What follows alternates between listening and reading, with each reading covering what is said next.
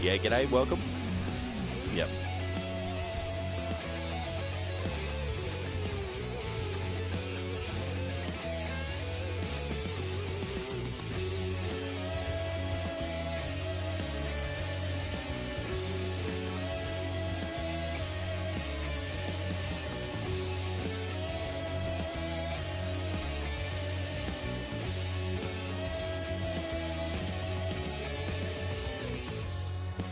Hello, how you going? Welcome.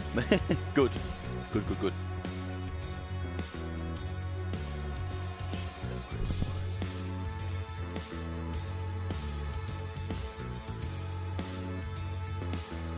Is that? Or are you going to project it?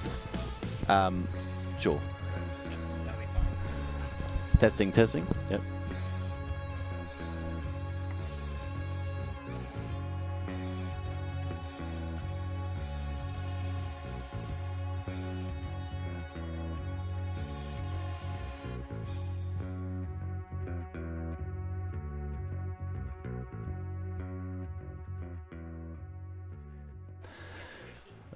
All right, g'day everyone. I'm JT Magic Man. We'll be ready in about 5 minutes. Sit tight and good luck.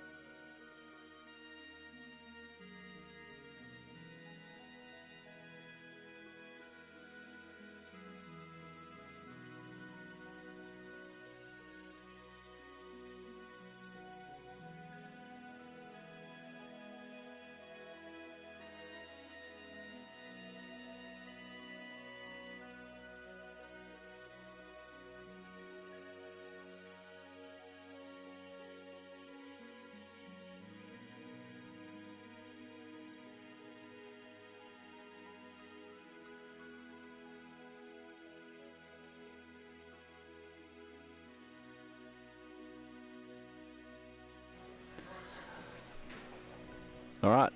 I might jump in here and say we have a $5 donation from Little Crochet saying good luck, Ali Carr and Nico. Thank you so much for your $5 donation.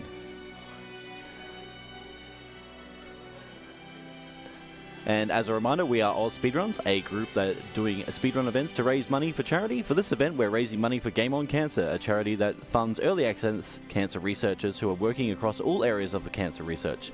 If you'd like to donate, you can go to donate.ausspeedruns.com or simply follow the link that I'm going to put in chat right now.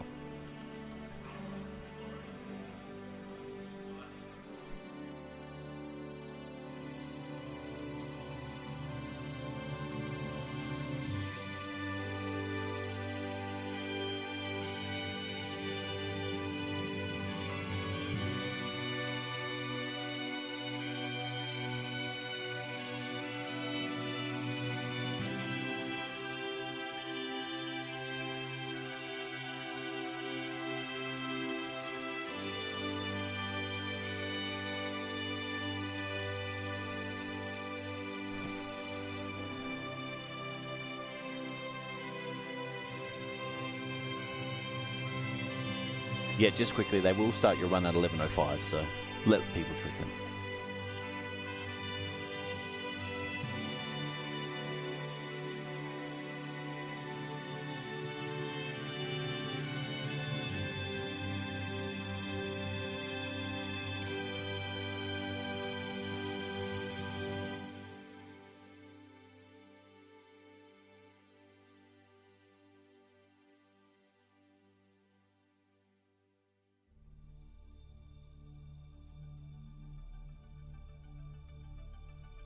All right, well, we've got a bit of time. I might go over the incentives for Worcester's run coming up for Pokemon Fire Red right after this one. We got Boy versus Gel. Currently, Boy is in the lead with Gel is in the lead with $5, and Boy is at $0.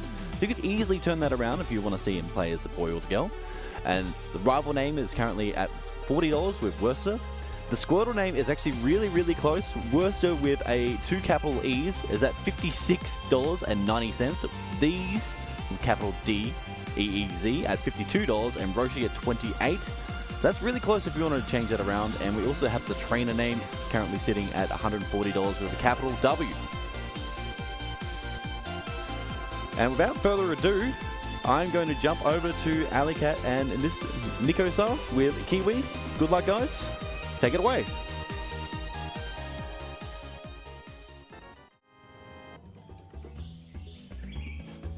Hello everybody!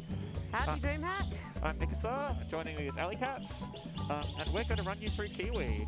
So it's an adorable little game set in Bungalow Basin, which is, you know, like legally distinct somewhere. Where we play as a pair of Kiwis, off to do a bunch of jobs in a post office. Alrighty.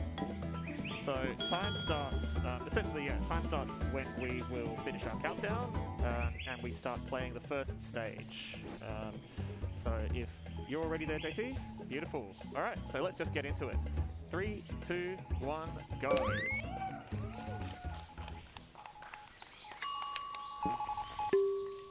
So our first level here is very simple. We are just getting very bad luck and getting the worst possible message here.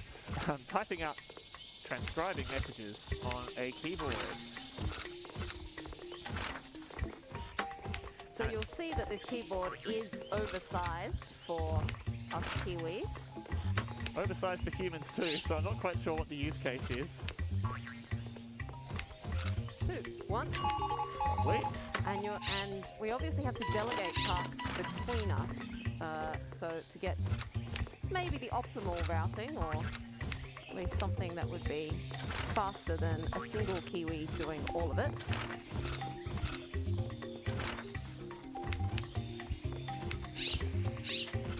And there are occasions where we have to meet up in the middle. And this is just one of 4 archetypes. Yeah, we got 2 of the really slow phrases. So, as speedrunners, we do know all of the possible phrases that might occur. And there are better ones. Oops, I'm sorry. I was thinking about how we didn't have what we wanted. Yeah. The correct answer solution for how to solve this puzzle is don't roll it. Regardless, we are now done with the first level. Yeah. And we'll move on to the next archetype. Yeah. So, the game is structured in a number of seasons. So it's across 3 seasons, and there's 4 weeks in each season. And in each of those weeks, you do one task in each of the areas of responsibility. So we've done the telegraph desk, and now it's transcription room. So here we've got some little cut-up bits of words, and we need to use them to... I got snarl.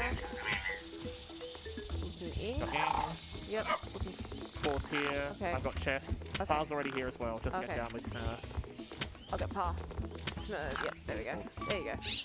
It is useful having 2 people looking out for the bits, because sometimes, you know, 2 pairs of eyes are better at spotting things than 1. But yeah, we're basically taking the little fragments down to the pad to make a I think off was here. Have you got it? I have off. I have stay. Mine's top right. Alright, I'll grab mine. Yeah. Excellent. So here we're going to toast this letter we've just assembled. We're going to bring it over to the cassowary, and we've got to tighten the buckles. We've got to feed the cassowary because they don't work for free. That's fair. Zart already here. Yep. Oven, Got it. haven't seen. Yep. 4's already here, so rent is the last piece of the puzzle. Yep. Excellent. Beautiful. 2, 1. Off we go. And that's that one done. Yeah. That's a pretty good time, actually. That's all right. We got 2 of the short ones. So again, we know what the combinations there are going to be. The best phrases have 5 segments in them. 4. 4? Oh, yep. I've only got 1 in Oh, that yes. one. Yeah. Still.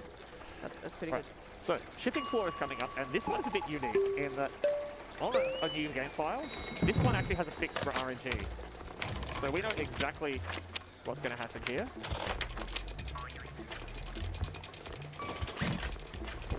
Oh, I've got a horrible feeling. I'm good. Is that the right postcode? It's No. not. Oh my goodness. So I've just, you know... I don't know what it's meant to be. Yep. Oh, I see. You just typoed it. Yeah, I just typoed it. Yeah. This is fun. Yeah, you know, normal everyday occurrence in Bungalow Basin. So Ali's just making some hay out of that. Yes, so that should have been a fixed seed where we knew what we were doing, but unfortunately we had a slight typo, which leads us to actually discuss what the goal here is. This level is basically delivering the packages. We need to give them an address label, a postcode, which is typed out on the keyboard, and we also need to give them a hazard warning label. So there's urgent, there's heavy, there's fragile, and there's perishable. And we need to make sure that's correct. So the postcodes for the locations stay the same throughout the whole game. You can see there's a little bit of a map to the left side. On this screen you can see it now. That is a terrible time. We'll never speak of it again. So, you know, on your first playthrough, you have to get familiar with that, but we know the certain locations. Yeah. Some better than others. Alright, so the now... fourth archetype. Drop off depot. I think that's the south. Yes.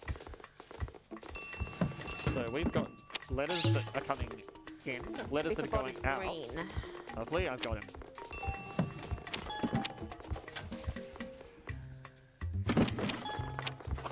You can stash that one. I can stash the one. Beautiful.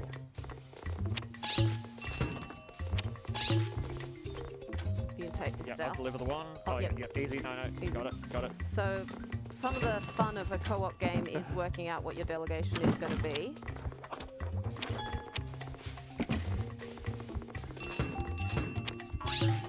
I'm going to do right Let's hill. get the bell. Oh, it's north on one. North does not go up, strangely. Yeah. So we got very good luck on the puzzles there. Sometimes you've got to do a variable amount of letters for each. Like, when you get to the late game, it's always 2 letters in, 2 letters out, and 4 parcels. But the game's a bit kind to you in the early levels, and some have less. Sort of. The flip side is that you start getting decoy names on the character. That's true.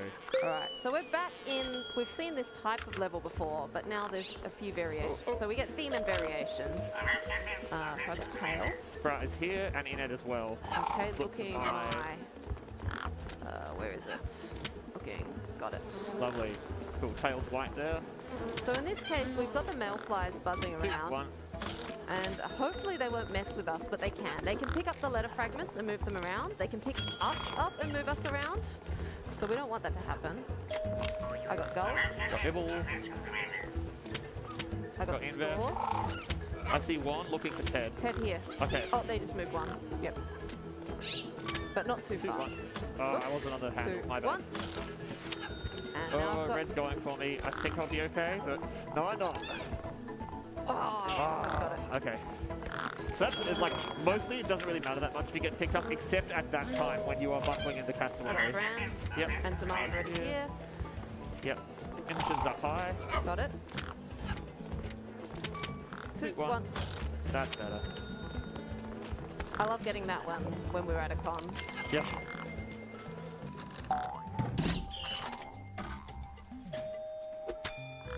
Beautiful.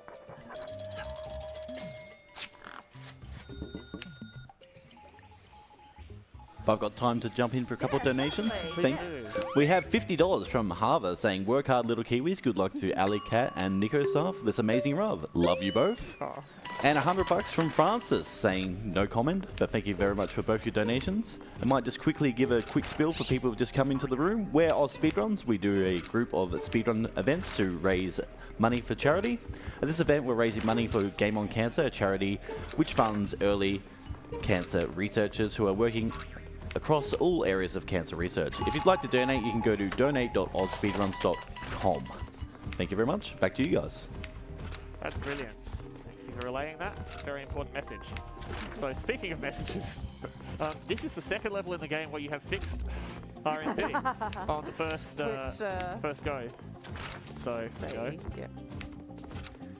Which is useful because its gimmick is a cipher, and as you can see, the words up on the screen are not necessarily what we're typing in because we have to solve the cipher to get the correct messages sent. So normally you've just got to wait and see what message comes up, but I just used to go straight for the W there because it's who changed the password.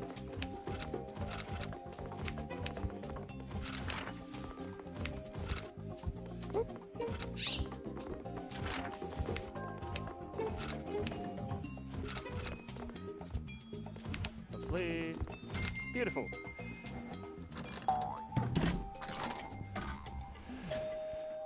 So yes, I think we've actually haven't made it very clear, but the whole point is that we're now iterating on the basic conceit. Yeah, So yeah, we're in the theme and variations. Yeah. So now we have the Malflies back again.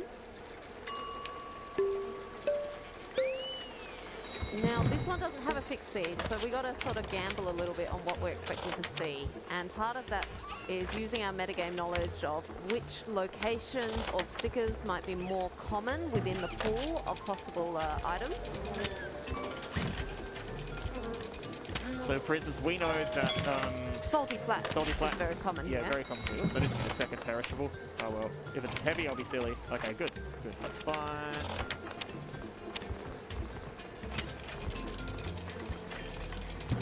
And the crane here, you can get a few efficiencies from getting both Kiwis to work on it, but it is possible to solo it. You just have to do it a little slower. And we're going to be back and forth on whether or not one person's in charge of that. I've got the fragile. Yep, I guess. If you just get to the crane. Yep.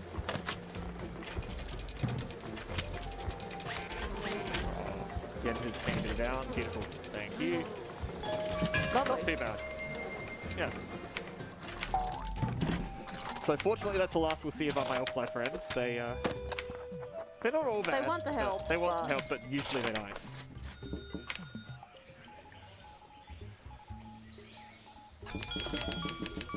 All right. And now we get a different hazard, which is the plants. Yep. Okay, we got limbos. Right. I don't remember how to do I'm going this. to disrespect. Nice, good one.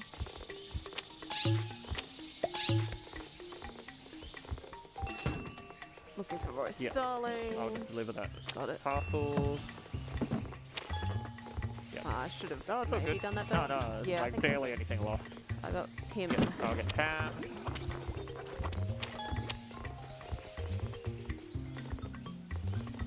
Oop.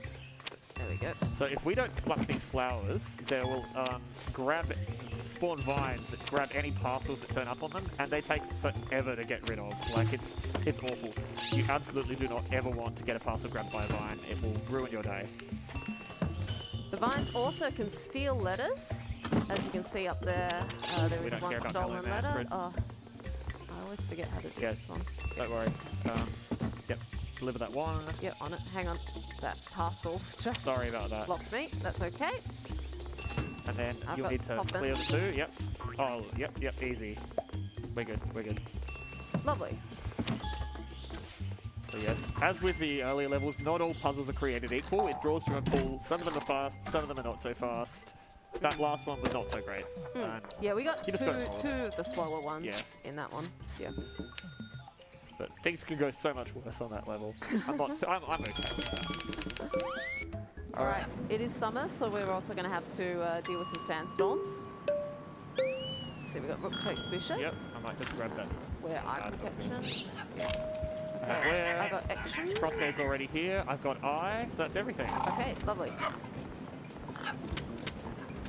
Okay, two, Two, one. one. I'll see if I can grab a walker on my way down. Yeah. So periodically, we get a big sandstorm that blows through, and oh, lovely. I got Kez. Tar was right there. Oh, yeah, okay. Okay, I got it. This This is all okay, here. wow, that was actually quite kind. Yeah. That's extremely Two, kind from the one. sandstorm. We Okay. also got these little dust devils, and they are a little awkward. If we run into them, we get whirled up into the air and waste of time. Don't want to touch them. I have these. Yep. Okay, off is on carousel. That's a bit unfortunate. All right, well, I'll let you get it. Oh no, come on. I thought we were closer to this. Yeah, that's why it wants to be close to 2-1. So it goes. There you go. But yeah, look, I think that was actually alright. Yeah. Like, that could be very disruptive. Yeah. Yeah, I mean, I'll That would have hang been on an it. excellent time Yeah. if it just hadn't decided to hang on that side Yeah. of the map. Yeah, So now that we've dealt with the sandstorm, there's a whole bunch of sand in the next level. and we've got a bit of, sinking feeling is one of the more unique ones. There is some meta knowledge that we can use in this one. Yeah. So there's always a decoy fragile, fragile and decoy. so we can ignore that one and just print for the... I'm going to grab this one here. Yep, sorry, I'll take the slow one. So I know there are only 2 heavy items in this. I'll just grab this. Yep, sure. And I'll remember that it's my responsibility to deal with. If it's not yet clear, I'm playing the rainbow Kiwi.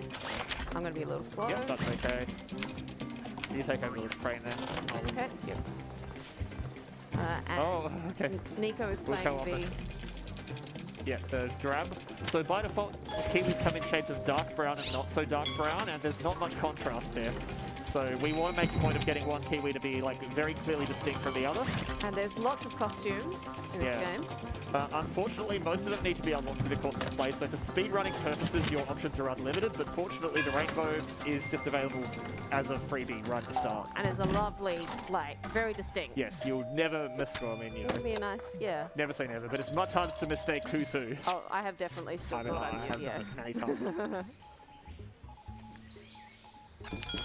But that was all right. Okay, so, all right, let's see. Technology. Yeah. So yeah, we've decided to modernize our post office.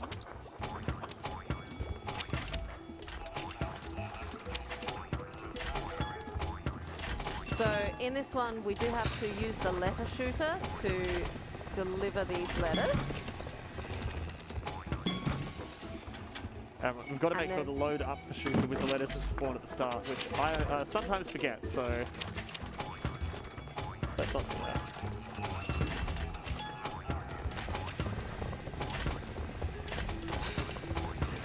And these little panels, like, you think they're simple, but actually if you mess the cycles up, it can be a very, very painful and slow experience to get things back where they're supposed to be.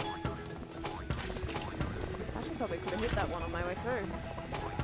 That's okay. Give me that knock, please. That works Beautiful. out. Done. Yeah, that's all right. Yeah. And now Oh, we're yeah. approaching the end of summer, Yep. so we'll see the last One summer last hazard. hurrah from the creeping kudzus come back to haunt us. Yep. Yeah. Yeah. Okay, my big toe hurts. Oops. Lie, big toe hurts. No, okay. What? It's shift. the shift. Yeah, I heard it. Yeah. The shift key is probably one of the Most worst aggressive. hazards. That vine comes up very quickly, and then of course all of your... Sorry, I should Yeah, I the should T. have. Yeah. Okay. I should have just let you get the H. Yeah, the shift key comes up very quickly, and of course then all of your letters are capitalized, which is not what we want. They want, you know, good typesetting here in Buggaloo Basin. Oh, yep, sorry. All good. And I got a little bit off kilter. yeah, that's fair. We're good. I think I heard you stomp more times than you actually did. Yeah. Balloon pop.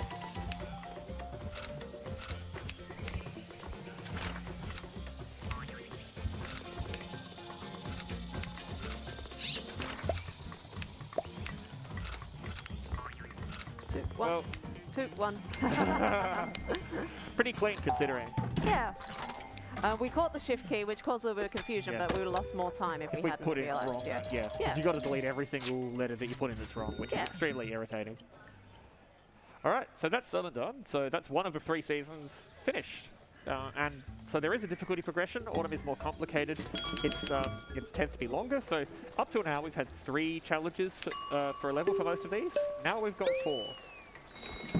And in this case, we are trying to put 2 stickers on each box lid. So I'm going to get here. Yep. This one's urgent, right? Yes. I'll grab the urgent. Oh, I have it. That's all right. Oh, I think that. Oh no, good. Lovely. So normally Ali does most of the typing on the keyboard, but I do it in that one just because the starting spawn positions make it easier. Oh, we got the double Belby. I'll be a little slow. Yep, that's okay. I'll get the lead all ready for you. If I don't typo this, that'd be great. It's one of those days, hey. It's fine if you don't typo until the last letter. Oh, like, Yeah, as long as your typo is before the last letter, number. you can delete it. But as soon as you put in the fourth thing, it'll just it print prints the it label. out. I think I have every label I could need now. Cool. Cool. I'll take over horizontal. Oh, yeah, you just do the... Yeah, oh. you're good. Beautiful. Lovely. Yeah, okay. What do we got? Figs. Need anything? Nah, I'm good. Gotta catch the perishable on the other side. Lovely. I'll see if I can do the... Oh yeah, got the trick Oh, stone. okay, nice. Yeah. Don't think too much about the physics of that.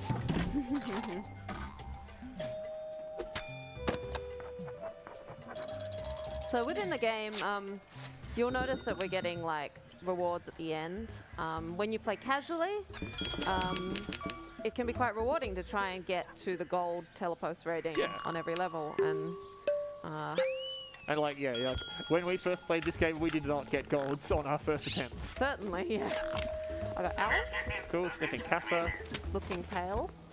So we now need to chop up words to make the fragments that we want. Got sweat. Looking Urs.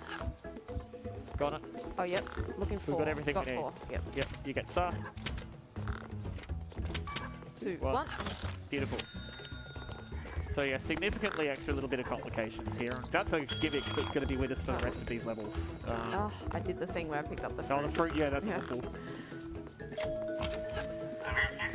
Chopping shards. I haven't I've got seen Squaw. Gooders yet. I got Shed. Yep, I have my... Where is Gooders? Got it. Cool. Could you So clean? some of these pieces here, like some of these halves are 2, like 1.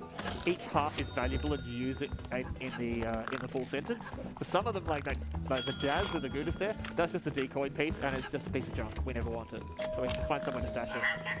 Sniffing Harrow. Got Fest. Oh, whoops. Looking Okay. Eval. Look, yeah. all I got red. all We've got of it. We've got I already everything. got it. Beautiful. 2, 1. I'll grab the in. Yep. And heads up there. So I got step. Yep. Yeah, thank you. In's already there. Ready for boy. I got person. I'll get Ivy. Lovely. Beautiful. 2, 1.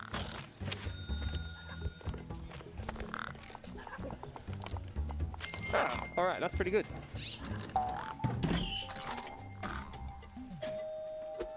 Oh, that's very good. Yeah. Yeah, yeah. That is a very good time. Yeah.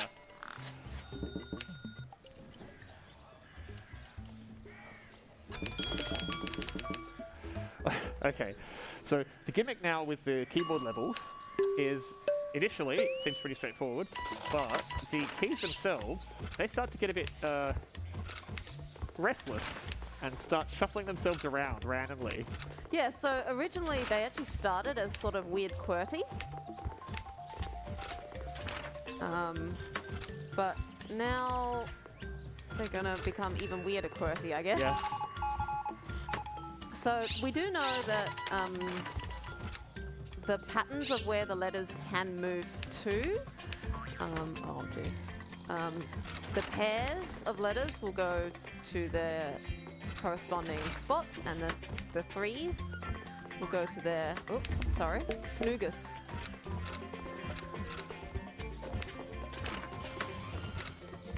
Where's R? Got it.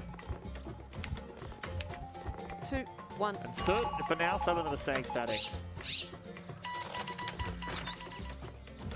And exactly the pattern of what is where, you've got it. R. Yep. Fine. Sucks. Y. I got Y. Oop. Thanks for waiting. Books returned. Yep, top mid. Thank you. Ugh, this top guy. Breath of the... Yes. I got R, E. Yep, got TU. R is now you Yep. at top mid. Where's the D? Oh, 2, 1. It was you not, I was think on your expecting it feet to a be little bit here. ASDF.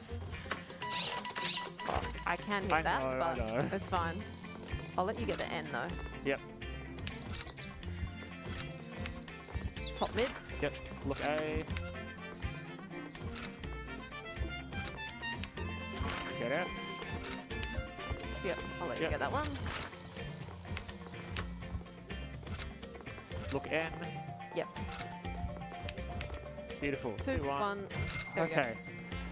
So that one, I don't think was a very good performance. I was could it? hear the horns Oh, going, that was so bad. yeah. I didn't actually feel like it went that bad, but there you Maybe go. it was just long phrases. Long phrases? Yeah. Well, that's you know. what we say. Yep. So it's important to have something to blame in a game like this, and sometimes it's the RNG, sometimes it's your co-op partner. I mean, it's not important, but it's always good way to- Cathartic. Yes. I would like to do the south end so Yep. that you don't have to stack for My one. bad, my bad. This is here, you know. Like I said, What do we got? I got, I'm just gonna scroll. I don't see them. They're all on left. They're all legible where we're sitting.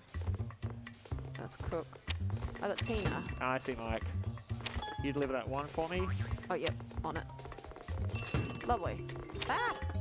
There we go. Milk's on the right side. I've got Dash. Great, thank you. Oh, Oh, you've got that? if you could yeah, get we'll if you swap could get over. the in on right. Oh, the in on right. Oh, yep, sorry. I'll let you do that. Good call, thank you. And I've got Milt. Oh, Yep, I got low side. one. Hooray. Yeah. So this one, unfortunately, is an extremely long and clumsy box pushing puzzle compared to what you get in most of the other patterns, but you can't really do much except just to solve it. It's sort of thing where it's like, oh yeah, there is a critical path of sliding boxes around. Oh no. Got it. Good, good. So yeah, the drop-off depot levels do get quite a bit more complicated in that way. Mm. No, I quite enjoy it. I'm Yeah. not sure I'd say, like, yeah. Yeah. Probably, yeah.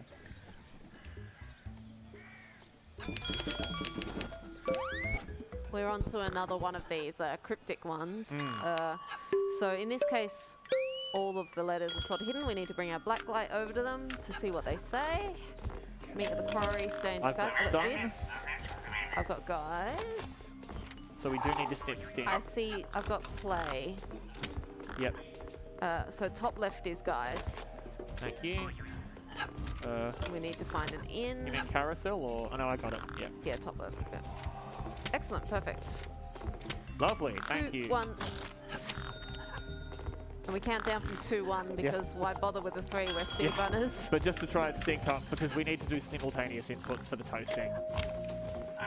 I got think. Oh, well, I'm just gonna snip this I mean, now you anyway. can use it. Technically, I guess. We need 1 and saw.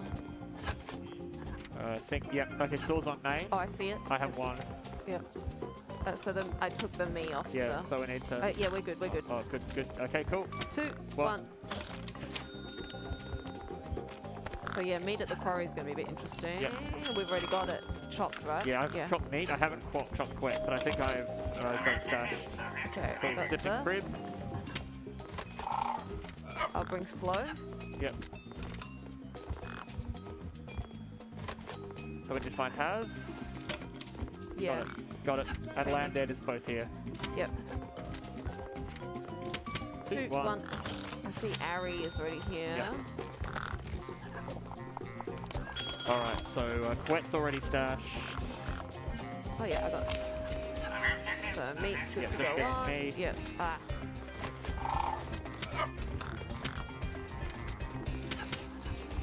Left side. Oh, Ari. yes, Yep, sorry. you're on it. Yep. 2, 1. Alright, cool. Okay, I got it. Right, pretty straightforward. Yeah. Whatever happens good after the... Yeah, it's a solid time. What's next? I can't remember. Me neither. Is it with the tide? Is it weak attack? No, no, we got a whole more three. missions. Three. Yeah. Oh. Oh, no. Yeah, okay, Okay. so this is the filter, the great filter. This is the most RNG, like, the conflation of RNG. So there's 3 types of, Should have got that, I guess, sorry. Got L. sort of variations within this one level. Find Y. Got it. So the first one is the hidden And it's thing. the kindest by far. Yeah, we're free to do whatever we want. The next 2 restrict the way that we can move around. So that's going to be me. Top right. Oh, that's awful. Okay, fine. E. Yeah, got it. Of Thunder. Yep. Top right. Yeah, and then... Oh, this moved, but not close. T. H. I got U. U. N. D. E's left Yep. spinny. Ugh. 2, 1. I mean, you know. So yeah, that one we can only get the same colour, which is really awful. Alright, Okay, lovely. okay. So... I got Top O. left, yep. Sorry, yeah. Buckham was over the top of it. Left. Top right. Great. Sorry, I'll stay.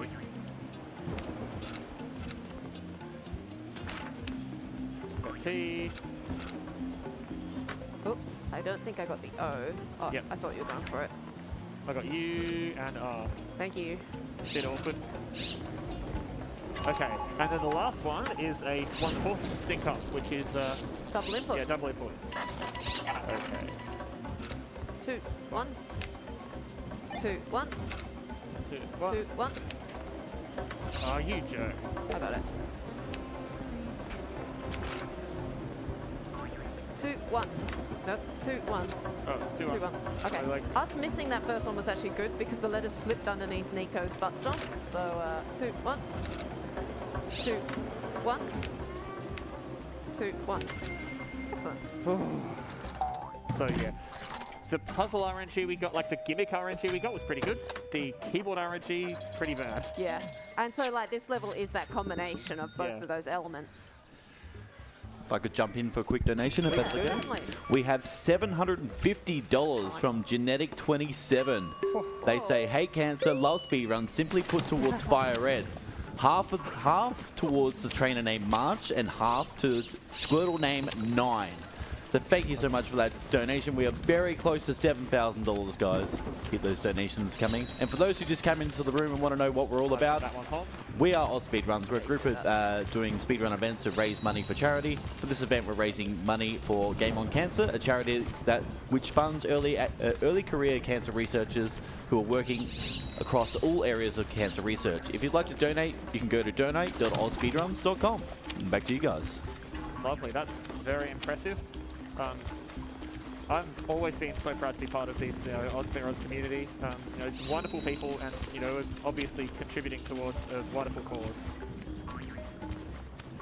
Yeah, nice work there. So yeah, the basement's flooded here, and we've got to rescue the packages. Fortunately, they seem to be quite water resistant. Well, we don't know that. Okay, well, that's true. That's true. We're just doing the best we can. But yes, we are going to try and get these Play a little, you know, Delivered. little sliding block game here. And that's pretty good, actually. I'm pretty happy with that I content. mean, we had slow puzzles, but I Yeah. think we did all right. Oh, yeah, that's solid. That's Yeah, solid. that's nice in the middle of our. Unfortunately, it's normal another curve. very luck-based one. Yeah.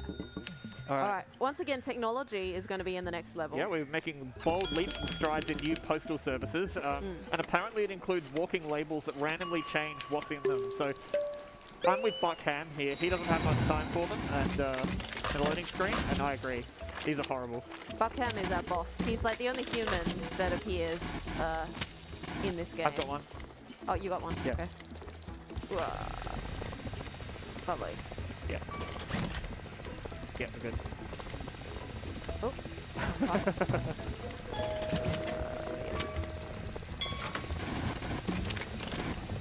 Yeah, we need a lot of heavies. Yeah, we do.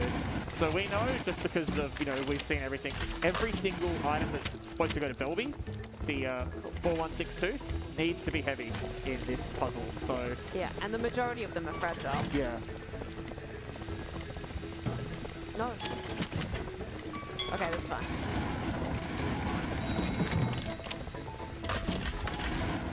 Sure. Me at the... Yeah, I've got the urgent. I've You got the urgent. Yeah. We'll need the heavy Stop this. The jetpacks are alright, I guess. Yeah, I'd quite enjoy if you got to use the jetpack in later levels. Unfortunately, you don't.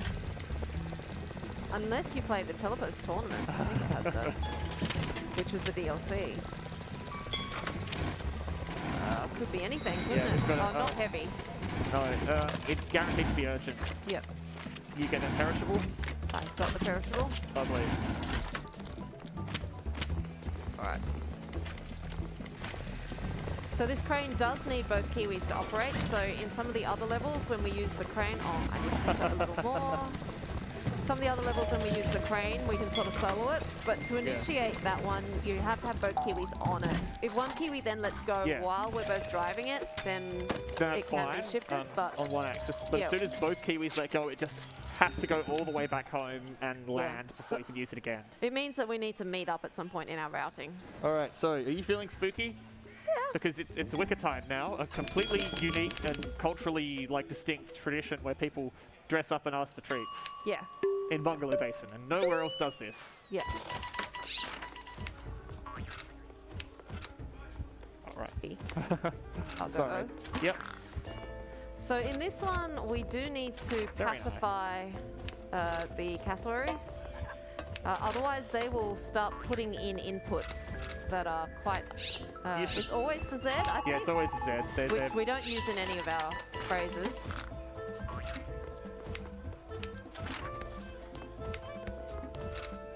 You can go feed. You get I. Yep. Lovely.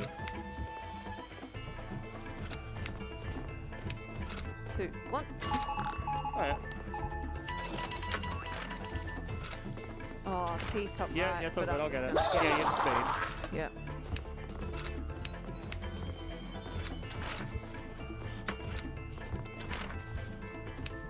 Go space. Yeah. A is now top right. Great. Oh, fine. O. 2, 1. In your face, cassowary. Yeah. So sometimes you can disrespect them and just get... Oh, inputs in. Hello? Oh, well, Hello. I think we've lost game sound, but that's okay. Hopefully everyone else is still hearing things. I hope I haven't been naughty and... I know I was gesticulating about it, but I guess we'll just keep on going. Yeah. So we're off to the Tracks of Terror. Zoe's decided to... Oh, no. Oops, all green. Yeah. So this is an interesting little, factory level. With the gimmick being you've got to send the greens to the green side and the blues to the blue side. Unfortunately, we have rolled the slowest version of it. It cannot get any slower than this, which is very unfortunate because we want to go fast. But we basically don't have any choice. We've just got a completely fixed pipeline where we have to send all the greens through, and we can't really achieve anything until we've done with that. So a little frustrating, but that's how it goes. This game has a pretty strong luck component, and you've just got to accept it. It's a difference of about 30 seconds between this and the fastest possible configuration. Oh, like 25.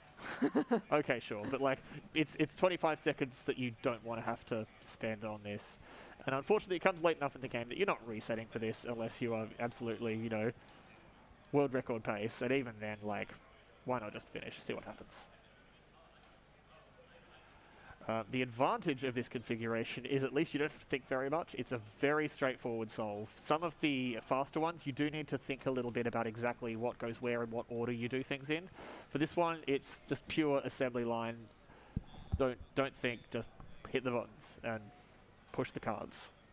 I think maybe we ought to just check the audio, Yeah, because I don't think I hear it on house audio either. Yeah. So after this one, we'll just... we can wait around a bit. Yep. All right. We'll just go into the settings and... Oh, I hear it. It's back. It's Thanks, back? Oh, wait, hang on. Oh, just Come on, a little Gabe. snatch. That was odd. That was a little odd. Okay. Yep. Oh, we're good. I've got it in my left ear. Same. Okay. Maybe it's back.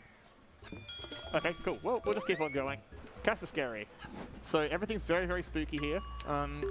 And there's a lot of mysterious green fog, but, you know, sooner or later... This is very non-Euclidean. So usually when we fall off the map, we would have to respawn in our little parachute. The concession for this level being a little bit weird with its geometries is that if we do fall off, we will respawn in a nearby-ish spot, like what just happened to me. I'm looking for Holo. I've got you've it. got it, yep. Have we got all the... I got Herd. Oh, Just is right there. Okay, excellent. So... Sorry, I'm a bit useless here. You're fine, you've got the most important piece. 2, 1. Alright. Lovely. So yeah, the snipping here, Ali's usually getting pretty aggressive and just going on it at the soonest opportunity. Alright, Skulls Skulls. at Grey is top left. I've already but, chopped an okay, AY. Excellent. Getting out. I've got it there, and Haven't seen- Cellar's oh, already lovely, here, where I lovely. am. Yep, I'm just going to grab Cellar. yep, beautiful. 2, 1. Okay, that's pretty reasonable. I'm going to go far left. Yep. Just get Grey. Yeah, I think so. Yeah. Okay. You got a Mai? Crawl. Oh, there's a Mai here already. Yep. Yep. I'm, Looking Owl. it's top left. Going for Player. it. And You. where's Ran? Oh, I see it. You just do that. I've got Owl. Cool, thank you. Okay, good, good.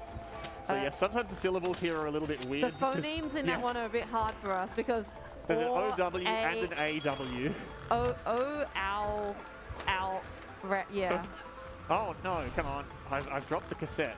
Oh, do you know where it is? Yeah, it's Oh, right on top of the player, but it's... okay, good. Good, We're well in done, business. well We're in done. business. So unfortunately, you're not allowed to, even if you know what the puzzles are, you're not allowed to actually put stuff Looking down. own. I've got it. Yep. This is already... Oh, I should have yeah, left you with the own. I should have grabbed the... Oh well. Ah well. Yeah, so even if you know the puzzle, you're not allowed to start putting pieces onto the pad. Until you hit play on the machine. Yeah. So we did have to retrieve that cassette, even though... I mean, given that, it's a pretty solid time. yeah, it's pretty good. And now we head into the last level of Wicker Tide. Which is also the last level of Autumn. Yep, which is Mail from Beyond. So in this one, we're actually delivering letters to pass, and if you've been watching carefully, you'll notice that these postcodes I'm printing are not the same as the ones that we've been using through the rest of the game. Normally in casual play, you are meant to reveal the postcodes using the little Ouija board down in the left where the map is, so you can see it there. Both Kiwis need to get on and... oh, there we go. That's odd. Both Kiwis need to get on and you sort of like drag it over the map to reveal what the postcodes are meant to be. Fortunately, they do not change between runs, so we don't need to go through that. We can just use these. And you'll also see that Nico is taking to the item a sort of like, it is intangible to begin with. You cannot push it towards the box. So he needs to take a sort of key item to it to make it tangible again. Oh, okay. Okay, I'm going to need your help on this Yep. one. Because all of the... 5261. Alright, cool, thank you. This Fine, is the right, only one that goes to this location, and it overlaps with another... All of the numbers are in another postcode, so it is Oh, quite yeah, easy for God me Gamer. to... yeah, God Gamer. Quite easy for me to forget that one, but we're going to get that correct. That's good. Yeah, cool. Do you need anything? No, I'm good. Cool.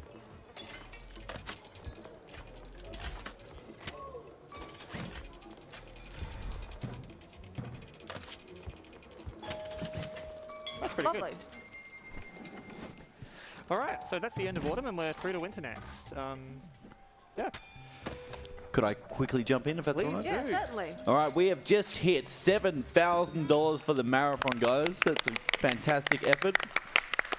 We had $15 from Pokegirl saying put $15 towards the girl character for Worcester's run for cancer research. So that takes it into lead over $20 over the boy, who's currently sitting at 0. So that could easily be changed.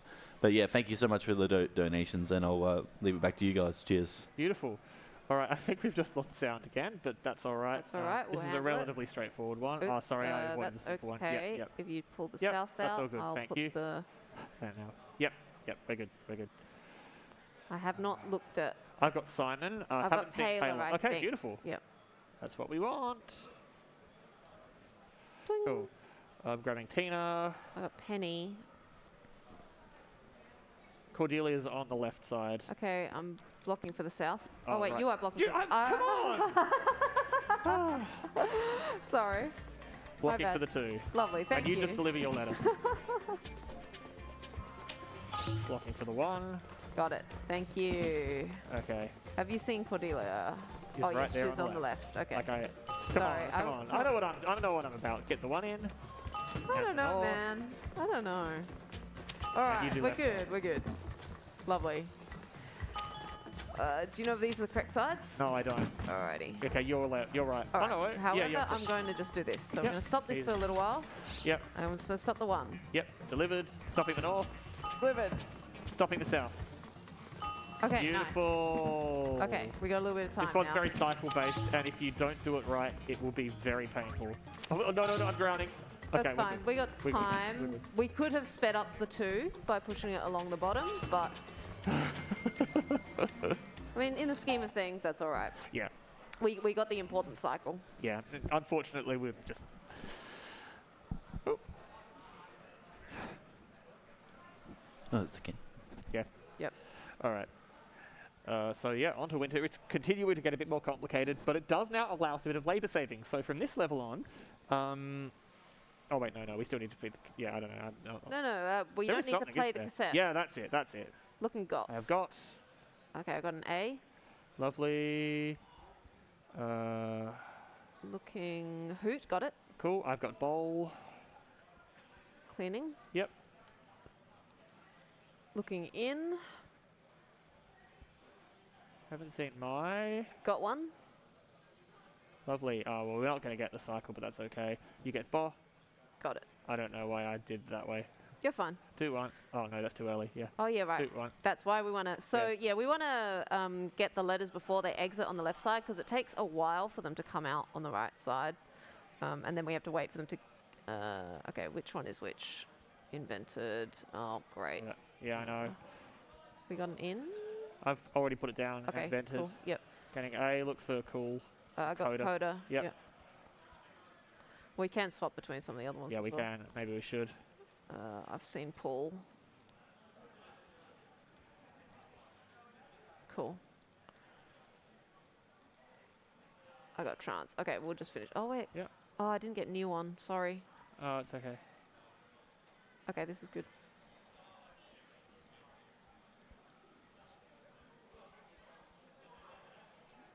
It's actually a little disconcerting not having It is sound quite weird. because it's like I'm used to hearing the cues of your progress. Yeah. All right, ready? Okay. 2-1.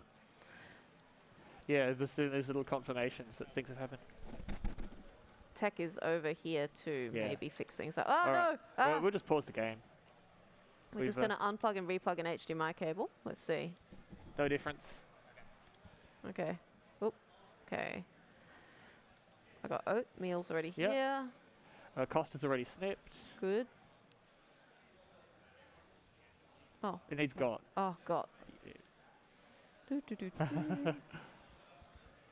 Sorry, I'm Is monopolizing. this fine? Okay, 2, 2, 1. 1. Everything was going fine earlier. Yeah. I'm sure they're doing their best to get things sorted out. That's fine. Oh, right. I don't need to So pick up. learn first. Oh, yes. Thank you. Lukewarm cider for sale. I'm not sure who wants it, but Well, maybe they're like really quite desperate to get rid of Yeah. it.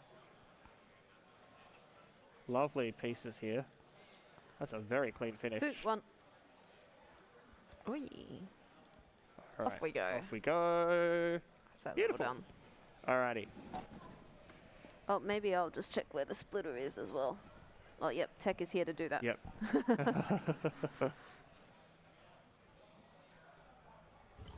Oh, that's good.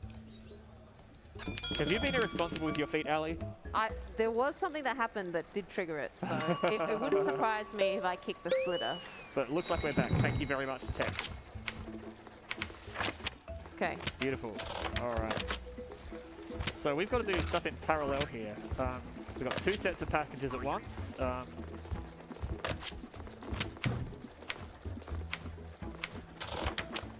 Wait.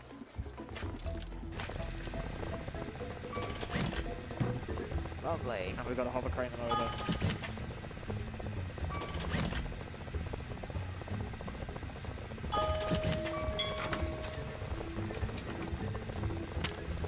Lovely, thank you. And I usually just put down some speculative hazard labels here. Sometimes they pay off, sometimes they don't. In this case they have, which is very nice. Always gratifying. 3562. I'll leave it to you. Thank you.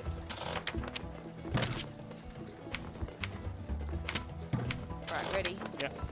Okay, right. I think we can get it before the... oh, No, I think no, we're waiting.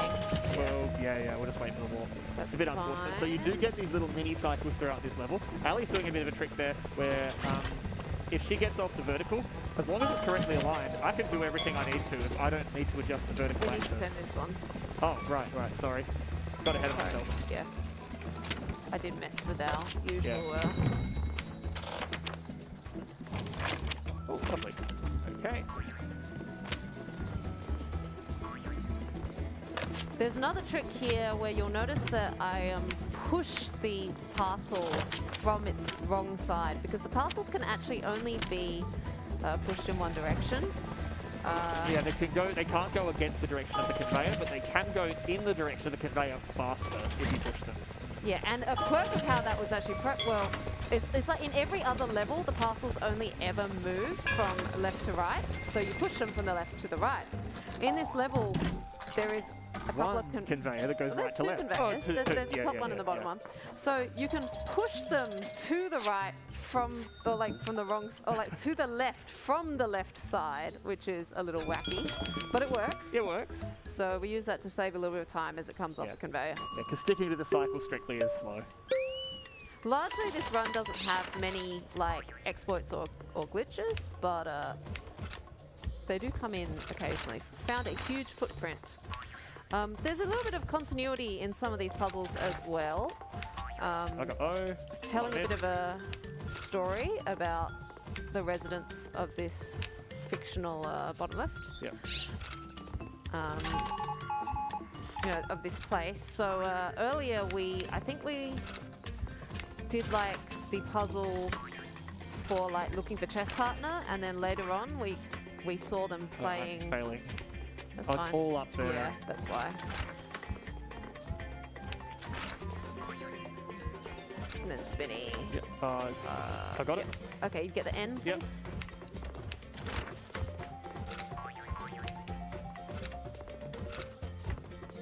Unfortunate. Yours. Own goal there. Oops, one. Yeah, so we had that continuity of like looking for chess partner, and then later we saw, you know, rook takes bishop come through over the. Bottom left. Oh, I got this. Yep. I got A. Oh, that was lucky. You get Y. On it. Got C. I do. Oh no, come back. Okay, Good, it's fine. good. Good one. So we do have two letters, two messages to send this time. Got you. But in the speed run, we're able to just focus down one of these messages at a time. In your first casual playthrough, you'll probably be alternating between the two messages using the big switch in the middle. Yeah. Usually we could just blitz one message and do the next. There's one that starts with an I, and that is, you've got to, because the time you've got is based on how long each individual word is. Yeah. And that one, you just got to do it, even if it's not the one you want to. All I right. think that's in the Tinker Oh, Track. maybe it is. Yeah, Tinker yeah. Track. Anyway, speaking of which, it's the festive season now. It's Holy Jostle. And so we're doing some extremely, do not do this at home. Do not do baking on conveyor belts, but we're doing it now. I got the dough. Cool. We need I've one got more. a straw, Yep. and I've got a guzzi ready. Okay, You wanna cool. do it? It's yours. No, you do it. Okay. Hey! Hey! I'm bad at that. Normally Ali does that. So yes, it is possible. So we have to fill up I'm bringing the a straw. okay, and then a chocky is what I need to grab. Cool, thank you. So we have to put the dough on the baking trays. We need to flatten it. We need to add 2 toppings. Some of those things Want more require sugar? looking, but we don't got any. It's pretty dry. It is, yeah. Oh, well, so it goes. What were the toppings for that sugar? Lots of strawberries. Okay, I've got all the chalky dough for the next one. okay, we need to get the biggie Yeah. off as Oh, well. right. Sorry, I didn't realise you'd finished that. Cool. So if this Okay, one yeah, just I needs got this. icing, I got yeah, it, you I got got it. it, yep. Easy.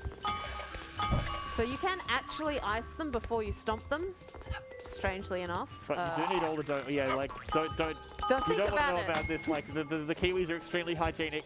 They've just been out of Look, the shower. If you find a feather in your biscuit, I'm not claiming responsibility. I mean, they can just look at the colour, right? One's going to be rainbow, the other's not.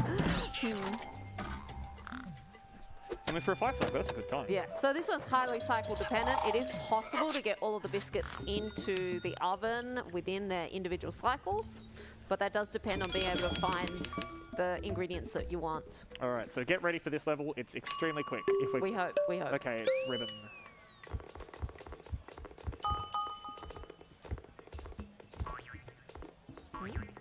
Now I'm confused. Not good here. But, Oh, yeah. I see. Yeah, I'm trying, I'm trying.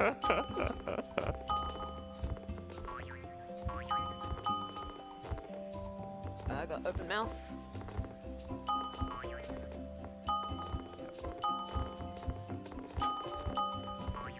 Tongue. Got the tongue. Oh, that's Okay, that was not as fast as we were hoping for. No, so it is possible to beat this wet level in less than 20 seconds. Oh, well, okay, we've only done that once. Oh, I thought more than once. No, I think we've only done it once. Anyway, so that's pretty poor. But fortunately, even if you do badly, it's still quick. Yes. All right, and now, Now. we've the Tika track. So this happens once every year. No one knows why. Left side Yep, I green. got- yep. Yep, and then E, and looking T. Got T. I've got I. Find Got S. Yep, Got M. yep. Look G. H is right side. I got G.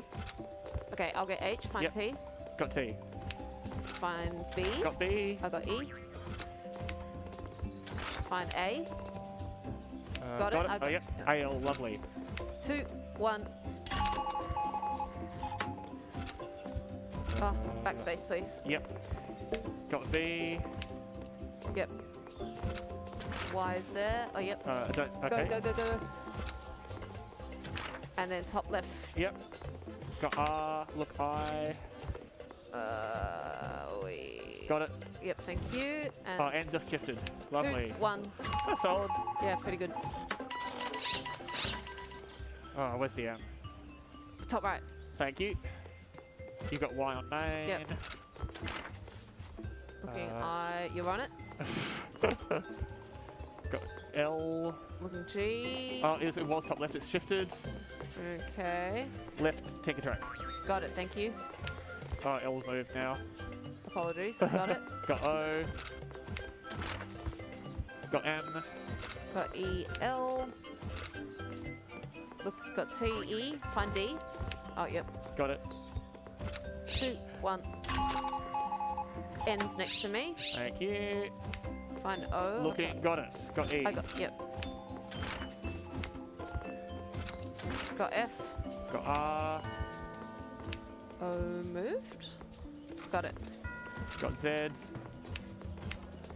2, Lovely. 1. That's a good Tinker track time. I think it is.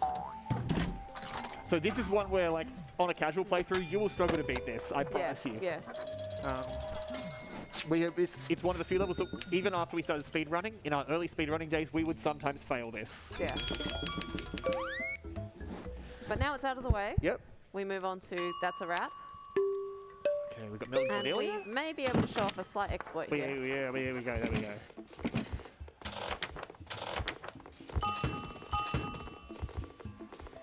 So you will notice in the earlier levels there are these conveyor belts that the parcels go onto.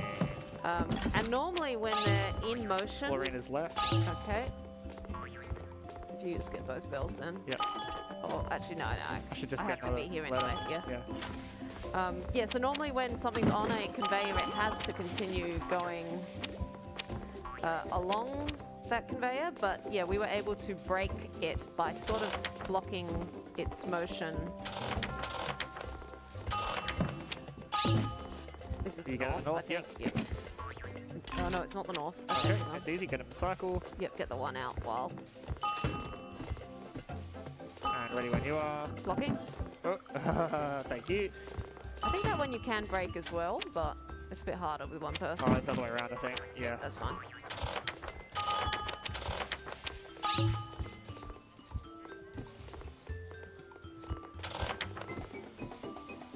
Cool. Blocking. Oops, wait. Yeah, and you just deliver. Yep.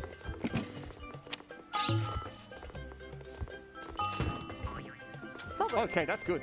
So this one has been a bugbear for us for ages. And, Yeah. Nice. yeah. Might jump in for a quick donation if Yeah. that's Please okay. do, please do. We have a $30 donation from Anonymous. It says Squirtle name Wurtle. Wurtle. Wurtle. Wurtle. That takes that to $30. But if you wanted to try and beat the top one, that's at $375, which is 9. Might quickly mention the girl versus boy. Girls at 20, boys at 0. If you want to change that, you still got a little bit of time before that run comes up. And for anyone in the room who's just come in and want to know who we are, what we do, we are AusSpeedruns, a group doing speedrun event to raise money for charity. For this event, we're raising money for Game On Cancer, a charity who funds early cancer researchers who are working all across areas of cancer research. If you'd like to donate, you can go to donate.ausspeedruns.com. Back to you guys. Brilliant. So this level, like this last little week is sort of like an emergency theme. There's a big snowstorm coming in. And oh, it's all on your side. And we're supposed to be, you know, sending out emergency messages. Later on, we'll be packing food for people and all of that.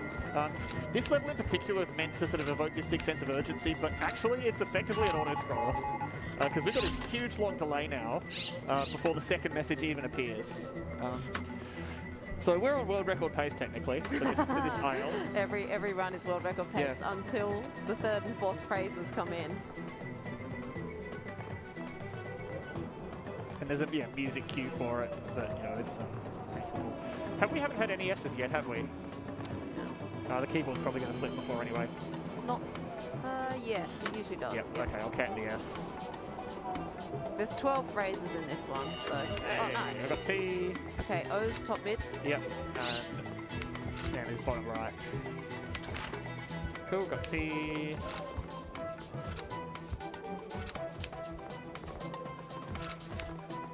Got E.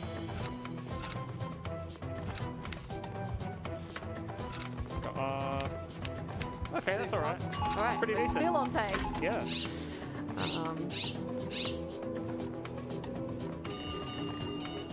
Okay, we're not getting it. No, we're not.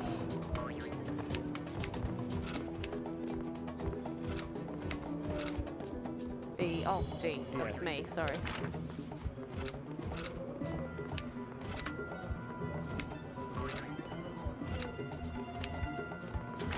Oh, come on, So good. keyboard. I got WI. Bam. There we go. That's okay. Yeah. We've done worse before. Yeah. It's not bad. Yeah. So yeah, we are on the tail end of the run now. It's the last week. What's next? Is it emergency relief? It's bitter cold, isn't it? Oh yeah, bit of cold. this is- No, yeah. Yeah, bitter cold. Bit of cold. Yeah.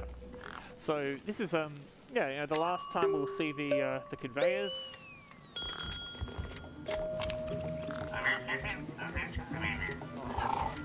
Periodically there will be a blizzard come through that freezes up the conveyor. So while we're looking for pieces to put on the pad, we're also actually looking for like just ripping off as many pieces as we can in order to avoid having pieces that we need being frozen up. Have you got Ted? I don't see it. Darn. Sorry, I'm not ripping. Okay. Yep. Cool. I got that one finished. I'm just ripping. Yep. Okay, we're clean. Cool. Okay, cool. Ready to toast? Yep, 2, 1. That, we need to get rid of that pink Yeah, I'm one getting on the rid of it. toaster. It is obstructing my movement. Oh, okay. So yeah, the pieces don't have collision except when they do. Omus. Can you bring Omus down? Yep.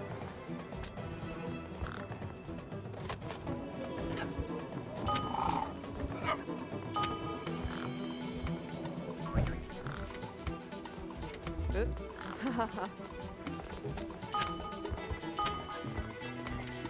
Cool, lovely. 2, 1. So, for some reason, even though it's a, blizzard, and you would think that it would be quite dangerous, we don't need to tighten the buckles You did on this playing one. for me.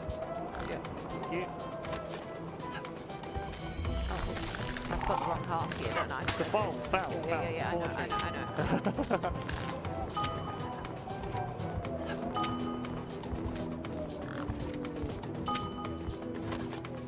Oops, That's all good, we need it for the next one anyway. Yep. Cool. Ready to toast? Yep. 2, 2, 1. So yeah, the cocoa can just sit there forever. It's fine. Yeah, it doesn't cool down or anything. I probably should have gone for the flats there. Okay, 2, 1. Lovely. Ah, You got no. this. You got this, I believe. We're all good. Yeah, that's a pretty decent bit of coal. Yeah. Yeah.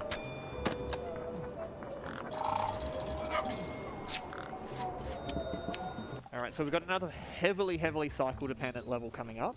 Emergency release is quite fun. Yeah.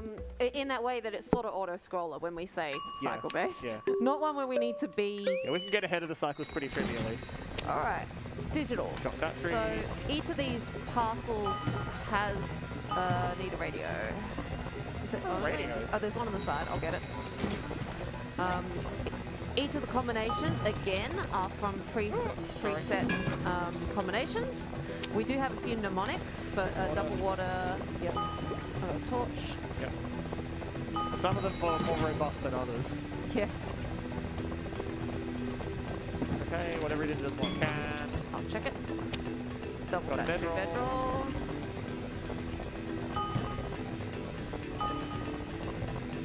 Oh, it's the radio in the middle too. Yeah, I knew about that one, but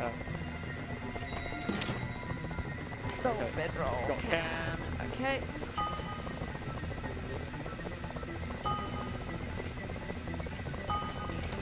I think that's most of the static So we supply. can have tools. So we've got 2 left. Okay, tools. Cool. Okay, I got water. can, and there's Lanterns land. top mid. I don't think that's the So only we land. could I don't have think survivalist. Oh, okay, no There's only- survivalist. Do we have Okay. another torch? No other see torch. it. Yes, I reckon it could Okay. be torch, water, first aid. Yep, fair. I'll grab Or it first aid. could be can water, I guess we'll see. can water bedroll. We haven't had beans yet. We haven't. Okay, not this one. Okay. We're just gonna look.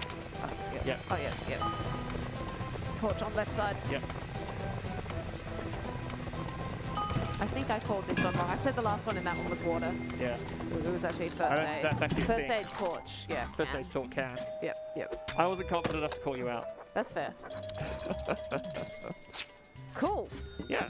And with that, we are in the last level of the game. Yeah. This so- one is a medley. Yeah, it's like a victory lap. So we're going to sort of see all of the areas of the post office that we've been in for the previous levels. Yeah. And I've just fallen through the level. All right, I'm going to do my best to do your side of the puzzle. It's not complicated, fortunately. Yeah, just a sliding block puzzle. Swatch again if we want.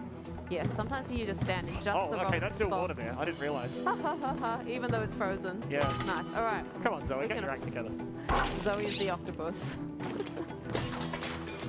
I just realized something about this game. Yeah? Both of my siblings' names are in it. Oh, it's true, it's true.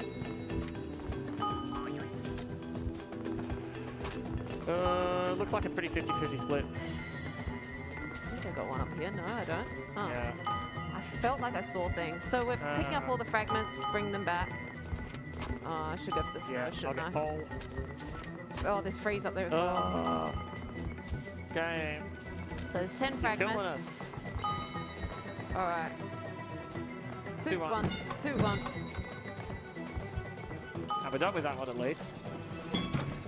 Okay, Alright. I see one moving Yeah, around I on the see it track. too. What is it? That's the It's the south. Okay, I Okay, think so I got dial. north, so we just need to find the other button. Okay. I reckon there's something over here. They're usually pretty obvious. Yeah. Where are Big you? button. If anyone in the audience can see it, you can put it up to us. we won't. Got it. Hey. All right, when you're ready. 2-1. 2-1. Alright, and we got one last little challenge. There's a soft lock that we have just avoided here. Lovely. Just incidentally. Just on the last level, you Yeah. know. Oh. Okay, we got it. Yeah, I missed the middle key. Well, you did fine. Yeah, cool. Alright.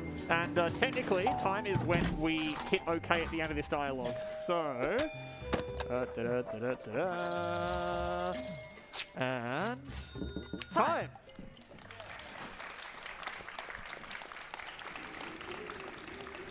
Yeah, that's Kiwi. So it's a really, really neat game. I strongly recommend giving it a shot, playing it casually. The speedrun's fun to learn as well, but it is really neat just to, get an idea, go through the game, see all the little, bits and pieces that have been put in. There are some really cool little, optional shifts that you can do as well that are completely not part of the speedrun. We have spent so much time in the sorting room. Yes. Yeah. The sorting room's really good. Yeah, and just want to say shout out to the Kiwi speedrunning community. Yeah. If you're interested in learning this game, there's some resources available, or you can drop into the Discord. You can find, the community at speedrun.com/Kiwi. And yeah. Yeah, no, definitely. Yeah, Otherwise- it's available on most platforms. So, and we time it on in-game time. So even if you are playing on something like Switch with longer load times, that doesn't matter. Your time is the sum of all of your in-game segments. Yeah. So, yeah. Yeah, definitely a fun one to learn and a fun one just to sit down with a friend, partner, just, go through and see what it has to offer. So thank you very much to AusSpeedruns for hosting us here. It's really, really nice just getting to start the day. You were Nikasa. I'm Alleycat. If you want to watch us play Kiwi, we stream at twitch.tv/Alleycat. And yeah, we'll see you around. Yeah, enjoy DreamHack.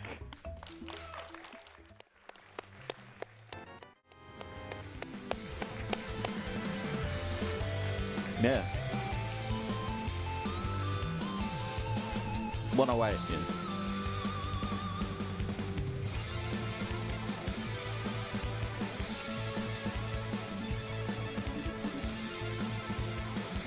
Alright, what a great run that was. Hope you guys enjoyed that. Welcome to DreamHack.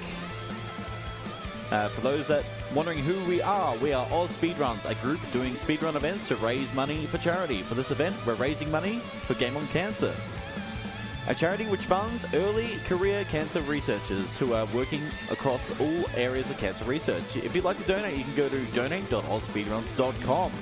Up next is Pokemon Fire Red Manipulus Glitch by Worcester.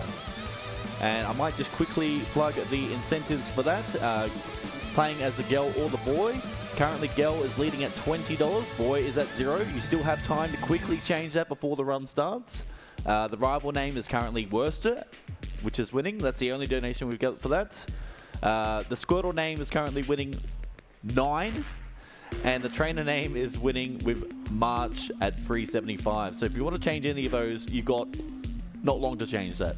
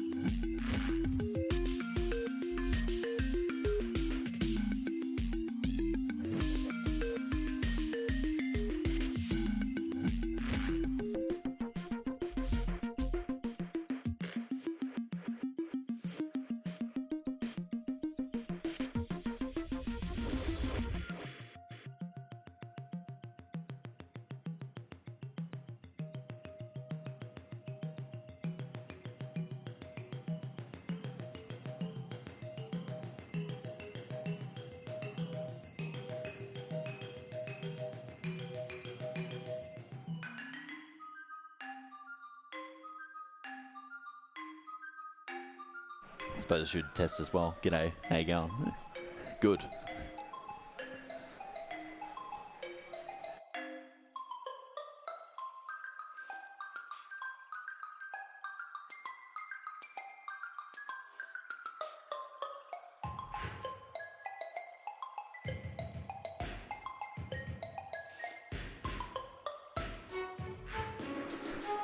Have you picked Lavender Town intentionally for the music? Oh, right. Okay.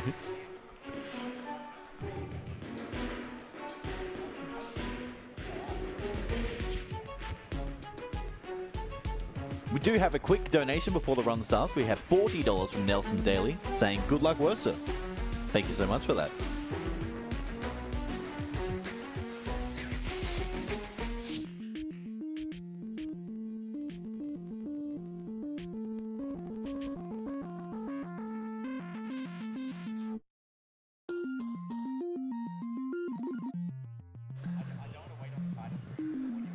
Yeah, that's fair.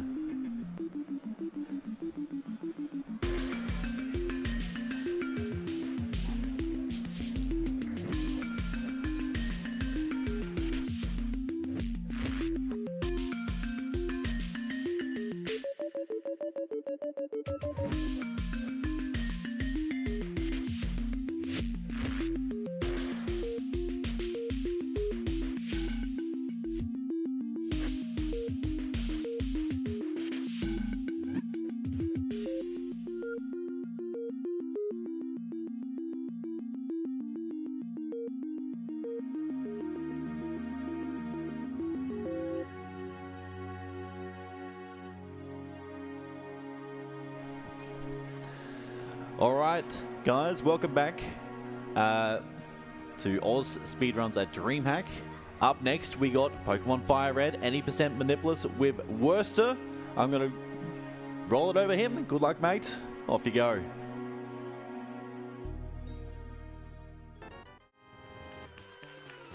Alright, ladies and gentlemen, so this is Pokemon Fire Red, as mentioned. My name is Worcester, and oh my goodness, this is already on red battery.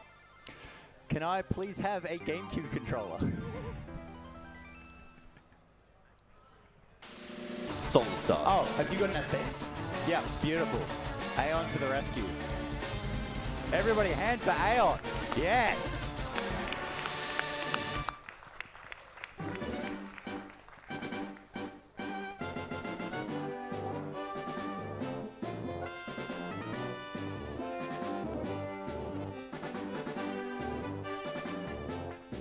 Yeah. I'm sure between the two of them we'll make it. Huh? Looks good.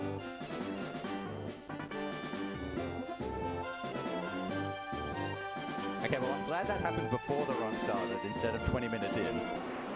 All right. Okay, are we ready to go? Ready when you are, mate. Okay, let's count it in. 3, 2, 1, go.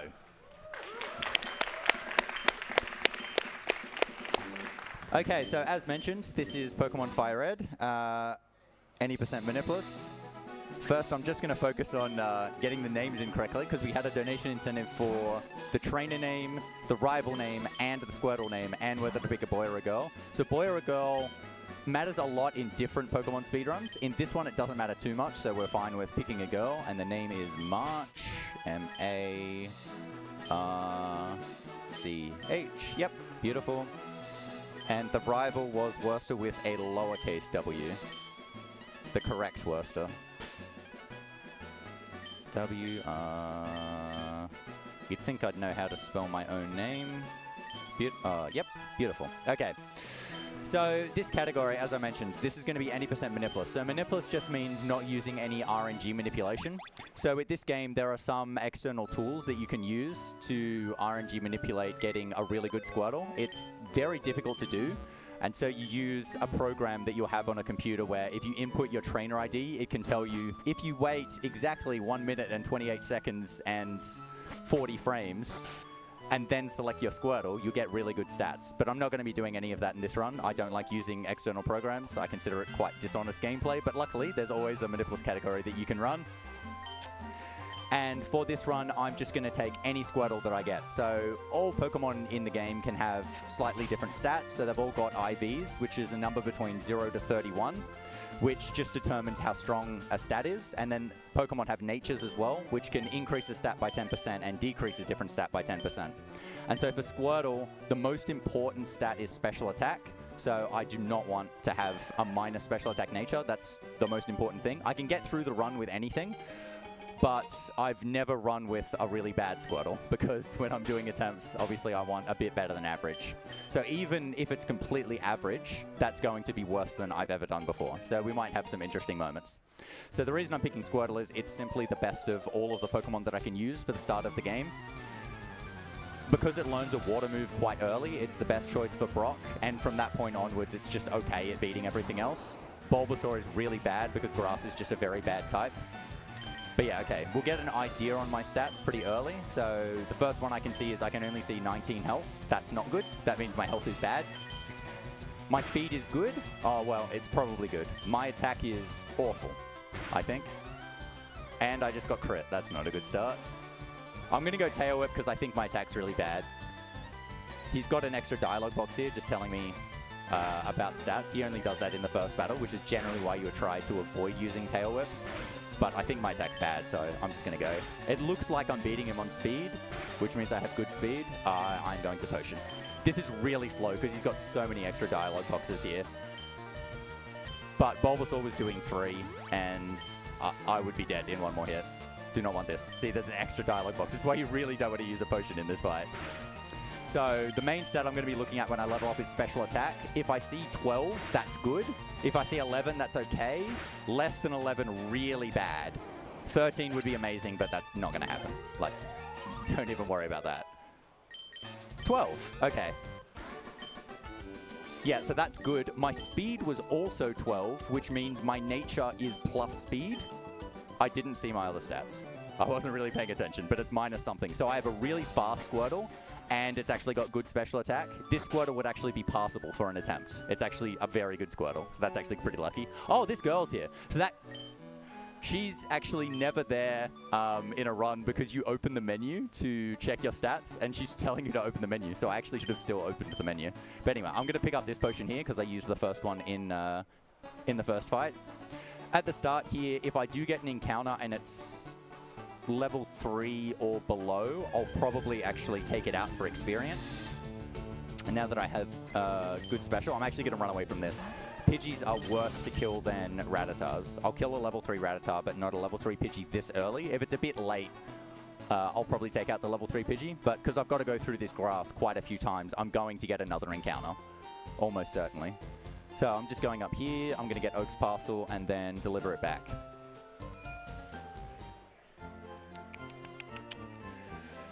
So the reason I kind of want a little bit of experience is it'll get me to level 8 before I enter Brock's gym, and it'll get me to level 13 after I exit Brock's gym. So 13 is when Squirtle learns Water Gun, so having Water Gun a fight earlier is really important. And level 8 before Brock's gym allows me to do much more damage to the first trainer in his gym. The way damage works in this game is it takes level into account, not just your stats. And so every time you get to a level that ends in either 0, 3, 5, or 8, you get a significant damage boost. And it's actually way more than a stat boost would do. So if you've got like, say you've got 14 special attack at level 8, you will do more damage than if you've got 15 special attack but at level 7. Okay, only one encounter so far is actually really good. But yeah, so I mentioned special attack's the most important stat. Every other stat matters, but not that much. So there's not too many extra Pokemon that I might outspeed by having really good speed or wouldn't beat with really low speed. I don't use too many physical attacks, so having low attack doesn't matter that much. So I use Tackle and Mega Kick are the 2 physical attacks that I use, and everything I use Mega Kick on will die regardless, except Rival 2's Bulbasaur, which takes 2 hits every time, regardless. And then you do get hit with physical and special attacks, so defense and special defense both matter, but again, not that much. In the optimal scenario, you're just taking things out as fast as possible, so it doesn't really matter how much damage you're taking. Obviously, you want to avoid dying, so higher defense is better. I still don't want to take this out. I'm going to risk it. I think I'm going to get another encounter. The reason I'd rather a Rattata is they're slightly easier or more likely for you to take out in 3 hits. Level 3 Pidgeys generally take 4. I didn't get another encounter. I mean, it's good that I didn't get another encounter in terms of it's faster. It's just, now I look a bit silly for not taking out that level 3 Pidgey. The Rattatas also have Tail Whip, so they can do less damage to you. If they're just spamming Tail Whip, they'll just do no damage. But the Pidgeys only have Tackle, so they always do a bit of damage. And given I lost my first potion in the first battle, I could be light on potions. I could actually run out in Brock's gym, because I don't buy more until after Brock. And so this is just a catching tutorial. Old man's going to show me how to catch a Weedle. This happens even if you have caught Pokemon before you do this fight, which is a bit redundant. But you just got to sit through this. His menuing is quite slow, but there are catching tutorials even further where they do even slower menuing. So coming up after this, I'm actually going to cut through a bit of grass. Obviously, I'm trying to avoid encounters, but the way encounters work in this game is the first few tiles that you go through have only a 1% chance of generating an encounter, and then after that it significantly goes up. I think it's to 12. And the amount of tiles that you have of leeway where it's really low actually depends on the area. So like in a cave, like in Mount Moon, it's like 8 tiles, but outside it's only 5 or maybe 6. And then in different areas it's 7. But the way they do encounters in different Pokemon games, it changes in like every single game. So like if you played Gen 1 and 2, you might have known like the immunity that you'll have after you get an encounter. You can't get one until you've done 3 steps. But that doesn't exist in this game. It's just a lower encounter rate, but it's for more than 3 steps.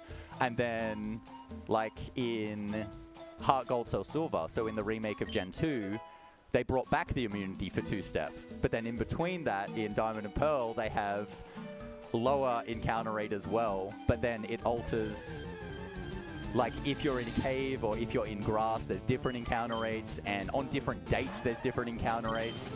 And then in Gen 5, they changed it to the first 2 have a lower encounter rate. Then the next 2 still lower, but a little bit more. And then it goes up to the higher encounter rate. I have no idea why they kept changing it for every single game. It's just so unintuitive, and you just would not know unless you actually like dive deep into the mechanics. Right, while you're fighting that wild Pokemon, we have a $100 donation from Rob CD. Just no comment. Thank you very much for that donation, and I'll let you get back to your next battle. Yeah, so I'm going to get this potion before this fight as well. There's a hidden potion in the grass here. I try to avoid this one if I can, but again, because I lost that first one, I'm just going to pick it up now. And this is going to be my first trainer battle, and it's with a level 9 Weedle, and I'm still only level 6, so it's actually quite significant upgrade, and this is one of the most cursed fights in the run. So this Weedle has Poison Sting and String Shot, and Poison Sting can poison you, and it's just really bad having to deal with poison damage. Okay, didn't poison me turn 1, I was so ready for it. So I'm going to use Tail Whip once, lower its defense just so my tackle does a lot more. String Shot's good. So I'm just trying to not die, basically. So I'm just trying to take as little damage as possible. The other thing I should mention, so Squirtle's ability is Torrent. And so the way Torrent works is when Squirtle's health is at 1/3 of its max or less, its water-type moves do 50% more damage. So at the moment on my max HP is 21. So if I was at 7, which is exactly 1/3 of 21, or less HP, my water-type moves would do more damage. And that is quite significant in terms of going through the game and doing the run. So I'm not going to have Torrent here, but that's fine. Not a big deal. Good applause. Well done. Okay, defense is really good. That's at 15. Attack, I think, is at 11, which means attack is not good. So it could be minus attack plus speed. I haven't seen special defense yet either. I'm still level 7. That's a Pikachu. Level 5! I might not be able to run away, please. Okay, good. So the way running away works is it's based on your speed. So it's a good thing that I had a really fast Squirtle, and that happened after the Weedle, so I had an extra level. Level 5 Pikachus are very rare. That's the 1% encounter. And they're very fast as well, so they can outspeed you, and because they have electric moves, they can kill you as well. That's actually a really dangerous thing to see the level 5 Pikachu. But yeah, so if you're faster than the wild Pokemon that you see, you can always run away. But if you're slower, it's a coin flip. It gets progressively, they add like a modifier so that you're slightly more likely to be able to run away the more times that you try. But at the start, it's a coin flip, and then it can just be pick Thundershock. You take so much damage, it's over. And you're all the way back to Pallet Town. So I went into the center there and just went out. So just in case I die in these battles, I go back to Pewter, because otherwise I'd go back to Pallet Town, and it's such a slow walk. Yeah, at the moment, by the way, the movement speed is really slow. I'm just walking. I promise you I will be able to run after I beat Brock. I get the running shoes, and I can move twice as fast. I didn't even get that in 2 hits. So at level 8, you can get that in 1 hit, to give you an example of how big the damage boost is. But that is with Torrent as well. It's with the boost. Crit for 1 damage. Classic Pokemon move there. Alright, I'll check my special defense here. 16. Okay, it's minus attack. It's definitely minus attack plus speed. My special attack is actually really good too. I saw +2 there, so the IV is actually really nice. So this is actually a very good Squirtle, I would say. Got very lucky there. Sand attack, not good. Obviously, the accuracy drop means I could be missing forever. I've got a lot of health, though, so I'd have to miss a lot. Defense Curl is what you want to see here. That's not going to kill. I'm actually going to switch to Tackle for this last hit. It does have lower accuracy, but I've already had my accuracy lowered, so it's about the same. And that's to avoid super effective text. So every time you're hitting something with a super effective or not very effective move, you get that extra text box, and you want to avoid those where possible. Okay, so level 10 going into Brock. I may not have to heal here at all. So Brock has a Geodude and an Onix. The Geodude's not a threat, but the Onix knows Rock Tomb. The thing is, though, and Rock Tomb's its most significantly damage-dealing move. It has Tackle, Bind, and Rock Tomb. So Rock Tomb has 50 power, but it's got the same type attack bonus because it's a Rock-type move. So it's effectively 75 power. And then Tackle does the second most, and it's only 35. But it won't use Rock Tomb unless you're faster than it, because Rock Tomb has the property that it reduces your speed, or it will immediately kill you. So at the moment, it's not going to kill me, because I'm at 15 health. But if I go down to 8, it will always be picking Rock Tomb, because it can kill me. So I think I want to see... Tackle. 10. Do I risk this? I've got good defense. I'm going to risk it. I'm risking it. I'm risking it. Tackle. Good. We're good. All right. So that'll be a win. That's Brock down.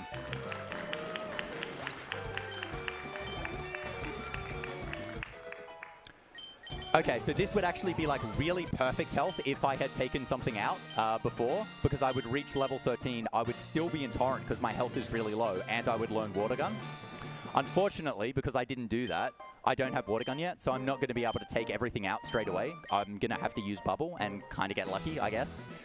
You're very rarely actually in Torrent at the start of this route, because you get two levels after the Onix. You get from level 11 to level 13. And as I mentioned, if you're at 10, he can be picking Rock Tomb and kill you.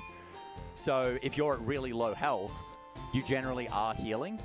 You have to hope that he hits you into really low health. You've got to be really specific, and that was the perfect amount that I had. I just didn't have the experience, which is a bit of a shame. We'll just see what happens when I get there. All right, so going to go into the mart here. I'm going to buy 6 potions. Down left, 3 antidotes, 3 awakenings, and 5 repels. Yep. Okay. So there's just a neat little trick there when I'm buying the potions. I'm trying to get from 1 to 6, and the way I do that is I press down and then left, because the max amount of potions that I can buy is 16. So if I press down, it goes to 16, and then left takes it down by 10, so it takes it to 6. So that's just the least amount of inputs you can get there. But alright, so then this guy gives me the running shoes. So now if I hold B, I run, and as mentioned, that doubles my movement speed. So it goes from 16 frames per tile to 8 frames per tile. Significantly better. And so now we're on to Route 3. So as mentioned, I do have Torrent here, but I don't have Water Gun, so I'm going to be using Bubble. This first Caterpie is probably going to take 3 hits to die, and I've only got 7 health. I'm basically just hoping it misses me or I crit, because if it picks String Shot, I'm going to be slower. Oh, yes! That's amazing. All right, one more. Do that again. Okay, that's still fine. I'm still alive, and then I'll get the level up, so I should be fine here. Now I'll teach Water Gun, and hopefully with Torrent, I'll be able to just take everything out in one hit with Water Gun. Just going to teach this over Tackle. I don't need that anymore. But if it hit me with the first Tackle, I actually probably would have healed, because Tackle could have done 4.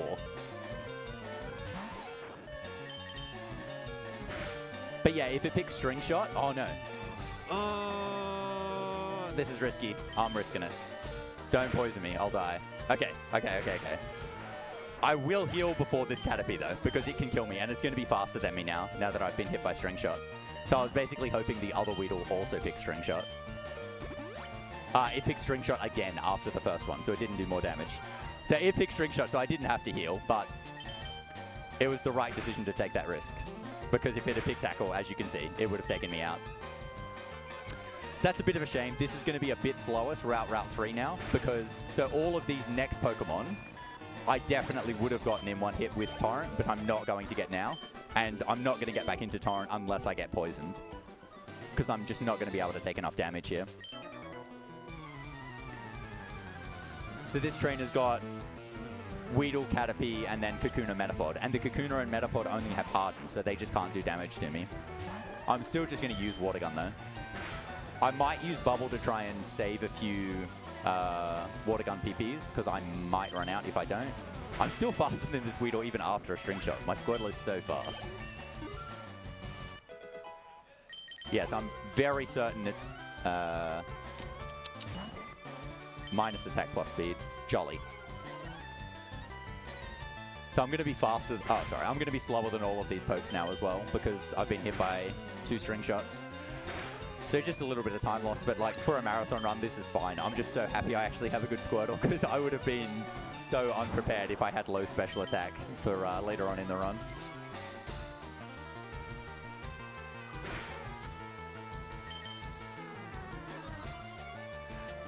So yeah, you can kind of see with how many bug types that I'm fighting here. The Caterpies, the Weedles, the Kakunas, the Metapods. Grass is just really bad for this game. A lot of people think Bulbasaur would be the best for this run for the first 2 gyms, because Grass is good against Rock and it's good against Water. But the problem is the gyms are 3 battles in the run.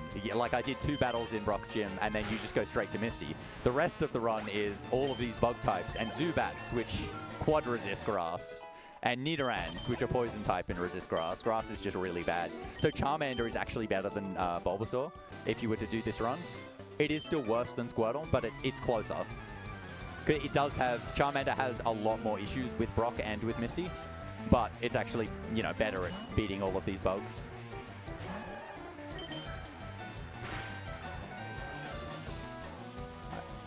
Another tackle miss. At least this one didn't String Shot, so that's fine. So this is the last trainer on Route 3.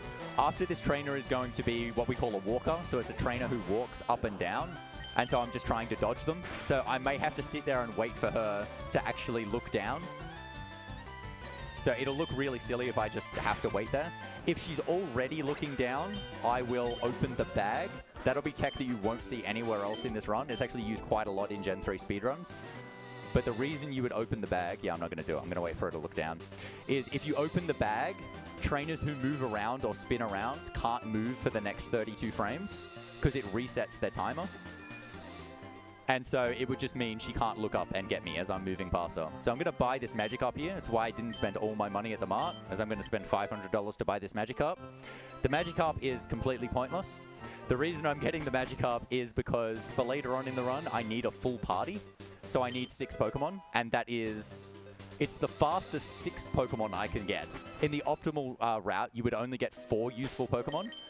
And if you're getting 2 other useless pokes, it's actually faster to get 2 Pokemon that you buy with the coin case. But it's faster to get that Magikarp than to get 1 Pokemon with the coin case. It's also a bit safer to get the Magikarp because now I have 2 Pokemon in my party. So if I die, I can use a Revive. I don't have a Revive yet, but I'm going to get one in Mount Moon. So I'm going to get this Rare Candy and Escape Rope here. I'm using Repels just so I don't get encounters. Pretty obvious move to go for a speedrun. Once you've got Repels, use the Repels. So I've deliberately gone on this path here to load that trainer later so that she's not looking down when I get past her. Going to move over here, and I'm going to fight this hiker on purpose. This is for experience. So the reason I'm doing this is I want level 19 before I fight Misty, because level 19 is when Wartortle learns Bite. And Bite is Dark type, and so in this game, Bite is a special move. So in Gen 1, Bite was a normal type move, so it was physical, and then it got changed to a Dark type move, and Dark is a special type. in Gens 1 to 3, so then it became a special move. And then in Gen 4, they changed how moves work for being special or physical based on what move they are rather than what type they are. So it went back to being physical. But it's very good that it's a special move in this because my special attack is much better. So I want a dark type special move before I fight Misty. Because trying to beat her with water moves would be awful. I do get Mega Kick before I fight Misty, which is a physical move, but my attack's really bad. You can beat her with Mega Kick, but it's awful as well. Mega Kick just has absolutely terrible accuracy. I still want Mega Kick to be able to beat the grass types after Misty, but using it on Misty is very, very bad. When I was like the only runner of this game back in like 2011, it is what I did, and a lot of runs reset on Misty. I'll be straight with you. So all right, so now we got War Turtle. And we're just going to continue through Mount Moon, just using repels. As mentioned, I am going to get the revive. So I'm going to do a bit of a strat. There is a spinner right after the revive. And so I'm going to run into their vision 2 tiles before I get to them. And then I'm going to pause. I'm not going to open the bag menu, but I'm going to pause to see if they've moved in that 32 frames. They did. So now I've got to wait for them. That's so unlucky. That's the first time that's ever happened to me. But so the reason I paused was if they didn't move in those 32 frames, they again can't move in the next 32 frames. So I would have been safe to go. But so because they moved straight away in those 32 frames, I was just blocked. And so I was just waiting for them. And then I did that bag manip I was talking about. Just open the bag and then they can't move in the 32 frames. So it's safe to pass. All right, so this trainer is just forced, so I'm just going to fight this trainer. All water guns. Again, Torrent would be helpful here, but I'm so far above it. I just don't think I'm going to get hit in, especially with quick attack there. Rattata could have used Hyper Fang and then quick attack. I might have got hit in if it did that. But you can see I'm doing like 80% damage, so with the 50% boost, I would be getting it. So I also got that Persian earlier, and I equipped that, so that heals Confusion. This is the first Pokemon that can confuse me. It's Pitch Leaf Life. It didn't. That's good. I want to keep the Persian Berry for Misty, ideally. She uses Water Pulse quite a lot, and Water Pulse has a 30% chance to confuse, and I don't want to be confused against Misty. Dealing with that is really bad. So I've reached 17 here. I'm actually going to use a Rare Candy on Wartortle now. As I mentioned, 19 is the magic number, but I'm going to use it from 17 to 18 here, and then I'm going to get 18 to 19 on the next trainer. So it's just... Generally, because Rare Candies raise your level by 1 and you need more experience to get from one level to the next, you get more value out of them the later you use them. But because I'm going to get to 19 anyway after this trainer, I don't actually get any extra value. So it's just better to use it now to get the damage boost from getting to level 18 here. Okay, he's missed Disable. I'm actually going to use Bubble in case he uses Disable again, because I don't want him to disable Water Gun before the rest of his pokes. Yep, so that's fine. And I'm in no danger of dying here.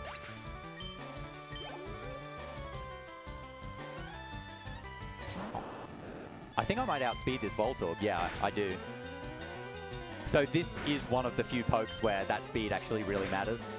Well, not matters, because it's doing, what was it, 2 damage to me, so it doesn't really matter, but I do kill it a bit faster, just not seeing its attack. I'm down to 3 Water Guns, but I don't... Oh, I crit the coughing. All right, nice. That wouldn't have died without the crit. And so now I'll learn Bite, and I'm going to teach that into slot 2. Yeah, I will keep a Water Gun. Yes, over Tail Whip. Okay. And so that's effectively the end of Mount Moon. And so after Mount Moon, I'm going to pick up the Great Ball. I have forgotten to get the Great Ball so many times. It's so important. It's the only Great Ball you can get. And if you jump the ledges after Mount Moon, you can't go back to get it. I don't know how. I've forgotten it like 5 times in practice runs that I've been doing. I'm not exactly sure how. Don't forget the Great Ball. We have a $5 donation from 8-Bit Waluigi saying, good luck with this run, Worcester. It's great seeing you run live after watching your morning streams while I'm getting ready for work. Put this donation towards Runner's Choice. Excellent. I'll figure that out later. And so, one more thing, sorry. Yep. Don't forget the Great Ball. Yes, I thought the Great Ball. It's all right, Jason. Okay. We're good. We're good. Yeah, it is very important. So yeah, I've taught Mega Kick as well. As mentioned, I'm not going to use it. So what I'm going to do here is I'm going to catch a level 10 Pokemon. The thing that matters is that it's a level 10 Pokemon. Ideally, it's a Rattata. If it's a Spearow, that's all right too. If it's a Mankey, that's not great. If it's an Ekans, that kind of sucks. That's level 8. That's no good. So the reason Rattata is ideal is because I also need a Pokemon that learns Cut, and Rattata will learn Cut. The reason Spearo's okay is it's fast. Okay, so it's a Spearow. And I need another Spearow later on. So by catching a Spearow now, I will not need to, when I catch that Spearow, the later one, it won't update its Pokedex entry because I've already got it in the Pokedex. Mankey and Ekans are slower Pokemon, and I'm going to be using the level 10 later on to run away from things. And so if they're slower than the things that I encounter, I can fail running away. So it's much better to have something that's a bit fast. And Rattata also comes with the ability Run Away, which always allows it to run away. So it is kind of fast, but... Oh, sorry, I'm trying to get this out of there. It is kind of fast, but just having Run Away means it would run away anyway. So I'm going to take the center here. I don't usually do this, but again, for a marathon run, by flagging the center, it means if I die to Misty, I will go back to Cerulean, which is good. And if I'm entering the center, it's actually faster to take the center than to use potions to get back up to full health.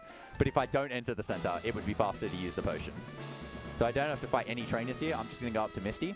So Misty is actually the only fight, despite the fact I'm using special attacks, where I would want less special attack. And the reason for that is I'm going to 3-hit both of her Pokemon with Bite. But because my special attack's actually good, I'm probably going to hit her into low enough health after 2 bites that she's going to heal her Pokemon. So if I had less special attack, I would be able to still kill in 3 hits, but she wouldn't heal. Yeah, that's way too much. I'm just going to let her heal on Staryu, though. I'm going to deliberately use Bite, because she's only got 1 Super Potion. And if I kill Staryu without it healing, she'll then use the Super Potion on Starmie, and Starmie is more threatening. So I'm just going to get it out of the way now. We'll just take the time loss there. It's unfortunate that I got crit. I'm probably going to have to heal. Got confused. There's the Persianberry gone. Hopefully I don't get confused again. It's actually ideal to get rid of it at some stage because I don't want Wartortle to have an item. I've got double confused. That's not good. Hit myself. Okay. I am going to heal lots. So I don't have Super Potions yet either. So I'm going to double heal on the Staryu. Yeah, I'm going to use another one. It'll only do 19 health, but I'm just going to do it now. The other advantage to using the center before Misty is it means I have more potions in case something like this happens. I could switch out to get rid of the confusion, but I actually want to... Well, I got snapped out there, so that's part of why I didn't do it. It's just faster to get through if you're going to snap out. But also, I kind of want my other Pokemon alive in case I die, so I can still revive Wartortle. That did 11. Okay, I'm good to take 2 more hits. It can usually do up to 13, and I was at 39, which is 3 13s. See, it did 13 there. So if it did 2 13s, I would have healed now. But because the first one did 11, I'm good to risk this. There you go. All right, that's Misty down.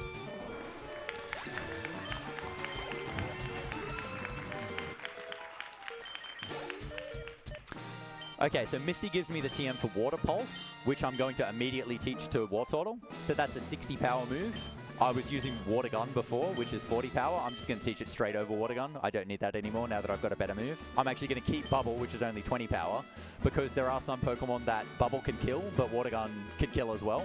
But because Bubble has less text, it's actually more optimal to use Bubble to kill them instead of Water Gun. And I also have more bubbles than Water Gun because I was using... Oh, no, I took the center. I actually had max of all of them. But it's fine. We'll just get rid of Water Gun. And I'm going to use 2 potions here as well. Bag 2 potions.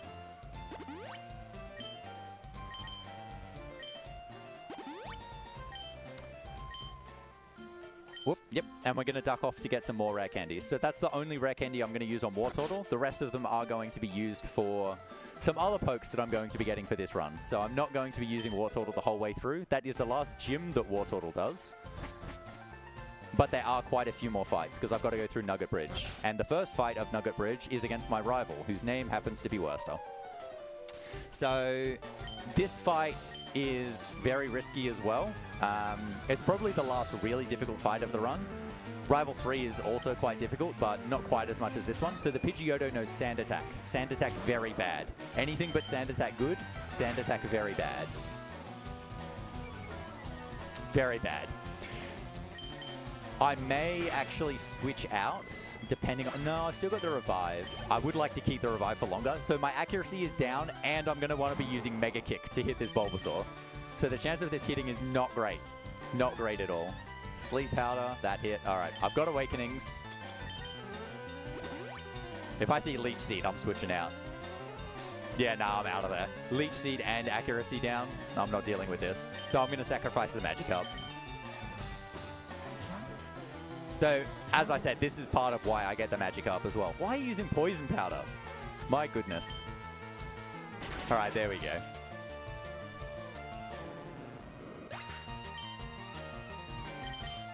Your sacrifice will not be in vain. All right, so now I've got the accuracy back.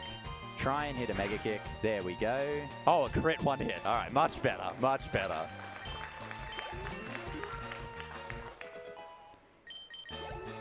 Yeah, so Leech Seed would have stayed on Wartortle for the whole fight if I didn't switch out. So once that happened, I was just, I'm not going to deal with that. I really could have died if I had stayed in.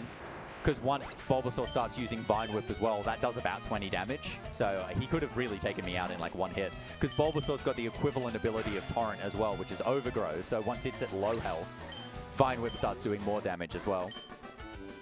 So awkwardly, I actually have really high health despite running into troubles in that fight. I actually won Torrent for Nugget Bridge. That's not going to happen either.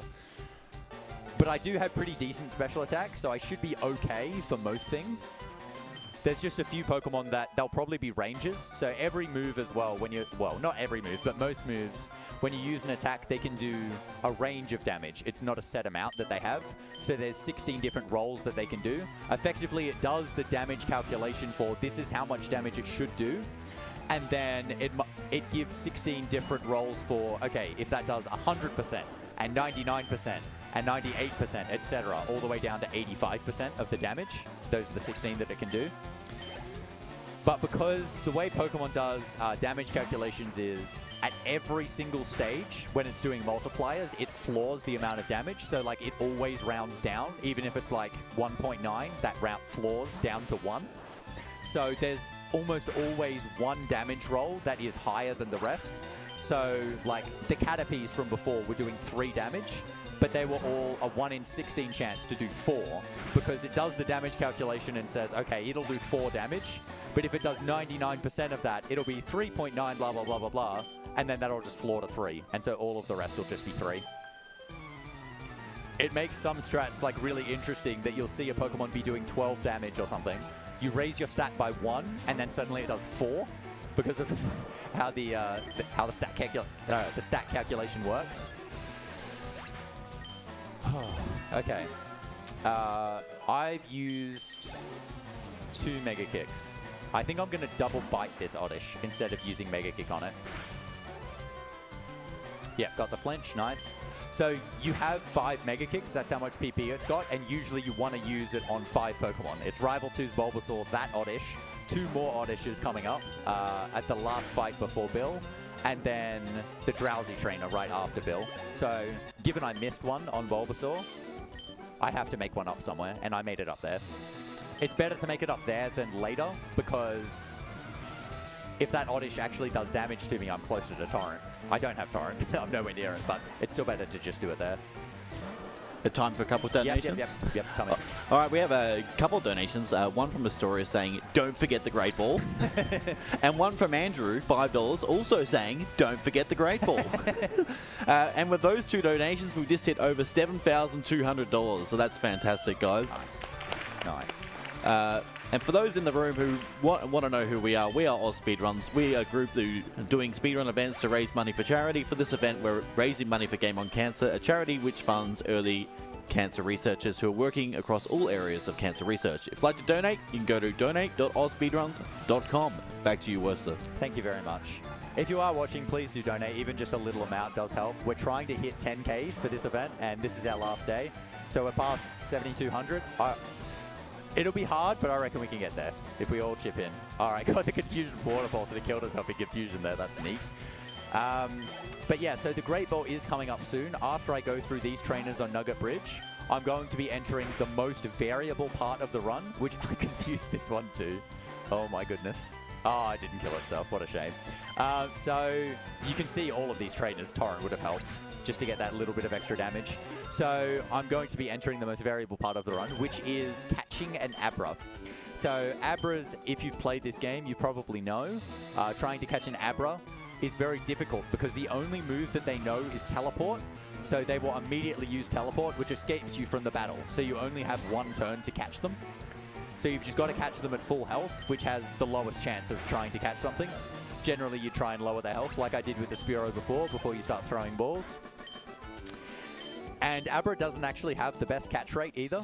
So different Pokemon are harder to catch than others. Abra's it's kind of mid-table, but because you don't have access to really good balls at this stage either, there's just that one great ball, you're not that good a chance of catching it.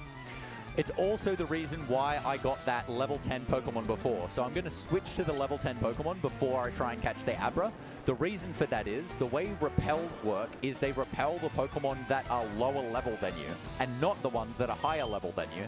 So for all of the Pokemon in this area, there's like, obviously, if you add the chance of all of them, there's a 100% chance for all of the encounters. But by having the repel on with a level 10 Pokemon, it's going to get rid of 69% of the encounters, which will leave just 31% left. And of that 31%, 11% is Abra. So in total, it's actually 15% is Abra out of 100%. It only gets rid of 4% of them, which is the level 9 Abras. So it increases the chance from 15% to 11 in 31, which is obviously much better. So repel. Switch Spearow to the front. And then save. It's going to give me a dialog box to say, do I want to save over? That's fine. I'm just going to save over. And then we're going to go in here. So I'm going to chuck the Great Ball as soon as I see an Abra. And so the reason I saved is I've only got one Great Ball. So if the Great Ball fails, I want to reset and then use the Great Ball again. So the chance between encountering the Abra and catching the Abra, the chance is almost exactly 1 in 7. So this should take about 7 encounters to get one. That would be the average. I have gone over 100 without getting the Abra before. So we might be here for a while. Hopefully not too bad. So I can see level 11 and level 13 Abras. The level 11 is much more common. That's the 10%. And then the level 13 Abra. Oh, I can't escape. This Pidgey is really fast. Oh my. Okay, we're good. The level 13 is a 1%. Level 13 is better, but it doesn't matter that much. There's also a 5% chance that the Abra comes with a Twisted Spoon. That is very good. I have never seen the Twisted Spoon. Alright, that's an Oddish. Not good. So Oddish, Oddish, Pidgey, and Abra are the things I can see. I'd rather see an Oddish than a Pidgey, obviously, because the Pidgeys can be faster than me. You saw that. The Oddishes are very slow, though. So I should always be able to escape from them. I've only got one repel to use here as well. So the repel works by how many tiles you use. I've kind of run around for a bit. I'm now going to just turn on the spot here, because this will also check for an encounter, but it's not a tile. So I can do that endlessly and not actually run out of repels. So here's an Abra. Don't applaud yet, I haven't caught it. Okay, throw the Great Ball. 1, 2, 3.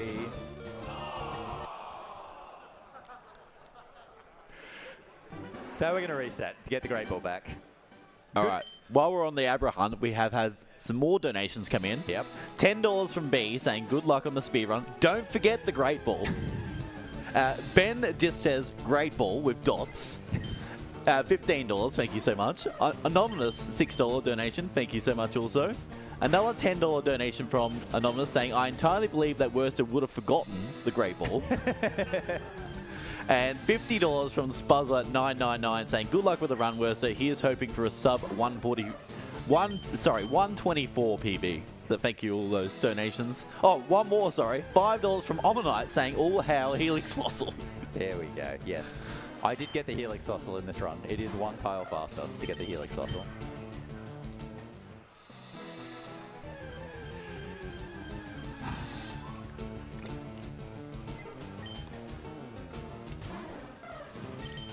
Yeah, so we're way past 7 encounters, so the game is not being friendly at all.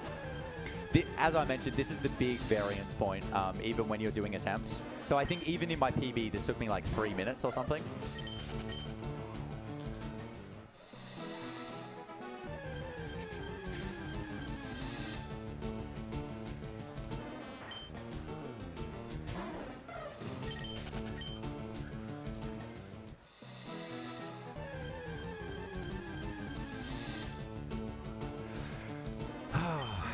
But so you can imagine how bad this would be if I didn't get the level 10. Trying to get 15% Abra, because this is, it more than doubles the chance of seeing the Abra. Here we go. Level 11.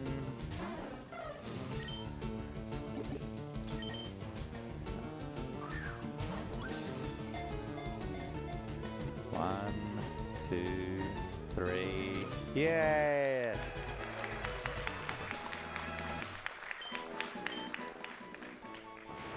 Okay, so as you can imagine, given I did that for so long, Abra is completely important to the run. The run does not work without Abra. The reason Abra is important actually does not have to do with teleport, which is what you might think, given I'm catching the Abra. That's the only way you can use teleport at this stage. The reason I need the Abra is because this run is going to use Mr. Mime. And the only way you can get a Mr. Mime is to trade an Abra with an NPC in the game for the Mr. Mime. And so that's going to happen once I get to Vermilion City. You have to go through Diglett's Cave back to Route 2 on the other side of Pewter. I did not do that correctly, but that spinner did not hit me, so that's fine. That's a spinner there. They're rotating up and down. I was trying to run right for one tile to force them to look upwards. I just walked it. I didn't run, but they didn't turn anyway, so it's all good. But yeah, so I'm going to be trading that Abra for the Mr. Mime. And so the reason level 13 is better is the way in-game trades work in this game is they come at the same level of the Pokemon you trade them for.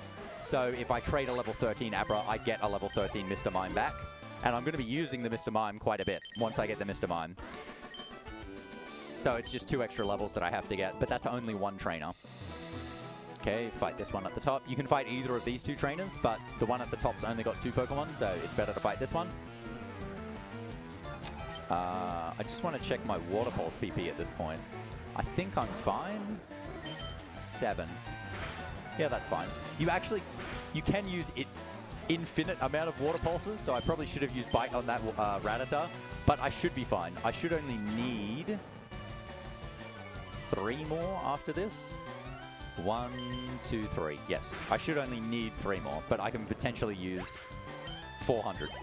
But that won't happen. So I'm also going to get this hidden Oran Berry in this little spot here. That's also very important for later on in the run. Berries are very scarce in this game, and very, well hidden.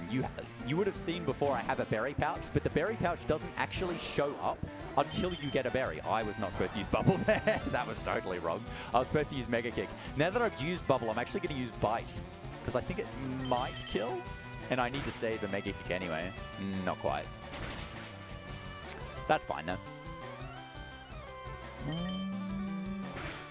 Yeah, I've got enough bites, and then I crit, of course. That's classic Pokemon again.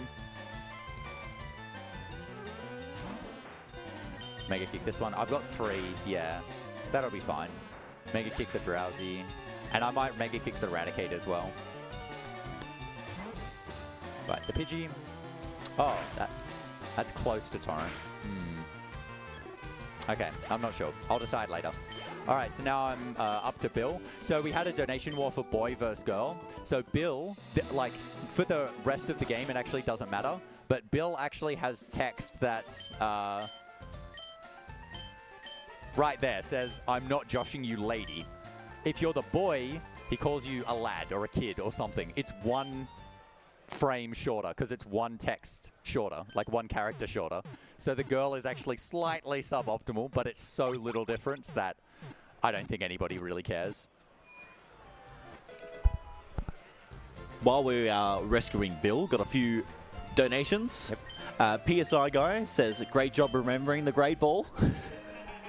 $5 from Lawrence saying, "I thought he would have forgotten the great ball." And then $50 from a bear with a great ball, with no comment on that one.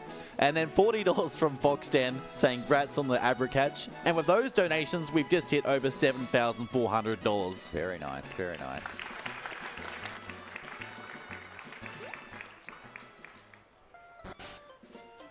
All right, so saving Bill, he gives you the SS ticket. He also gives you access to this area here.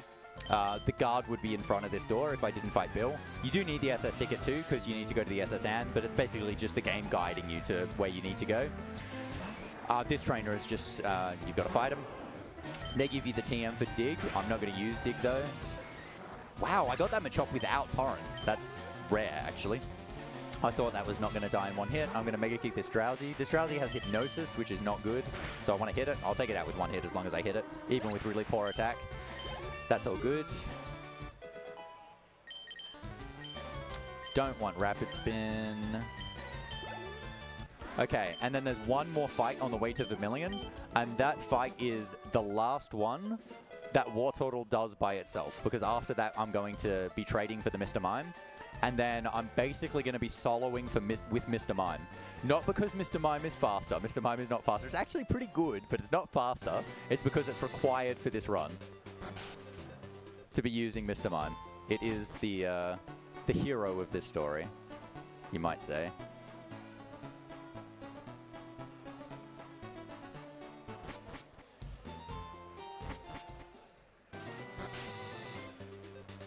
So there's still low encounter on that grass there, so you got to be pretty unlucky to get an encounter. Just run around the vision of that first trainer, but I have to fight this one. Think I'm going to use Bite on this Spearow, just to save a Water Pulse, just in case. So the reason I'm like trying to save Water Pulses just in case is when I'm going through Diglett's cave, I am going to be using Repels. Once I'm actually going to catch a Diglett first, because I need something for cut, and Diglett can learn cut, and I'm going to be encountering a Diglett in Diglett's cave if I just keep the Repels off. But even with the Repels on, I can encounter Doug Trios, because they're higher level than me. They can be level 29 or level 31. So they're actually quite a bit faster than me, and higher level than me, and Doug Trios are very fast as well. Not only that, they can actually have the ability Arena Trap, which prevents you from running away, no matter what. And so you have to kill the Dog Trios for the fight to end. And to do that, I need Water Pulses. Especially given I don't have a Rattata. If I had a Rattata, I could just use the Rattata's runaway ability. But I don't have that. So we'll get a Diglett. Level 20, good. If it's a lower level, there's a chance that you'll actually kill it in one hit. Magnitude 4, very good. That's the lowest magnitude you can get. That's only 10 power. If it got like magnitude 10 there, it actually probably could have killed me. Throw the Pokeball, catch the Diglett, and this is going to be my cutter. So if I caught a level 10 Rattata before, I just wouldn't catch a Diglett here, and I would just use Repel straight away. Got the Diglett.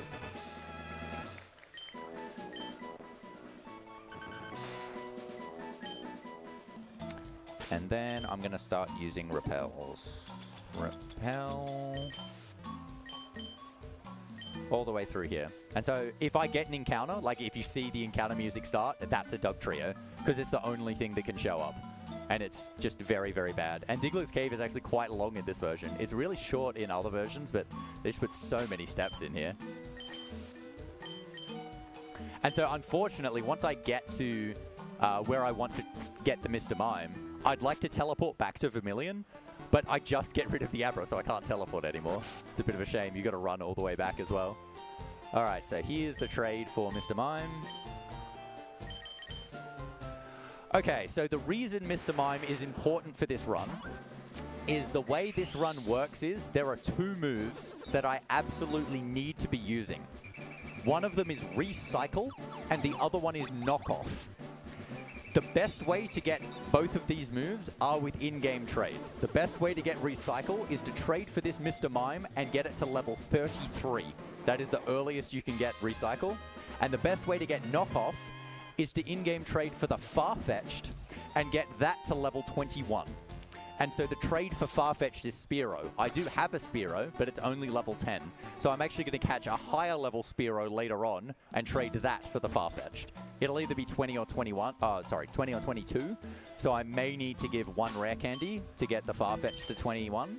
It won't be doing any battling, but the Mr. Mime is going to be doing a lot of battling to get to level 33. So that's why I'm going to main it from this point.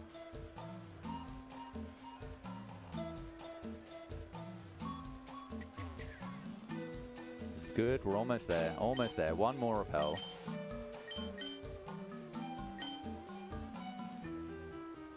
Excellent. No dog trios. So in my first, I think, 12 runs, I always had a dog trio. It was only, I think, on my very last run before I actually came to this event where I finally got a run without dog trio. So I'm actually pretty happy that it didn't happen in this run. So I'm going to switch Mr. Mime to the front. And then we're going to go out to the deck on SSN, and we're going to fight a few trainers for experience. Just over here.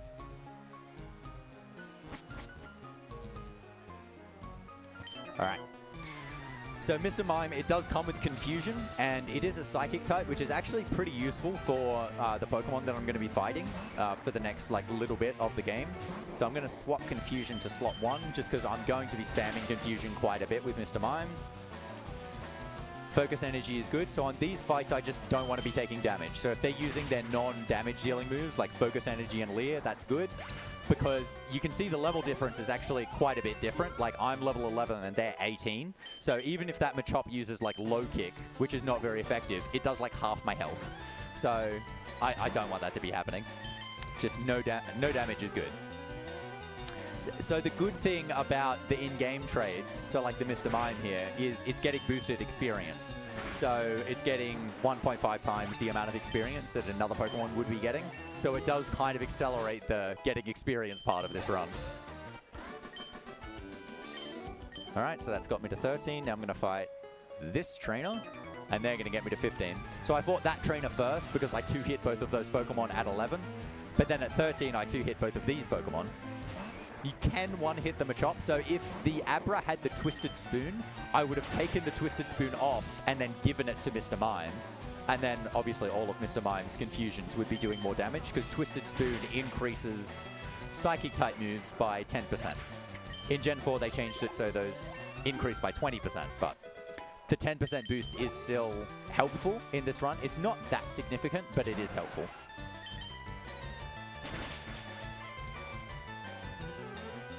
Poison Sting, do not poison me. Okay, that's good. I don't think I've been poisoned at all, actually. There were quite a few poison stings. Even the Bulbasaur missed poison powder on Magikarp. It didn't even poison the Magikarp. Alright, don't want double slap. So I have a lot of antidotes. Which is good. I'm actually still going to use a regular potion on Mr. Mime for that health.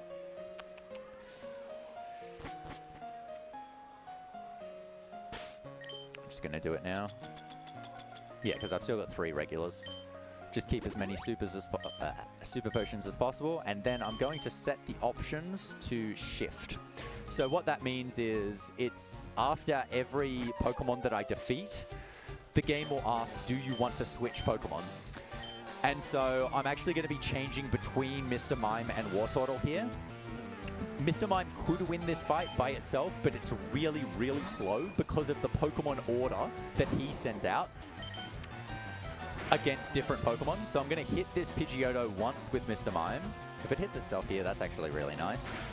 No damage. Then I'm going to switch to Wartortle. And I'm going to beat this Pidgeotto with Wartortle. That's going to lure him to send out Ivysaur, because Ivysaur is his best matchup against Wartortle. But then because I've set the mode to shift, I'm then going to switch immediately to Mr. Mime before he actually sends out the Ivysaur. That way Mr. Mime can get all of the experience against Ivysaur. And this is the matchup that I want. He'd send Ivysaur out last if I didn't do this.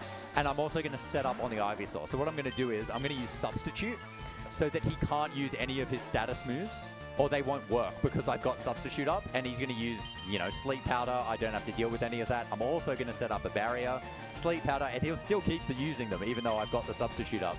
The AI isn't quite smart enough to figure out not to do that. Once I start hitting him, he becomes more likely to use Vine Whip, but he's still not guaranteed. I'd like to keep the Substitute up if possible. Yep, all Sleep Powder, that's perfect. And then he's going to send out Raticate. I'm still going to have my Substitute up. I've used the barrier, so I should be fine to just beat the Raticate here with Mr. Mime. And then the last Pokemon that he's got is Kadabra. And Mr. Mime versus Kadabra is so bad because you've only got one attacking move and it's Confusion, and the Kadabra knows Disable. So once you use Confusion, it then disables Confusion, and then you can't attack it anymore. So all I'm going to do when the Kadabra shows up is I'm just going to switch to War Turtle. But I'm going to stay in for it. Oh no, that's crit. That's so unlucky. Send out Diglett. Yes. I still have the revive though. I hope. I'm pretty sure I still have the revive. But it'll do 21. Because I don't have the barrier up. I'm going to send out Spearow and also use the Super Potion. They're down here. Because I still want all the experience to go to Mr. Mime. So crits ignore useful stat increases. So the critical not only did 2 times the amount of damage. Oh, I'm faster. Why did I bother doing that?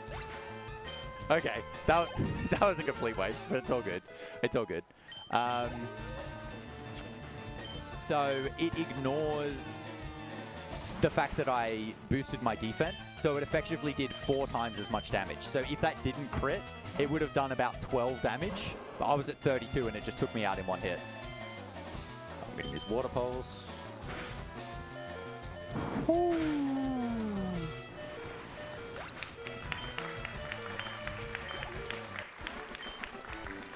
I should not have risked that, oh my god. Okay, and so now we're going to go up here and get cut. So I got all the experience that I wanted. It's unfortunate that I've used my revive, but there isn't too many risky fights until right at the end. And that fight is so risky that I'm going to save before it. So if I'm in a position where I would have used the revive, I'll just reload the save and just start the fight over again. I'm thinking whether there's a free heal that you can take on this ship. I'm thinking whether to take it given everything else except my 1 HP War Turtle died. But I'm actually not going to do it because I've already used my revive. So there's actually no point. So there's a little bit of new tech in this run, which is one run when I was playing and I was absolutely out of my mind and completely cooked. I forgot to get the bike voucher in Vermilion City. So you can get the bike voucher here and then go up to Cerulean City and get the bike. I just completely forgot to get it and I had to run all the way back to Vermilion and it was just absolutely awful. And after that run, I actually timed it and it's faster to skip the bike. So I'm just not going to get the bike. We're just going to run the whole run. So the bike moves at 6 frames. Oh, before I forget, switch the options back. Okay, I have forgotten that before as well. I'm also going to teach Cut to Diglett. Yep, so the bike moves at 6 frames per tile, and running is 8 frames per tile. So it doesn't double your movement speed like walking to running does. It does increase it by quite a bit. So throughout the run, it saves like a bit more than 45 seconds having the bike, but it actually takes more than that to get the bike. Because this run... you don't go to every town, I'll put it that way. There's less use of the bike than in other runs. So it's actually just faster to not get the bike. So now we're on our way to Rock Tunnel. Mr. Mime's still in the front. I've turned the options off. I've actually got full health. Using that Super Potion was kind of alright because I would have had to heal that health at some stage. And so a bunch of poison types here. I'm going to use Substitute again because Oddish only has status moves. And I'm not going to take it out in 1 hit. Unless I crit it. So just to avoid the poison or the sleep or whatever, it's just faster to put up a Substitute. Oh, I forgot to get the Max Ether. What can I do? What can I do? There is a Pokemon Center just before Rock Tunnel, but I don't have enough Confusions to make it to that Pokemon Center. I might have to go back and take the center at Cerulean. What do I do? I think it's my only option to go back and take the center.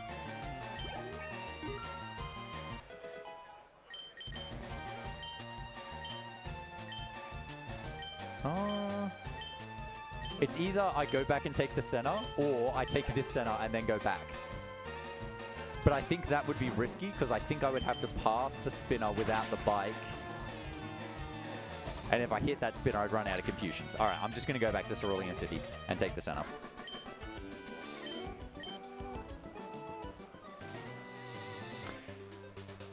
Okay, that cut bush is still... Yeah, okay.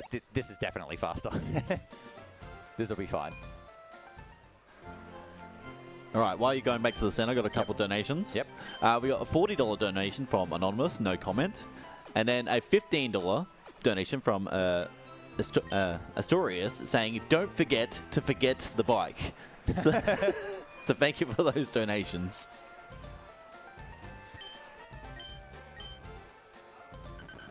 Yep, love that. Okay, so I should be fine on PP all the way now.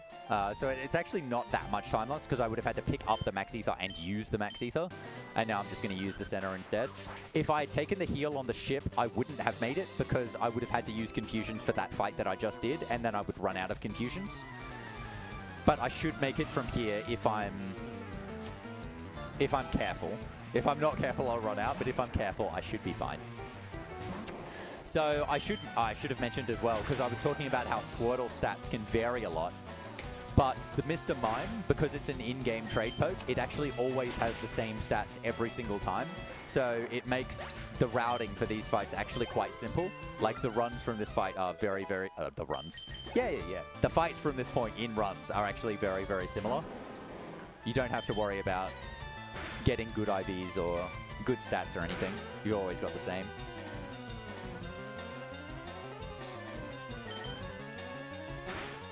Okay, so there's a bit of spin attack coming up here. Hopefully I can actually get this one. So I'm going to run into the corner of the spinner to force him to look a certain way and then walk past. And if I do it correctly, I can always get past. Like that. So they were looking to the right, and then by running into the corner, I forced them to look down, and then I could just walk up past them. So if you're running, they will always turn towards where you are. I have to do that on the way back as well. So these Beedrills as well, I want to be taking no damage. I really want to be seeing focus energy. Again, I'm just fighting these for experience. The Beedrills give a lot of experience. Fury Attack's bad. Please only do 2. I'm going to have to heal. I'm going to have to heal. I'll do it on the next one, though. It's going to be just a bit of a risk if I go in with 14. If it picks Fury Attack and it hits 5 times, it's over. That would be a death. If I still had my revive, I'd probably risk it. So that's the thing with getting the revive, is that it's a bit of time loss to get it. And it looks like, oh, of course it picks focus energy. It looks like, of course, like that's just a safety strat, so you wouldn't do it in optimal runs. But it actually saves you a lot of time because it allows you to take more risks. I only hit twice that time. I mean, it's still good that I'm taking no damage because I want to be avoiding any heals from this point onwards. It's now level 22, and I'm going to learn Magical Leaf. So that's a Grass-type move, 60 power and always hits. Confusion's 50 power. But because it's a Psychic-type move and Mr. Mime's Psychic-type, it still does more. But Magical Leaf is going to be helpful for Rock Tunnel coming up. That's why I want this experience before Rock Tunnel as well. Hopefully I get this set up on the way back too. Oh no, I did not do the setup, but I got past. I was supposed to run for 1 tile after the ledge. But I didn't. But they weren't looking right, so it was fine. I still got past them. This fight is all just confusion as well. It's the last fight before Rock Tunnel. So Magical Leaf is really helpful for Rock Tunnel, as I mentioned. You would think that's for all of the rock types, but the thing it's actually most helpful for are the Slowpokes that are right at the start of Rock Tunnel. Slowpokes are Water Psychic, so confusion would be not very effective and take like 6 turns. But Magical Leaf is super effective, so you can get them in 2.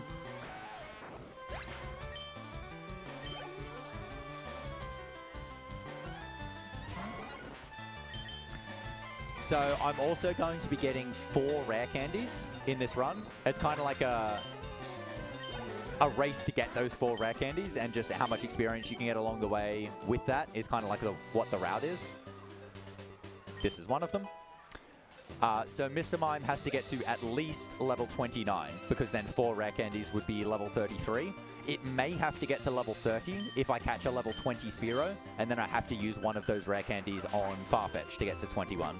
That'll just be 1 extra trainer afterwards. Bag, and then we're going to rappel through a rock tunnel. This is obviously in the dark, so it can be hard to tell exactly where you're going. But it's not too bad. You do have that little bit of window around you. And the way you typically do it is you're basically just hanging to the walls so that you can see, okay, I'm one tile off the wall or I'm on the wall and the wall disappears, and you just kind of adjust based on that. There's quite a few trainers that I do have to fight in Rock Tunnel, so I should exit at level 28, I think it is. The hard part of Rock Tunnel is there's actually a spinner that you have to pass in Rock Tunnel as well, and you can't see the spinner when you're trying to do the setup. And so it's very similar to the one I was just doing before, where you have to run right into the corner and then walk for one tile. And so if you run one tile too extra, you will always run into them, and you can't even see what direction they're facing as well. That's not till a bit later in Rock Tunnel, but yeah, that's definitely the annoying part. All right. Fight this trainer. So it is slightly faster to actually talk to the trainers instead of running into their vision, just to avoid that little bit of animation where they have the exclamation mark above their head. Just talking to them immediately starts the dialogue. These are the slowpokes I was talking about. These also have disable, so if you don't have Magical Leaf, it's really bad. But these have random AI. So the rival actually has, it's not random what moves he's picking. He is doing like, he's following set paths and he's prioritizing status moves actually, which means he'll basically always pick disable with Kadabra once you've used an attack. I'm also bonking into the trainers after I fight them. So the reason for that is there are what we call turn frames in this game. So if you, like when I was at the Abra, how I was like turning on the spot, if you're not moving and you turn in a direction, so you face a direction that isn't the one that you're facing, you'll turn on the spot before moving. And that takes 8 frames, I think it is. In this game, it varies between a lot of games. I run a lot of Pokemon games. I think it's 8 in this one. But yeah, but so if you're in motion, you don't actually have those turn frames. And so if you bonk, so you're like, in this case, up 1 for what, like 1 frame, you're in motion as soon as you do that bonk, and then you can move to the right without having that turn frame happen. So it's just a little bit faster to do that. What's interesting though is that if you're on the bike, those turn frames don't exist. So when I actually found out that it's faster to not have the bike, it kind of changed exactly how I do Rock Tunnel, because this used to be you're on the bike and getting used to the bike movements through Rock Tunnel and you're not trying to do any bonks at all. And now I'm running through Rock Tunnel, and so my timings are all a bit different, and I am trying to bonk after all of the trainers.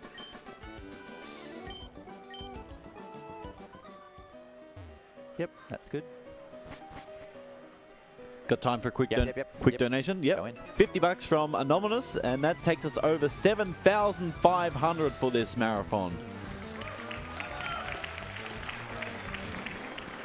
And just a quick plug for anyone that don't know who we are AusSpeedruns, a group that doing speedrun events to raise money for charity. At this event, we're raising money for Game On Cancer, a charity that which funds early access to cancer researchers and who are working with across all areas of cancer research. If you'd like to donate, you can go to donate.ausspeedruns.com.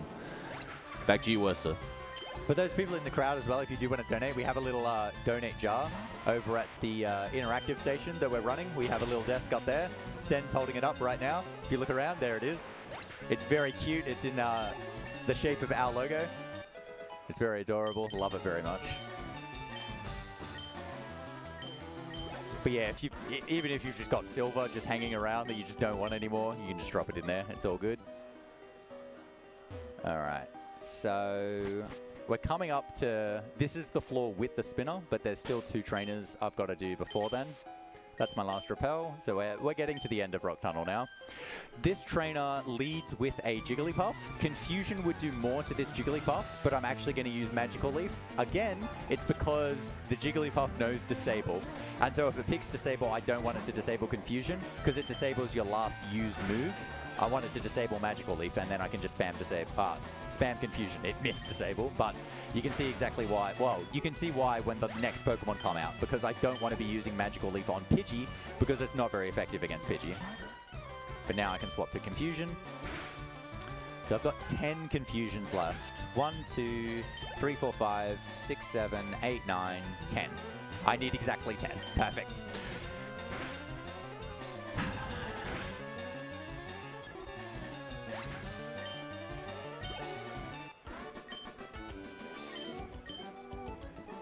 So yeah, you can see Mr. Mime, once it got that first bit of experience, it's actually making pretty lightweight of all of these trainers. It just turns out Confusion and Magical Leaf actually does really well for the portion of the game that it has to do. Even if it had absolutely garbage moves, you would still use Mr. Mime because you need Recycle.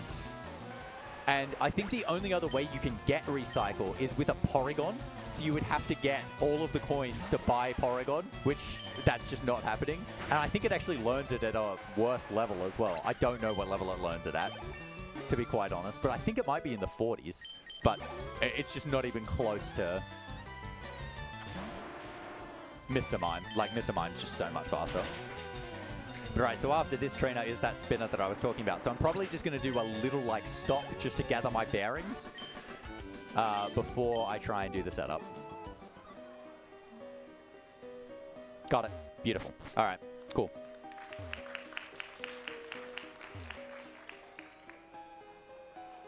Yep, got to go all the way around the edge to dodge those trainers, and this is the last fight in Rock Tunnel. This one's just all Confusion. So there's only... How many fights are there left in this run? It's like 4 or 5. We're actually getting really close to the end, which, if you've played this game before, this does not look like it's very close to the end, but I promise you we're almost there. Once I have a level 33 Mr. Mime, a level 21 Farfetch'd, and the Oranberry, and some retro males, and a full party, and access to a double battle, all of which is going to happen like at once, we're going to be able to beat the game.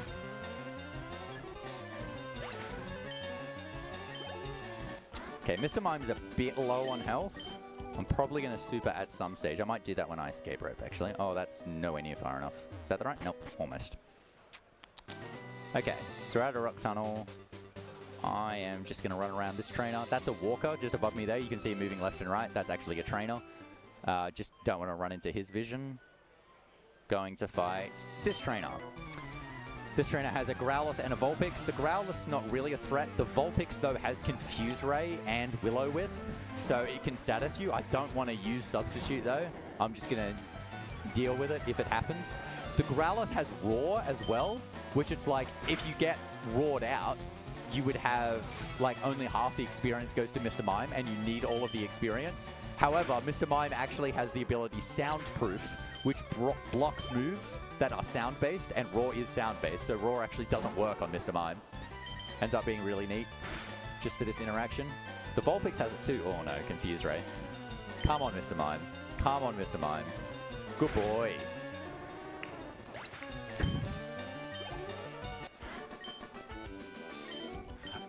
I'm assuming that people who have clapped for that have played Pokemon a lot and know how annoying Confusion can be. Alright, so now we're going to run to Celadon City. In Celadon City, the first thing I'm going to pick up is actually the T, which is going to give me access to Saffron City. I don't actually need Saffron City, but I want to go back to Vermilion because that's where the trade for Farfetch'd is, and I would rather cut through Saffron City to do that than go all the way back through Rock Tunnel. So getting the T is just going to be a bit faster. Then I'm going to head over to the Mart, and I'm going to get lots of retro nails. I'm going to get 11 of them. I don't need 11, but it's just, I need more than one. Oh no, come on, Clefairy, what are you doing? Get the tea. So in the original games, you actually buy, like, fresh water or lemonade in the department store. But in this game, they changed it to tea. I guess because they didn't want to encourage kids to be having soft drinks. Instead, have tea, not water, I guess, is the idea there.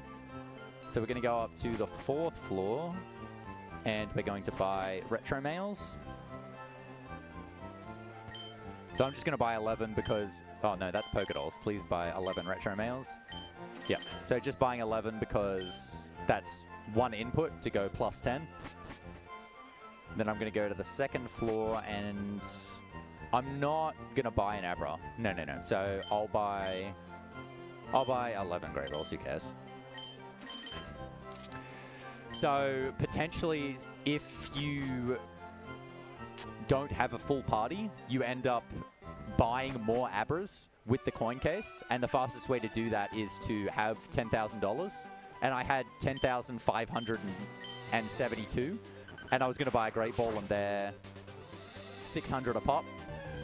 But because I'm not buying for Abra, I can just buy the Great Balls. It's fine. So here, I'm looking for the Spearow. So I'm looking for either a level 20 or a 22 Spearow. And as I mentioned, the 22 one is better.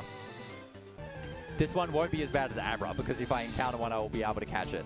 So normally, even if I'm buying a Great Ball, I'd only buy one, because the chance of catching a Spearow with a Great Ball after I weaken it with a Magical Leaf is 99.994%. It's almost 100%, but you can fail.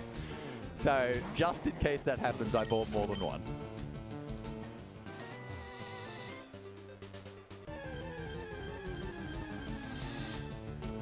Rattata. Just gotta wait for the Spearow. As I meant, this one won't take as long. I think I put the rates here. It might be 30% for Spearow overall. 20% for the level 20 and 10% for the 22. I think. Question mark. Could just be totally wrong.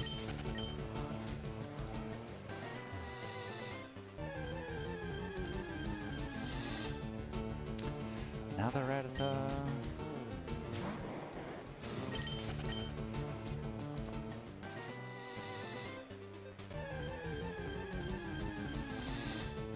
There we go.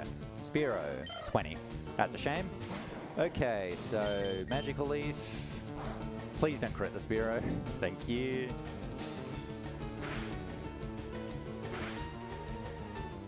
Oh my. That did quite a bit, actually. Throw the Great Ball. That actually might be 100%. My Magical Leaf did quite a bit there. I'm not going to be able to tell because it's just going to catch either way. No. No nickname to Spearow.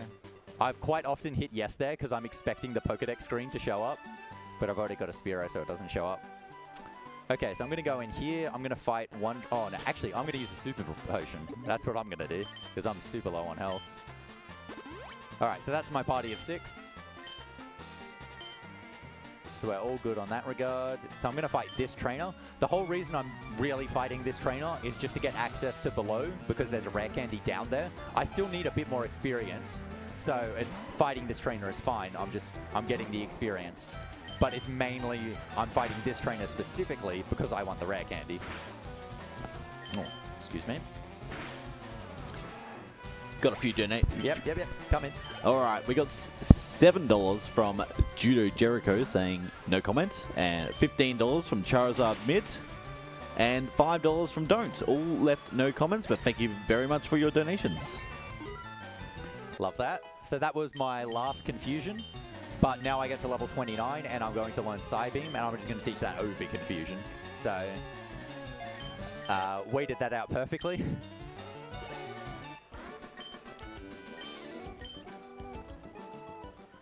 So that's 29. Press this switch, we'll go downstairs, we'll get the rare candy, and then we'll immediately use that escape rope that I got back in Mount Moon to get out of here. And now we're just setting up for the magic. That's what we're doing here. Here's the rare candy. I might do this now before I forget. Got to give a mail to Mr. Mime. So putting Abra in there is just because it's the default. I need to put in something. And so that's just mashing A and putting in Abra. Abra has no significance there. I'm pointing that out because some other things will have a lot of significance when I start doing them. Alright, so he's going to ask for the tea. I'm going to give him the tea, and then we're going to run down to Vermilion. I should get the rare candy now. Yes. Yes, it's faster to get it on the way down than the way up. There's one here. Beautiful. So that's all my candies now.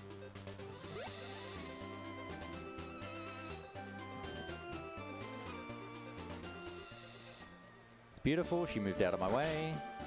And now we're going to trade that level 20 Spearow for Farfetch'd. So as I mentioned, I want the Farfetch'd because at level 21, Farfetch'd learns Knockoff, and that's just the easiest way that you can get access to the move Knockoff. And that's going to be required for the magic in Probably just a few minutes away now, I'd say. We're getting close. I'm going to have to fight one more trainer to get Mr. Mime to level 30. And then we're going to go into the double battle after that. And that's where all the magic's going to happen.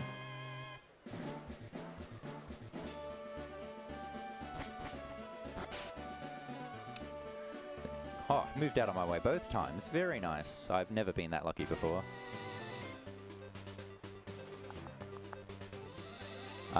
Mr. Mime's got enough health for this fight. That'll be fine.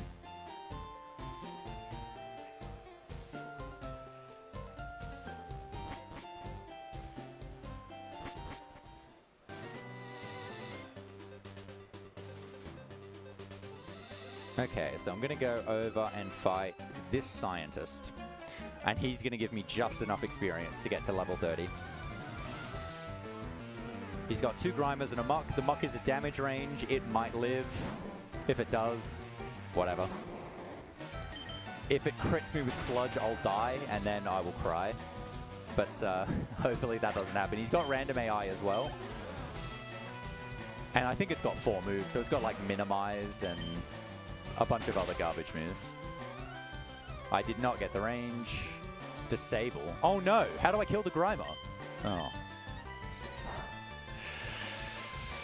I'm going to have to spam Magical Leaf on the Grimer until until Psybeam comes back. Because I can't switch out because I need all of the experience. I actually did... Oh! Beautiful! How good's that? Yes! I actually didn't even know Disable could wear off that quickly. My goodness. Okay.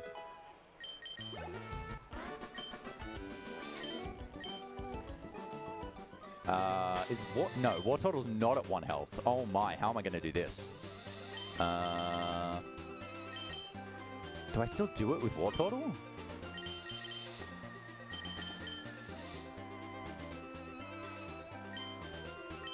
Okay, I'm going to do it with Wartortle. This would be the safest way. This is going to take a long time, no? Yeah, that should be good. Okay, so I'm going to save here just in case something goes wrong.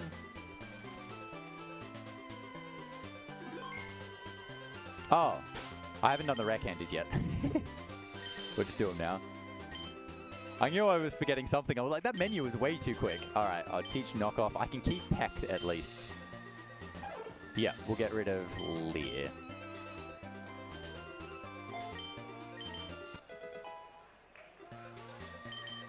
And then freeze to Mr. Mime. So the thing is, now Mr. Mime is past level 30, it will actually start disobeying me. And so this is the main reason that I'm saving in this fight, is I need to be doing this next trick in a double fight. And this is like the only double fight that I have access to. So if I win this fight without doing all the things I need to do, I just can't continue. I have to go all the way to the next double fight. And I'll be honest with you, I don't even know where that is. So because Mr. Mime can disobey me, I can be sitting there trying to use Recycle, and Mr. Mime can be like, nope, I'm going to use Psybeam and win the fight. And that would just be run over if I don't save. So what the first thing I want to do here is I want the Oran Berry to be used on Wartortle. So I'm actually just going to attack Wartortle with Farfetch'd here. So if I didn't take that center, Wartortle, I would have used a potion on it, and it would have been at 21 health, and the Oran Berry would have just been used straight away. The reason I didn't give the Oran Berry to somebody else, though, is they could end up dying before the Oran Berry gets used. This might take a few hits from Farfetch'd, but Wartortle won't die once it goes below health, below half. So it'll be this turn.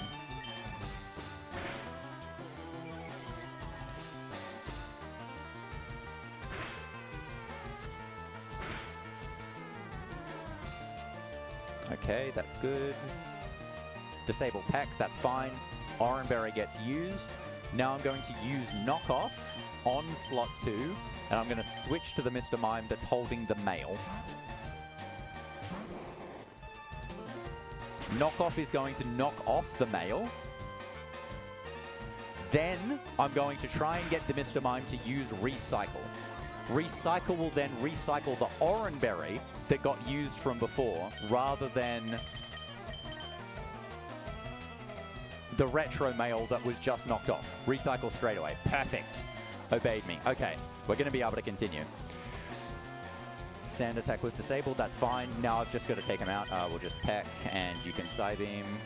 Oh, he's picking Psybeam too. Yes, Mr. Mime. Okay, so this is going to activate...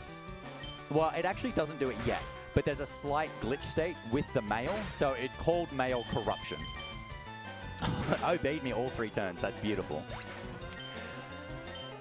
And so part of why this works is, so this is why I need the full party as well. You'll see I'm going to start giving mail to everybody in my party, and you'll notice the mail is going to look a bit weird when I get to the 6th one.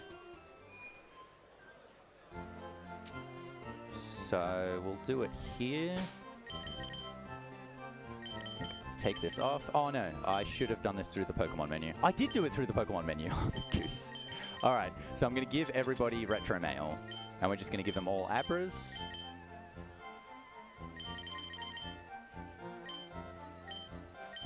Abra. Yep.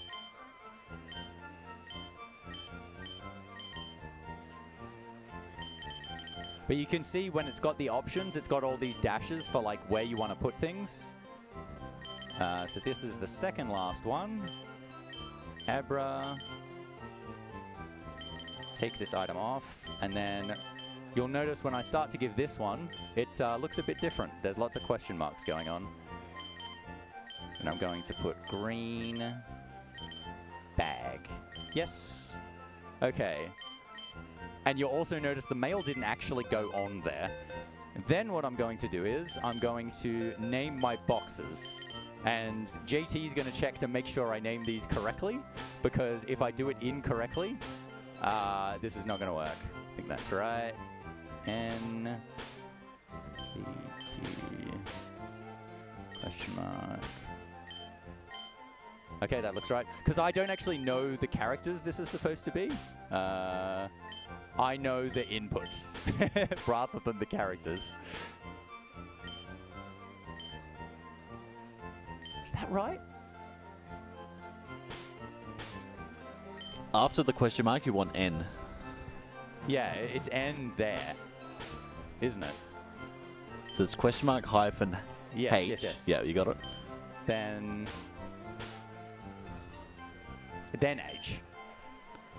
No, it's not hyphen. No, it's a space question mark. Hang on. Space question mark, quotations, N, space question mark, hyphen? No. Well, What the hell is it? my notes say H, not N. So it's H there? so yeah, space question mark hyphen. Yeah, that comma thing. Yeah, H and then a space question mark N and then capital N-O. N-O, yeah. N-O. Yes. Oh my goodness. Okay. So this is exactly why I Thank you, JT, for saving the run. There you go. You got that one.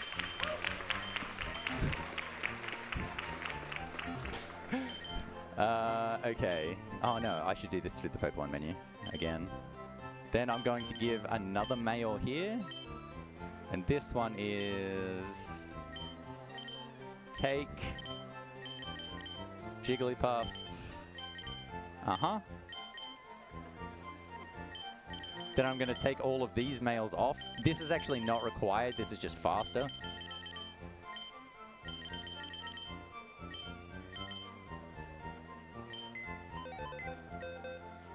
Then I'm going to deposit all of these Pokemon.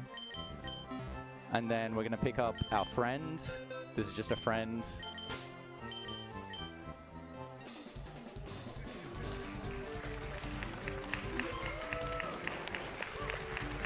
We did it.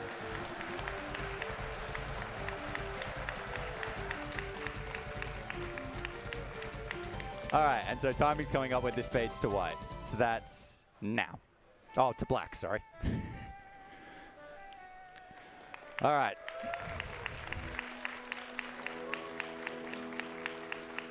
Excellent. So I hope you guys enjoyed that. So the more technical way that works, I can't really explain very quickly. But so basically, it's running a script where it runs through the box names, which is why I'm changing the box names to those exact characters, so that it sets the flag for the game's going to be completed and you're going into the Hall of Fame.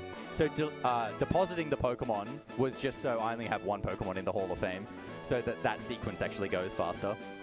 But yeah, that was Pokemon Fire Red, any percent without any manips. This skip was actually only found like less than a year ago. It's actually really new. This was the last old Pokemon game that wasn't broken, and we finally broke it last year. So the really old Pokemon games have been very broken for quite some time. So for everybody here in the crowd as well, we're actually running like an interactive station just behind you on the right. And if anybody wants to come up in like 15 minutes right after my run, I can teach anybody here how to beat the original games in 5 minutes. And I promise you, I can teach anybody. It is so easy and very fun. So stay involved with that if you want. Otherwise, just keep watching, tune into the event, donate when you can. Love yous all. Legends.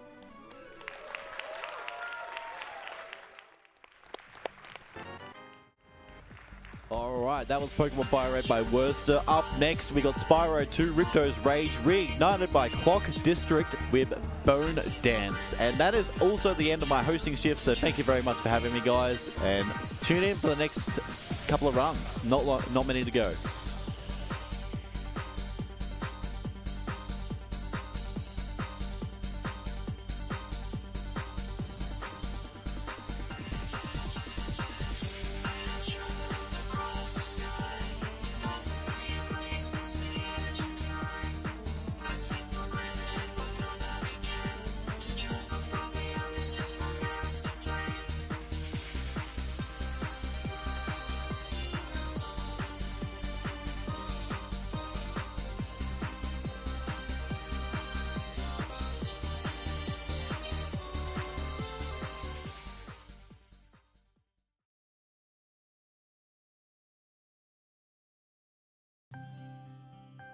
Hey AusSpeedruns community, I'm Steph from the Game on Cancer team at Cure Cancer. I wanted to say a huge thank you for all your generosity and support over the past 2 years. In that time, the AusSpeedruns community has raised more than $100,000 for Cure Cancer.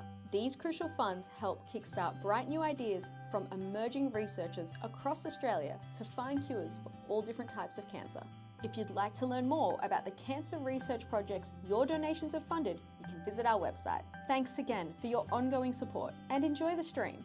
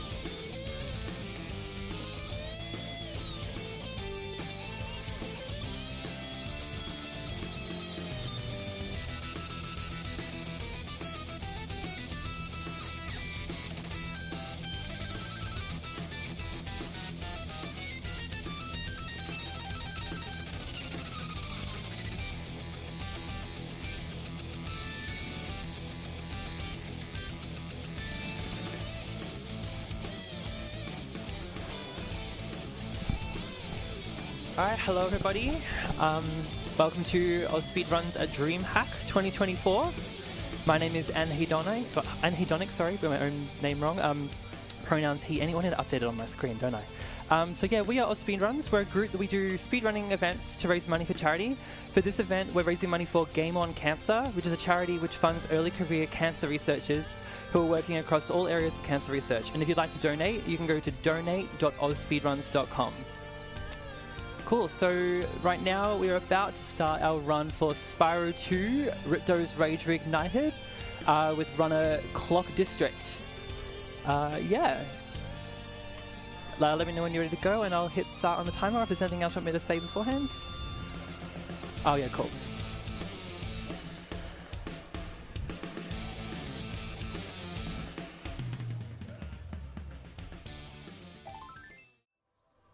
Hello. Hi DreamHack, how you going? It's nice to see a good amount of people here. You might be thinking, why is Spyro spinning so much? It's a little trick that I like to do. It's a little glitch that we have that I like to show people. It's pretty funny, especially if you have like silly colors like blue. I like to call it the Sonic Spyro. But enough with the funny jokes. We are going to be doing Spyro 2 Bone Dance today, and we'll get started on that in 3, 2, 1, go. So, Oh shit. this is Spyro Reignited Trilogy, just a remake of the beautiful Spyro games that a lot of you here probably played as a child. Raise your hand if you played this game as a child. Yeah, I already seeing hands going, awesome. So, the first thing we're going to be doing is we're going to be going into Glimmer, the first level that the game just puts you straight in. It's different to Spyro 1 and 3 that put you into a hub world. I'm going to be collecting some gems as well. I'm not going to need too many gems. But the first thing we're going to be doing is going over to a bridge. Right over here that you're supposed to pay money bags 100 gems for. So I'm going to do some sort of perfect hollow. I'm going to try and get on top of this torch. Hang on a second. It's a bit tricky. Oh, I just went over the edge of it. We'll get that another shot. It's a bit tricky to get, especially when you haven't warmed up. Money bags, I don't want to talk to you, dude. Oh, that's really close. Okay, we'll try it again. No? Come on, Spyro, work it here. No, I thought that was it. Alright, we'll give it one more shot. Actually, I've already spoken money bags. I need to go wide again. There we go. Awesome stuff like that. We can just glide across. It skips having to buy the bridge. I'm going to go talk to this guy here. So in this game, generally what you do is you have 3 home worlds. The first two that you get through by getting a talisman at the end of each level, and the third one you need 40 orbs. We're only going to see the first hub world and 1 level in the second hub world. And we're barely even going to see those levels anyway. We also see I'm collecting some gems. I'm going to need 400 by the end of the run, because we do need to unlock a level that costs 400 gems.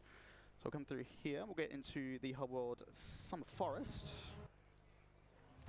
Alright. I'm going to jump over Alora's torch trigger there. No, never mind. That's fine. It's hard to get. You got to do a nice big jump. In the original games, you could actually just charge through those triggers. We'll pick up some gems. If you ever see a red gem, that's worth 1 gem. If you see a green gem, that's worth 2. Purple, not blue, that is worth 5. If you ever see a yellow gem, that's worth 10. And then magenta is worth 25. Now, in Idle Springs, it's basically like a bunch of little escort missions. I need to kill the enemies that are stopping these guys from breaking these blocks. While they're breaking the locks, I'm going to be getting these little bugs that have fodder, which generally give you more health. But since I'm probably wondering why I'm getting them, when you get 10 fodder, you actually get an extra life. And what I'm trying to do is I'm trying to get 10 fodder inside of the first boss fight to try and manipulate a little bit of a some damage abuses that I'm doing in there. So that guy's coming up to the lock, so I need to be ready for him. So I'm at 4 fodder right now, actually. This is the 5th one. I'll get that coming back because we get another bunch of gems right here. No, okay, we'll give him one more shot. We'll give him one more shot when we come back. There we go. Awesome. I'm gonna try and skip talking to Zoe the Fairy here. Nice. As we wait for this guy to get his, we'll get the last few gems. So I'm already halfway through my gem count here, which is really strong. I'll do a lot harder to get skip going through the stairs. And we get a second talisman. You'll also notice I'm going to leave this level very quickly. This game actually remembers where you what position you last were in the menu. So since it's remembered me as the 4th position, it will remember me as the exit level. So I can just pause, X up, X, as opposed to having to like find where it is and scroll. I already know where it is. Sucks in certain categories when I have to change frame rates halfway through, because then I muscle memory into options instead of exit level. We skip money bags here. Normally you'd pay 500 gems to unlock swim. We're not going to be doing that though. We're going to be doing something really cool after this level. So head into Colossus. So Colossus is also a really good opportunity for some really nice gems. Like there's 10 gems over here. I think there's 2 5s in here. There's also another 5 that I'm going to grab just around the corner here. I know where a lot of gems are in this game, so I can kind of just gem wrap on the fly. We'll be coming up to do some more perfect hovers. So hovering in SRT is based on how long you're in the air. So if you time your jump and your glide just right, you can actually gain height out of it. I'm also going to do a wall glide here. There we go. To try and gain some height. Normally I have to go around this level a little bit. And we'll up, and I don't know if I have enough distance. That's fine. We're at the end of the level. We've skipped like half of this level. Now, I'm not going to be exiting level here. I'm going to use the guidebook that you don't normally get at this point in Spyro 2, but in SRT you actually get the whole thing. I'm actually going to pick up some backup gems that are around the corner here as well. I don't think I need them, but I'd rather be a bit up than a bit down. Awesome. I'm going to go back to Summer Forest. Now, I said we're going to be skipping swim. How are we going to skip swim? Well, I'm going to go to the Glimmer Portal, which I will spawn right in front of right about now. And I'm going to try and get a frame perfect pause right in front of this. There we go. So you see at the bottom it said I'm in Glimmer. I'm actually not. That was the first frame. Spyro's having a bit of a nap. That was the first frame that actually touched that portal. And by exiting level, the game gets a bit confused. I might need to give it a few attempts. It's a little bit RNG. We don't really know how it works, but I might be able to get myself to wrong warp all the way to the other side of Summer Forest. We'll see if I got it. There we go. Awesome. Okay. Let's get some more gems. I'm really glad that was the first try. Normally at marathons, it takes me like 2 or 3 attempts. Either I miss the pause, or it just spits me back out of Glimmer and I look like an idiot. All right. Hurricanes, we're not going to see much of. Normally you have to go around. It takes a really long time. You have to like get these diodes. You have to unlock the doors with. Another perfect hover to get up there. I'm going to do the baby strat here because I haven't been too good at the other strat. We're going to jump up on this all the way up to here. You're not supposed to be here until you've actually finished the level and you're doing the mini games. There we go. Give me that. I'm actually going to use that big block that came out to go out of bounds. There we go. You can just walk right through there. And we're at the end of Haruko. So it's one of the fastest levels in this entire game. All right. Got 2 more levels left in here. I think I might be at 400 gems already. We'll take a look. We'll see. We'll see. Let's see how much I'm... Yeah, I'm fine. I'm fine. 393. There's so many gems that I can pick up on the way. Awesome. All right. So we'll head over to Sunny Beach right now. Sunny Beach is an interesting level. To do it, you normally have to actually use swim to get through the level. Instead, we're going to be doing some shenanigans going out of bounds. So, there's a turtle right here. I can just jump on him, and I can do a hover up to here. Normally, I'd run around the level, but I don't. Run around this top area, but I don't need to. And this guy, named Franklin, as I like to call him, I'm going to flame him. Get him into a good position where he's going to try and come back to his normal position. I'm going to jam myself in this corner. Franklin, more. Never mind. I got a squeeze proxy there. What I want him to do is I want him to push me out of bounds through this wall. So we'll try and... I think he needs to go a bit more to the right. That might actually be okay. Franklin, thank you. Good boy, Franklin. We'll do a couple of glides here. There's a couple of weird out of bounds shenanigans that got me here. Now we're at the end of the level without using swim. Gonna get rid of that guy because he can hit you. We'll just flame this guy as he comes up. There is another strat to like continue out of bounds and go up this wall in the middle of it. It's kind of hard though. You have to be very precise for it. All right. There we go. But one more level. This is the level that I need the 400 gems for. There's a whole bunch of gems. I think it's like 30 or 40 gems on the way in, on the way into Aquaria Towers. 403, not too bad, not too bad. Not too bad at all. All right. It's also worth noting that in the original version of this game, this category, which we'll get into why it's called Burn Dance in a bit, this category is like a 7-minute category. in the original game, because you can just skip straight from this hub straight into the first boss. I'm going to grab a sheep or 2 here. I think I've got 2, so I should be on 7 fodder right now, so I'll need 3 inside the boss. I can actually get one when I'm out here. I'll leave that on there. So, when this game was first developed, there was no assets from the original game, so Toys for Bob needed to basically extract the original game's geometry, and I can't actually charge through this water because I don't have the swim ability. So this number 4 right here, you can see it right here. There's actually another number 4 that the original game was developed on. So in the original game, the 4 is right there. We'll stand on top of it, and we skip straight to the end of the level. All right, that's the last full level you actually see in this run. Now we've got a boss. So, Crush is the first boss in this game. I am going to tank every single hit that Crush is going to do. He's going to go to one of 2 like pads on the ground. He can either go to a blue paddle to do like a wave attack, or he go to a orange paddle to do a fireball attack. I'm going to tank every single hit, and I'm going to run back to a certain position every single hit to try and manipulate certain sheep to come down from the ceiling to heal myself up. Once I do that and I get down to no more health, I am going to start getting more health every single hit, and you'll see me get a life a few hits in. All right, Crush, let's dance. While we're doing that, do we have any messages or anything? We actually don't just at the moment. Just to remind everybody, you can donate. There's a manual in-person donation jar, I believe, to your left over at our interactive desk. Otherwise, you can donate online at donate.ausspeedruns.com to our charity, Game On Cancer. Yeah, it's a great charity, awesome people. And we've raised quite a lot of money for them over the last few days, which is really cool. All right, so you can see there's a whole bunch of sheep down here. So I don't need any more, but I'm going to try and get as many as I can. I've never seen Crush go to the middle. That's interesting. Oh, I'm dead. I wasn't watching my... wasn't watching my health. That's fine. That's fine. I forgot to get sheep. That's okay. We'll just give it another shot right here. I would also like to shout out the interactive area. You can't really see it from where you are, from where a lot of you are in the crowd, but it's actually just over there. And it's a lot of fun. I think we're still doing Super Monkey Ball, maybe?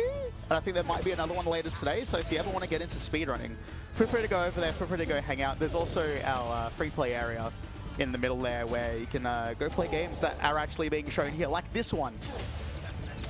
And if you ask me nicely today, I might teach you a few things in this game. All right. So the next fodder, if my count is correct, no, the one after that should be my life. Yeah, so the next fodder I get should be a life for me. Let's dance, Crush. All right. There we go. Perfect. I know how to count to 10. That's very good. I'll be very worried if I couldn't count to 10. All right, Crush is one more hit. Funny thing about the final hit is those rocks that fall on him, they will hurt you for every single hit except for the last one. So as long as I don't get hit by the club, there we go, I can just chill under here. I did some practices of this over the free play area. My friends thought I died. All right, so now let's get on to the Bone Dance, shall we? Bone Dance, this actually started as a meme category in the original Spyro 2, where you go to Skelos Badlands and you do the Bone Dance minigame. There will be 8 bones scattered throughout the level that I have to kill some certain enemies for. And I'll be doing them as fast as possible. Doing a few fun little tricks to get around the geometry a bit. But if you want to learn how to do this minigame fast, take your notepad out. I also have blue spikes, which is really good. I can tank a few hits. So I'm going to grab this ball. The first one, you can see it on that skull over there. So I'm going to jump up here. And just for swag, I'm going to shoot him with... Oh, no, they missed. Never mind, no swag for me. That's right, we've got another ball here. There's also a lot of enemies in this level. All right, we'll try that shot again.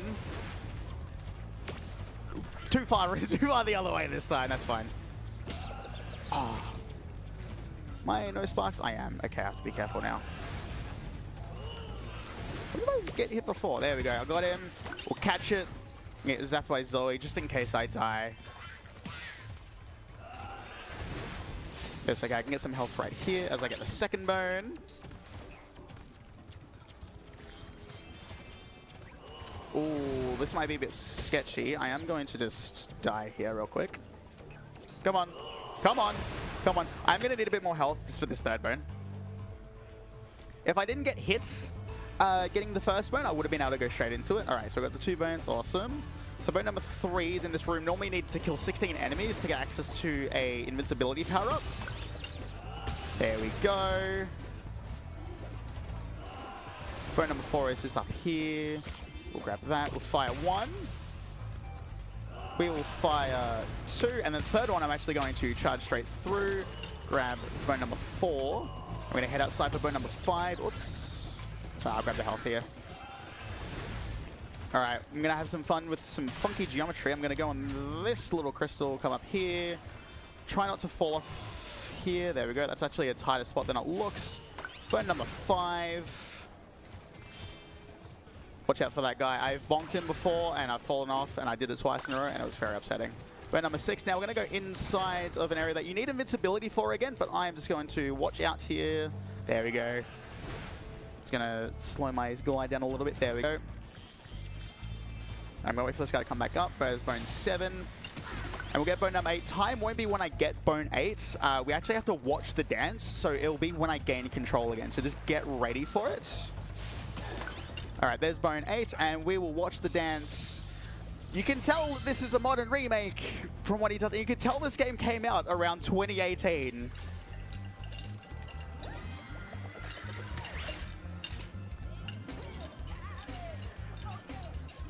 And that's time. Thank you all so much. This has been Bonus. It's a stupid little category. It's fun to do. It's always fun to do at these sorts of events because it's really fun. I can just bust out a run whenever I want. I've done this as backup before. It's really nice. Also, thanks for everyone for coming out. Like, you guys are all awesome. Feel free to stick around for the rest of the event, though, because we're going, I believe, until about 6 p.m. tonight. There's plenty more runs coming up. My name's been Clock District. If you like Spyro Reignite Trilogy, if you like 3D platformers, all of my socials are literally just that. Feel free to follow me on Twitter. Feel free to come into the stream. Also stick around. We also have a Discord here. Donate as well. It's awesome to see. But that'll be it for me today. Thank you all so much. Thank you, Clock District.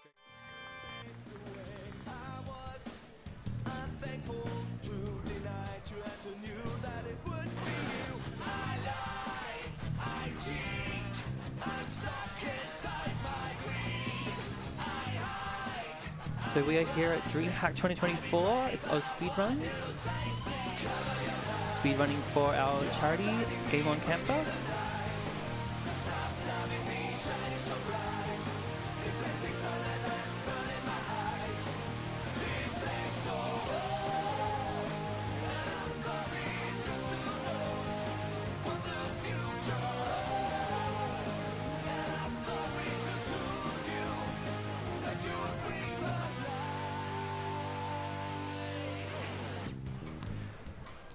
Welcome everybody to AusSpeedruns at DreamHack 2024. Our next run, starting in a few minutes, will be Who Wants to Be a Millionaire? Any percent? With JT Magic Man speedrunning this one.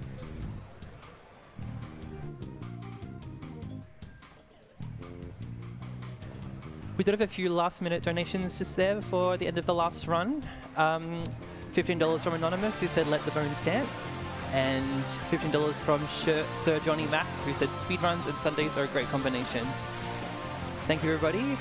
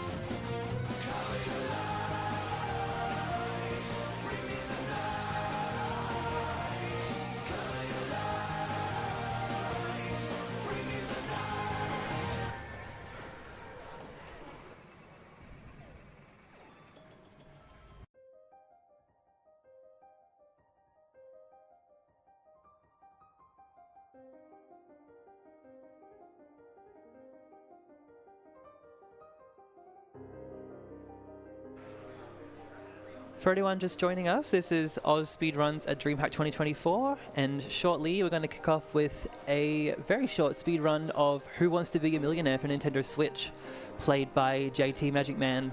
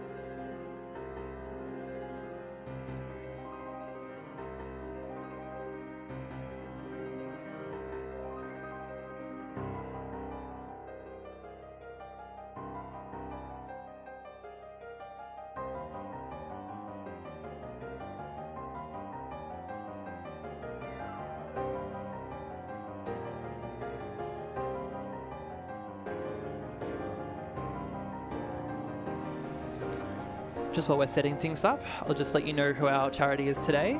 So we are AusSpeedruns. We're a group doing speedrun events to raise money for the charity Game On Cancer, a charity which funds early career cancer researchers who are working across all areas of cancer research. If you'd like to donate, feel free to go to donate.ausspeedruns.com. Otherwise, we also have an in-person donation jar just to your left, behind you guys, at our interactive area.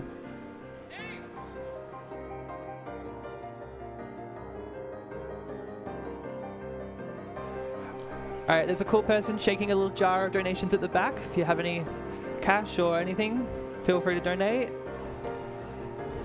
Otherwise, yes, donate.ausspeedruns.com. Thank you.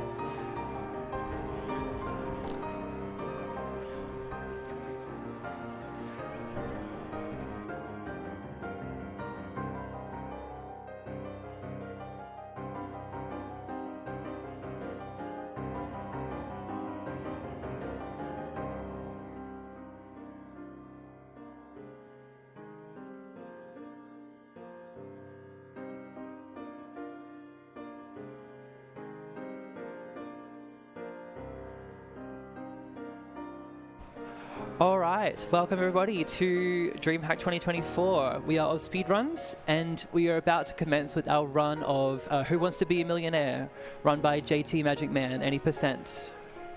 Take it away.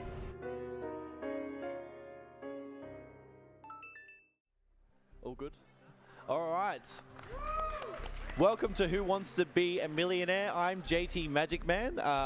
The first thing we're going to select as our character, it doesn't actually matter who you play as. It's just a good meme that we've got Margaret, who's retired, 69, passion mini golf. But we're going to get into the game. I'll count down from 3. 3, 2, 1, go. All right, so the game does take a bit to load, but yeah, this game was released on the 17th of November 2020, and then the upgraded version came out a little bit later on from that. So here we go, 15 questions. Which of these is a female counterpart to a bull? Oh, even I know that. It's a cow. I know. Moon. Choosing A. And if you guys know the answer, feel free to yell it out to me, because we might need some help. If you don't, we're asking Siri. Yes. So. What is the name of author Harry Potter? Everyone knows that's J.K. Rowling. A seems quite Nah, it's appropriate Hermione to me. Granger. Oh, is it? Oh, too late. Oh, lucky I didn't listen to you. All right. What comes after winter? I actually don't know this. It's not the Ice Age. Are you positive? Yeah, I'm pretty sure. So Okay. we got 4 lifelines here, but if anyone in the audience knows, what comes after winter? Anyone? No one? Spring? Yeah, of course it is. Well done, guys. Thank you for helping Seems out. good to me. Okay, C. Oh, I love her voice. Now, I honestly don't know who this guy is, so this is one for Siri. So Who is Thomas Pesquet? I think he's A. I'm pretty sure it's A. If not, we'll call him. That is not We're the gonna answer, call Siri. It's an astronaut. See, I use the Okay. lifeline. So I'm actually skipping a lot of dialogue here. You guys aren't seeing that. It's just quicker to do it that way. All right, I'm not a Star Wars fan. I think it's Han Solo. Han Solo, you sure? The movie's called Solo. So. Okay. I'm choosing I trust B. you. I trust you. I Yeah, all right, $1,000. stressing for a moment. All right, 10 more questions, then we won the million, guys. No pressure at all. All right, where are Celts from? Europe. Correct. Choosing A. All right, another one right. Well done. I like how I'm answering. All right, now I'm no good with spelling questions. What the fridge is this sentence? Anyone in the audience know literature or spelling? No one? Sitting next to us. We can ask you. Okay, literally ask the we audience need in the some live help line here. here. If Oh, would you pick sat up next to those us. keypads Yes. And enter So your what do you think it votes is now. then? Sad. Zach. Well, I just said it. Like, But the audience says it's C. well, the audience are idiots. You reckon? Yeah. You've 100% certain? Not you guys. You're fine. It's just these ones. So D. We're going against the lifeline here. Yeah. Okay. I trust you. Is He's that shaking your his head. final answer? It's wrong! Hell! All right, that's all right. We get what do we got? Okay, we got plenty of time to do another try. I'm mad. I should have gone with the audience. I'm gonna stick to taking photos and asking Siri, and you can do this. Alright. Sounds good. All right, I think our problem was Margaret. It wasn't Lacey at all. We're gonna go to Ruben, who is actually the most annoying voice in the game, and try again. Oh, clearly, because the most annoying would be the most useful. Absolutely, absolutely. All right, we got another try. That's all right. That's why I put 15-minute estimates, so we have more than one try. All right, so we're skipping A. There's lots of cutscenes and stuff.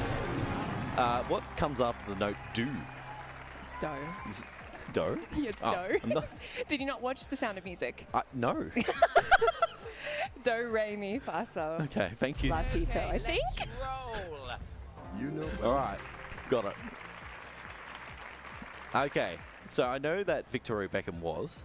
Britney Spears, I don't think it was, right? Not part. It was not. It was not part. When the heck was Britney Spears in the Spice Girls? I don't know. I'm just going to phone a friend quickly then.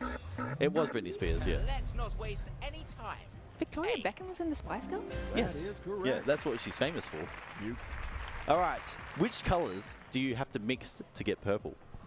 I You don't know. ask the audience. Guys? D?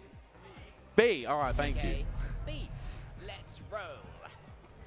so All right, there we go. You should know this. Now, if I don't know this, I'll just exit the building. Let's go with B. I know that's Well, All right, it is a bird. okay. B. Let's roll. All right, $1,000, okay. 10 more. All right, what sport does Teddy Riner do? Oh, I think it's karate, but I'm not 100% certain. This might be a Siri question. I'm pretty sure it's B, though. Siri doesn't like to listen to me, so I'm just going to... I'm almost, yeah, it's either A or B. French judo practitioner. I knew it was A, I was just testing you, so. It's pretty handsome, too. Oh, he is too. All right, lock in A, $2,000. Lock it in, Eddie. What happened on July 14th, 1789? But I think it's C. C? Storming of Bastille. Okay. Bastille was B. stormed. I'm going to choose B. Thank you, guys. Need all the help we can get sometimes. Adele? I should know this, but I'm not an Adele fan. I think she's English. She's I think English, she's right? like she's got Yeah, a Cockney yeah. accent, She's doesn't English? she? Yeah, Wait, she's- do not click it until No, I we're clicking search it. No, it. no, Oh no. my god, No, she's English. You're I'm good. trusting the crowd on this one. Yeah. Okay. How many players are needed in a game of handball? Why is there more than 4 in this answer? I think it's 14. decide. Yeah, 14. Okay, just double checking. B. All right, lock in B, 14. All right, got another one. In what year did Stephen King publish his first novel? I'm pretty sure it's 74, but can you please double check? Yeah, B? Everyone's happy with B? Okay. Let's go with B. final. All right, 32K. We're getting there. 5 questions away. We've still got 2 lifelines. Seriously, not helpful. Doesn't help me. No, it doesn't. That's not very good. A grammar question. I'm horrible with I'm these. lost. I'm Speech lost. comes after an article. I'm lost. I'm lost. Noun, C? Are we sure? Okay. C for yours truly. Is that Thank you, thank you. All right, 4 more. Now, his ear. Yeah. Yes, it is his his ear. His ear. Pretty I sure know it's that. right ear. Let's save Was some it his right time. ear? I think so. Good to know. All right, which of these is a painting movement? Any painters out here? Any artists? Spherism is, isn't it? It's A, oh, it's yeah. Cubism. Never mind. A? Never mind. Everyone happy A? Yes? All right, lock in Let's A. not waste any time. A. You know. It is. Got it. It is Cubism. It doesn't. It's not very cubey though. No, it doesn't look like it at all. No. 2 more questions away. All right, what is the chemical symbol for magnesium? Magnesium. Magnesium. C. C. It's Mg, Mg. For yours truly. which you should be taking. Well done. Magnesium is good for you. All right, final question for 1 million virtual dollars. All right, now Astro Boy, I'm pretty sure it From was now on, the B. 50 All right, we'll lock it in. Well, it takes away some of the I'm going to answers. choose B. All right, now we wait the suspense. I'm not going to You skip know this. what my next question is, Time right? is coming up if Is we're this correct. your final answer? Are we correct? Have we won the million That's my virtual final dollars? answer. We're going to wait. You have given Waiting. your final Suspense. answer. I hope it is the right one. Yes! $1 million! There it is. That's time. And That that, made you a millionaire. that's Who Wants to Be a Millionaire by JT Magic Man. I hope you guys enjoyed that run. It was a little bit of a meme and funny run, but hope you guys enjoyed it still. Thank you very much for having me. Good job. Thank you, audience, also. All right, that was Who Wants to Be a Millionaire on Switch. Any percent? Played by JT Magic Man.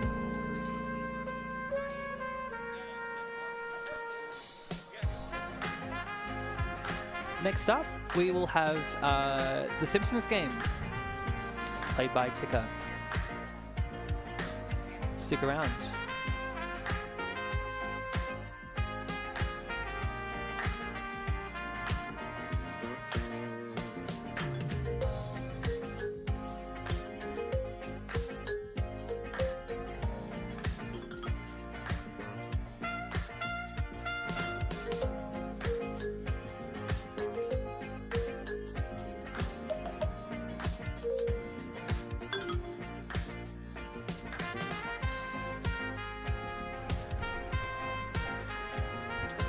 We just got a $10 donation in from Tahiz with a comment, the AusSpeedruns tote bag is quite nice.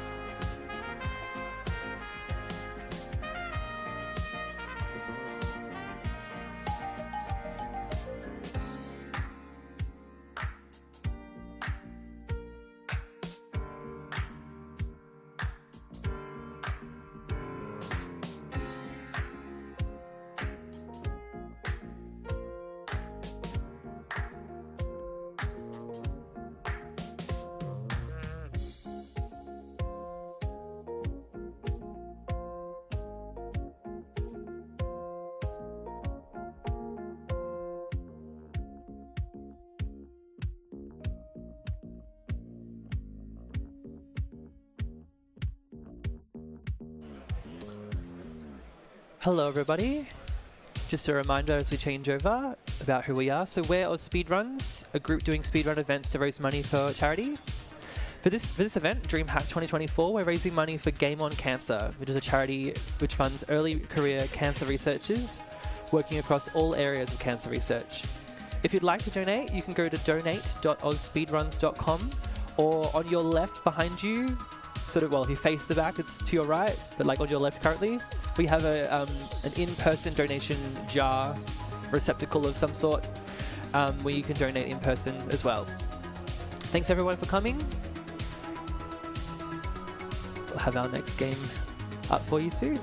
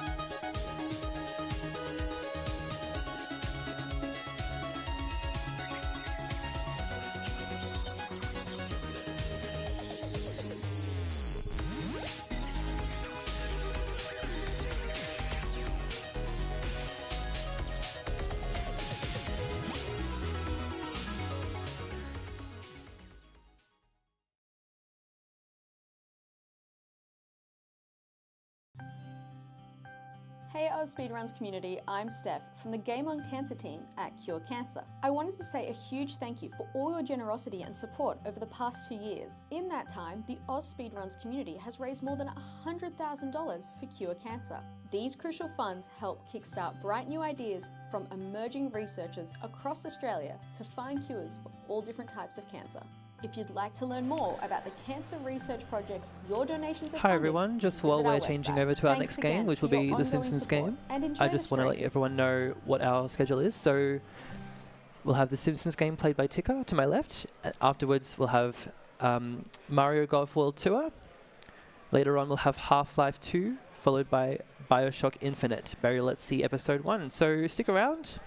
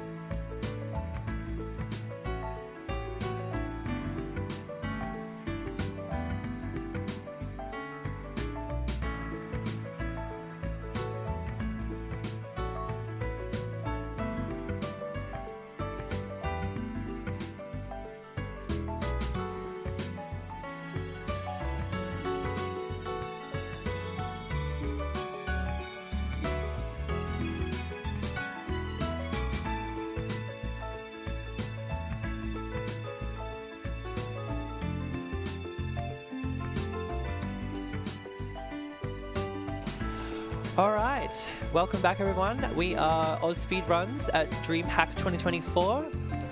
And we are just about to commence our next run, which will be the Simpsons game played by Ticker. So yeah, take it away.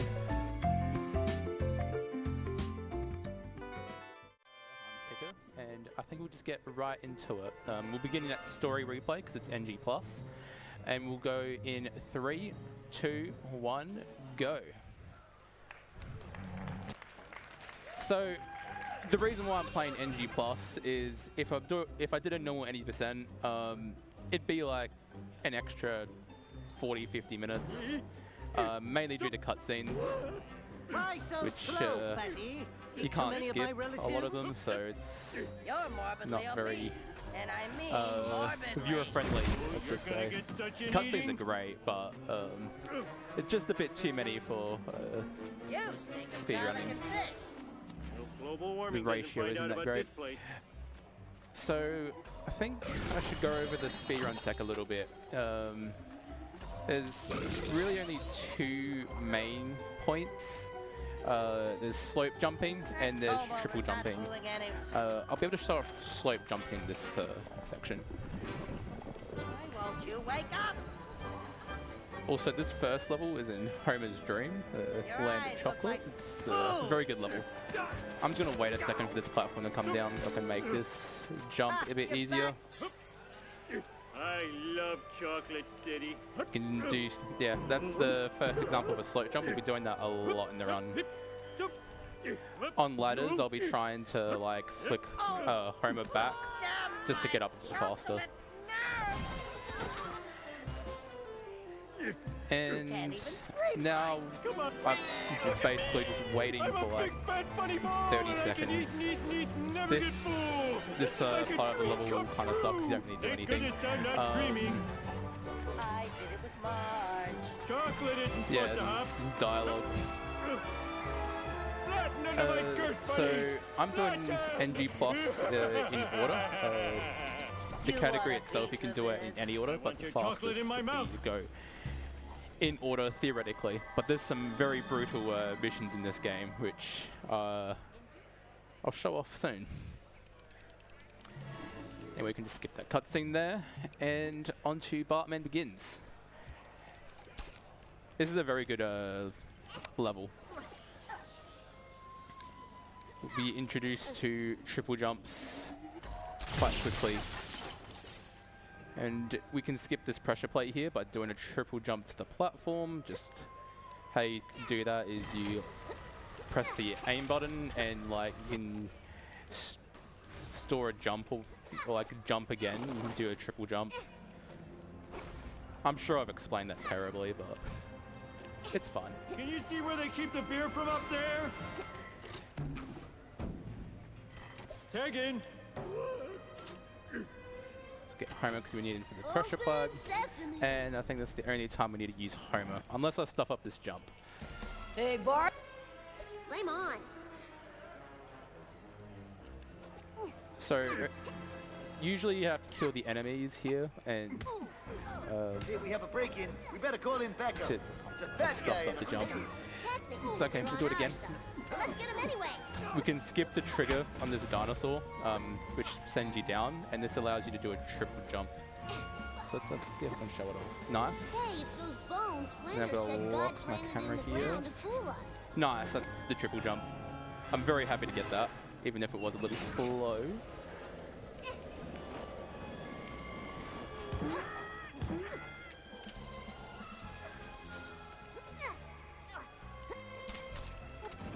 So essentially we are in a museum and finding dollies for some reason.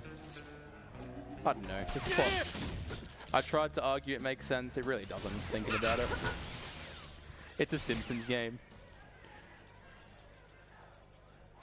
Some might say the Simpsons game. Taking out the trash is part of the job. And then I'm just hitting the targets here to push Kearney along. Use my nightstick. That's what I call a power.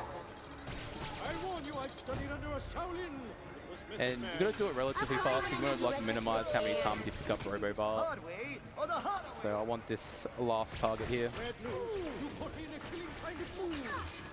This museum has a strict no. I don't like the way that donkey's looking at me. Okay, hit the donkey. Let me show you to the exit. And Kearney should climb up here. This will be the second of the three bullies. Crude but effective.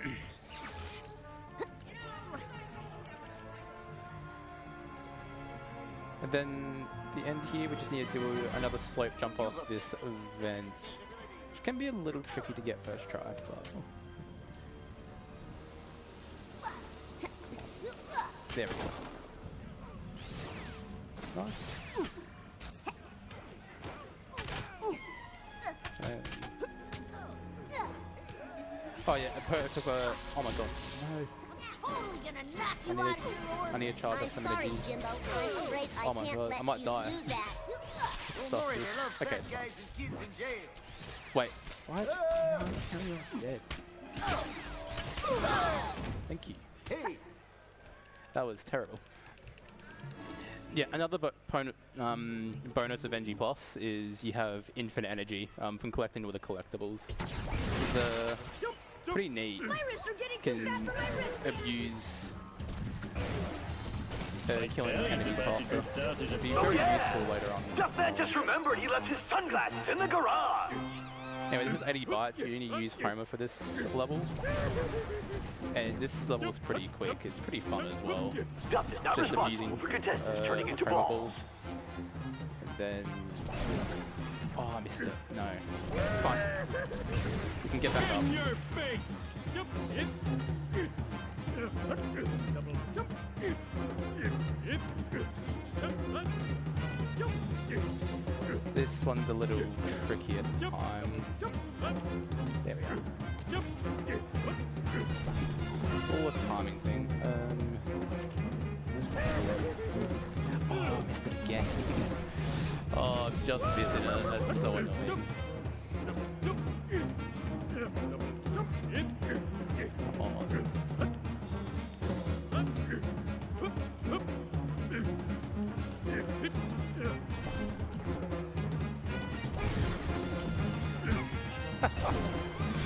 Oh, wow.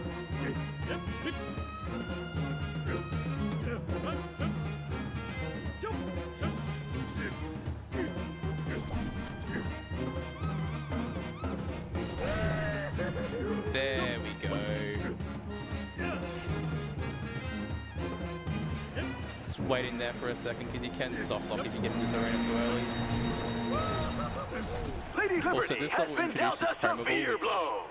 which is very fun to use. It's like the fastest way to get around the game as well. But unfortunately, you don't have Homer the whole time.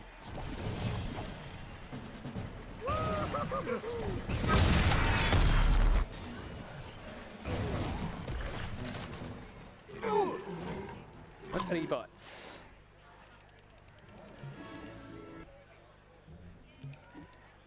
Onto Lisa the Tree Hugger. This is actually one of my favorite levels.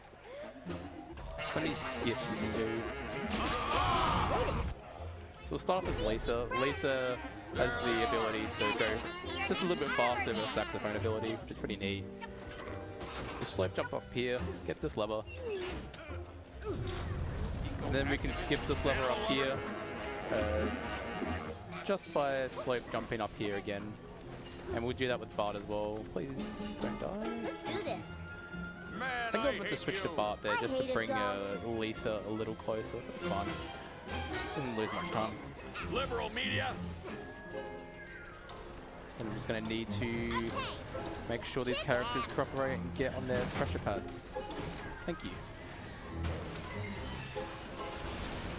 There's some weird behavior with skipping that lever.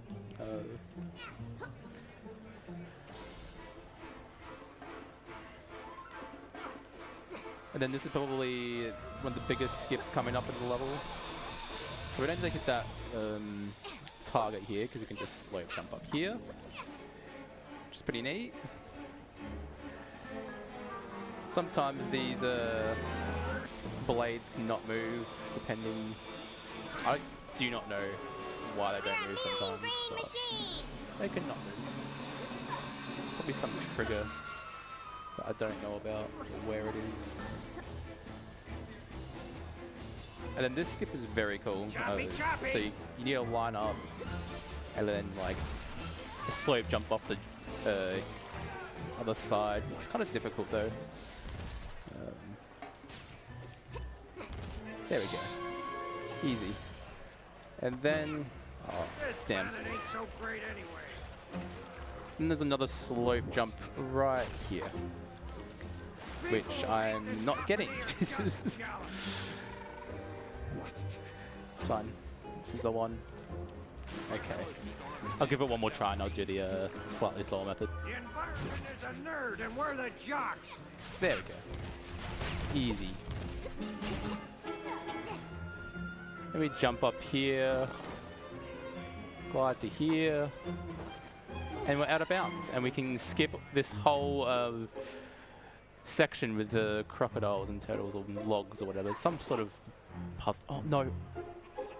Oh no. Well, I have to do that out of bounds again. We don't over there. I mean there. You guys are jerks. I may have jumped very slightly too early, I think.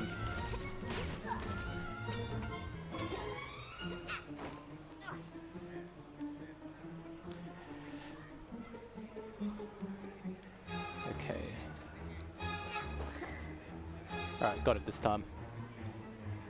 And we could just walk up here, jump on this, and we'll walk to the end. Skips this whole section, which can be quite long. I think you need to bring Lisa as well. I don't think there's a way to do this without Lisa.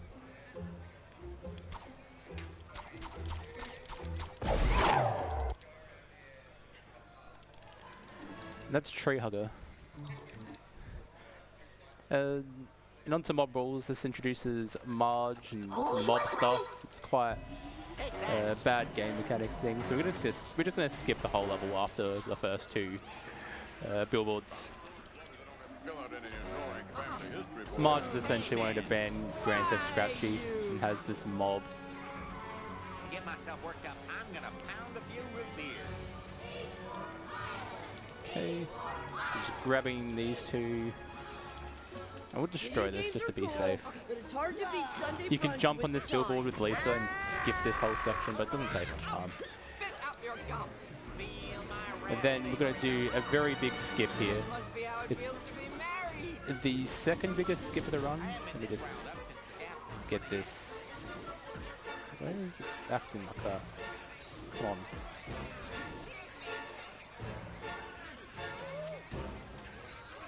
Why is the hand acting like that? Okay. There we go. So demeaning to women.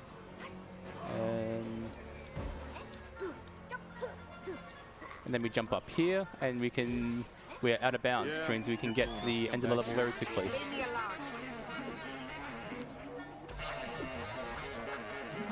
And you'd have to go all around and do like all of that, break that statue, use Maggie. We don't actually use Maggie throughout the entire run, which is pretty funny.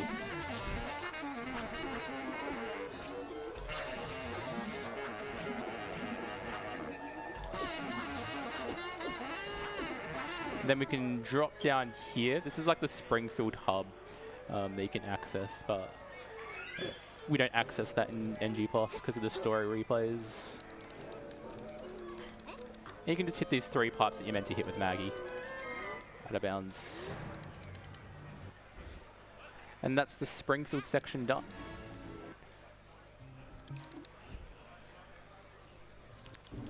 These must be the Now this is probably one of my favorite level casually, but I hate it in the speedrun. You have all kinds of Easter eggs here. There's Mario. And Sonic. I hope I get to meet Zelda. This is the cheat engine. They have a bunch of rip-off Nintendo characters here. Alright, so this is... After this room, every room up until the final room is brutal. So... Hopefully I hit what I need to. Especially considering I haven't had a good start so far, so... A strong cheat tricks would pull it back for me. It's cool. They're only 5 times bigger than us. So usually you need Lisa to do the gears here. To place these gears down and make this platform move, but we can do a triple jump off this platform. And you can just get to the plat there. So it's combining a triple jump and a slope jump there. Oh, I wish I were back home. Oh, that's very unfortunate. Alright. This is not a hard jump. This factory needs a muck. Okay, I'm just gonna hit the edge. It's fine. Let's stop doing that. Oh, at least it's climbing the edge as well. You can, if you do it right, you can get control of Lisa straight away, and you can skip this Lisa having to find a way in herself.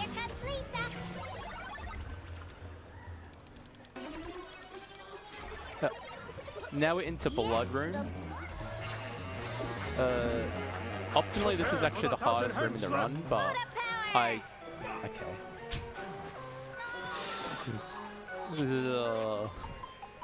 Attack is my only way of communication. But I don't do the blood jumps here. I only save 8 seconds apparently, so better just to do this.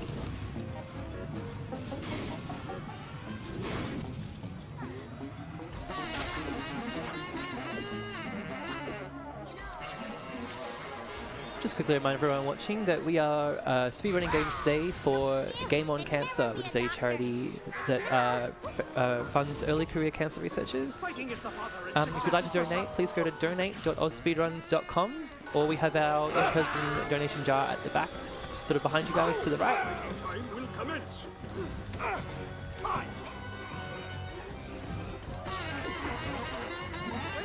So this room is just, going through with Lisa and using her new ability, which makes enemies attack each other, and you've got that glow on them. Basically working for you. Show the magic for girls.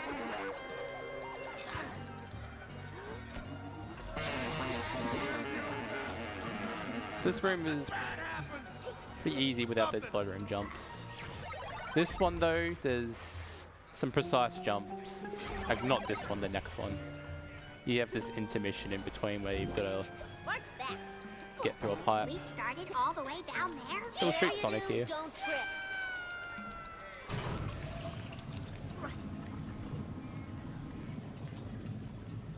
Got Mario. The Koopa. Gotta remember to steal a bunch of stuff here.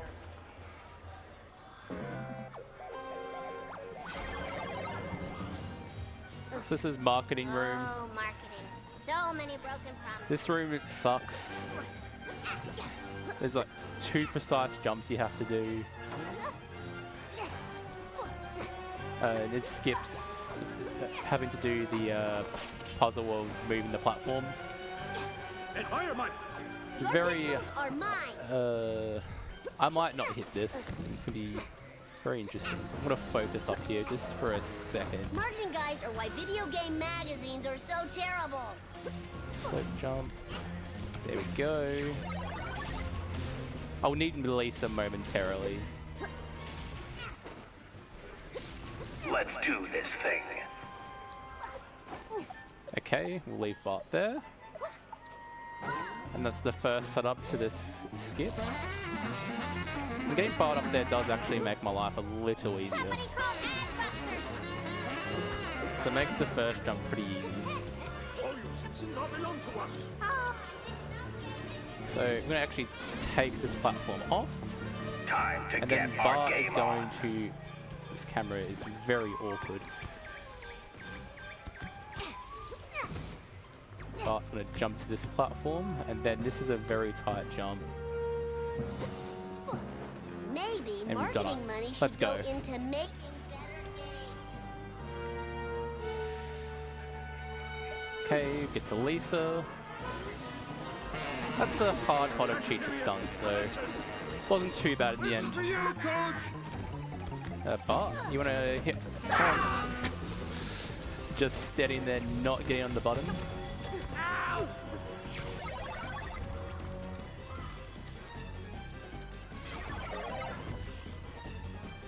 And now this room has a pretty cool skip. You can slope jump all your way up here.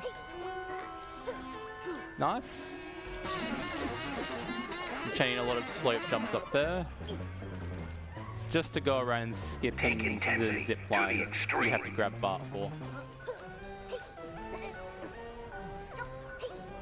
We're about to enter this boss fight, but it's very easy. Not even worth mentioning much about it. Actually, there is a 2-cycle I can get, but I've almost never gotten it. I think I got it once by accident.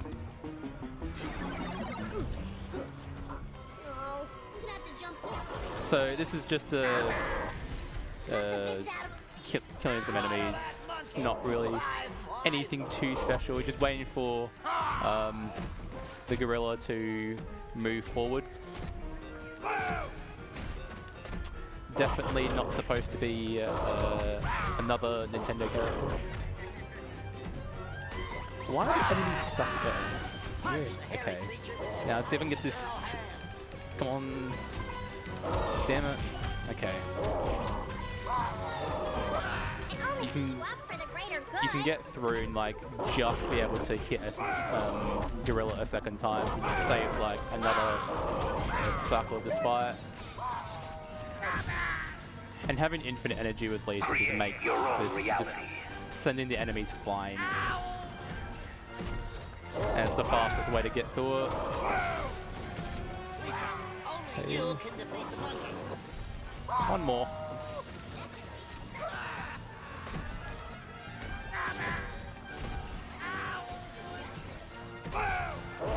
If there's any donations, feel free to read them out. Giant bananas for you.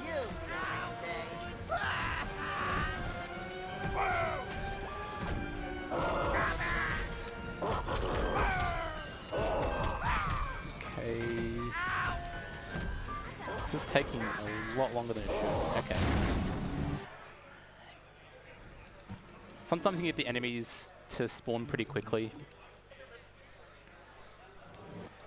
Day of the Dolphin, I'm not going to do too many skips here.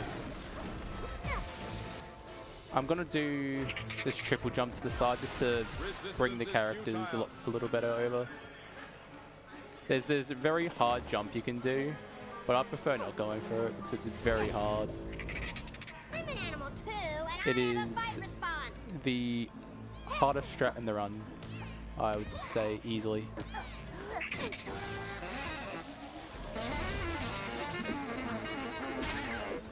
But we're just going to bring Lisa and do it casually by getting one billboard, and I'm going to put it there. Wow. Yes. Okay, I guess I have to pick up bar. Slightly too slow on that. That's fine. And I'm just going to do a couple triple jumps to get across. I found a bug in my caramel apple here Nice. once. Here there's a skip you can do. You can just jump across.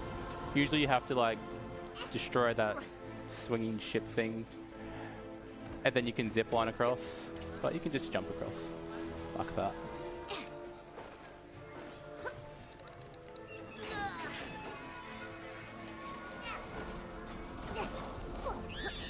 And here's sort of like a boss fight as well. We can get a one cycle here pretty easily. Stupid jerks. And we're just killing Dolphin this level because it makes sense.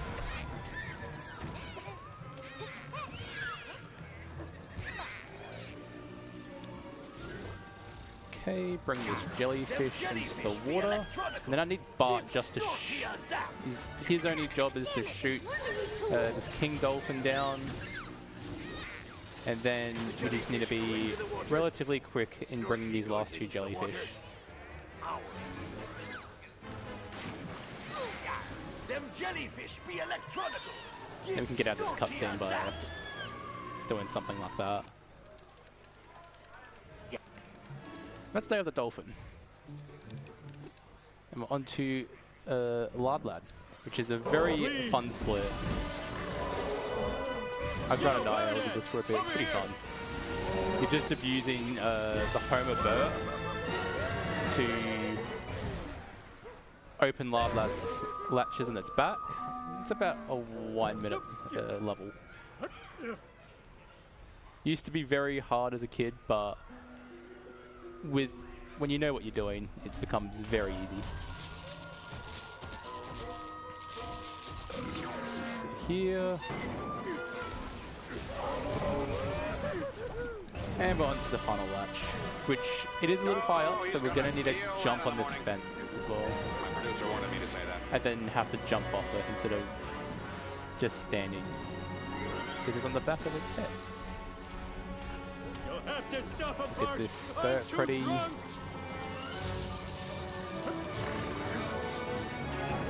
Then we jump. Why did I homer ball? There was no reason for me to do that. Oh no. Please get this in time. Okay. Little scuffed, but it's fine.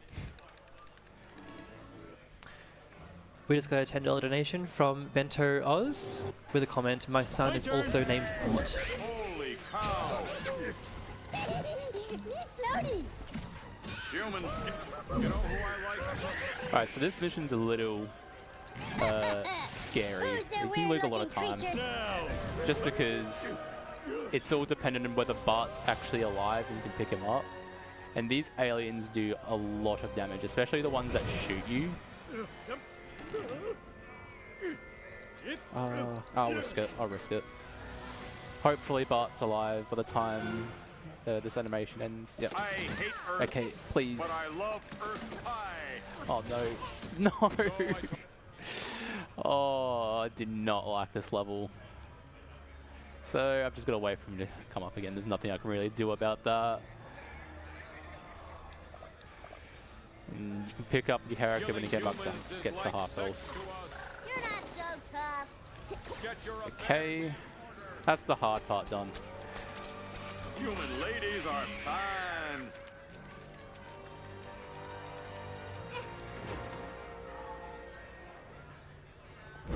Just get across here, and then we're doing Humans are flawed. this mini game. Okay, let's get Bart here. Get the door. Okay. Pressure pads. My favorite video game cliche. And I am very grateful for NG Plus burps because you can just go through this very easily. I stuffed it up here, but should be able to. Let's do this. Really annoying. Okay, let's see if we can actually get a good burp here. Yeah.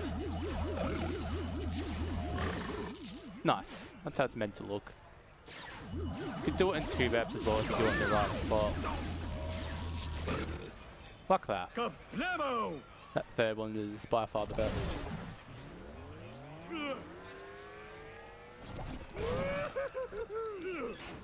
And then nothing is going on here.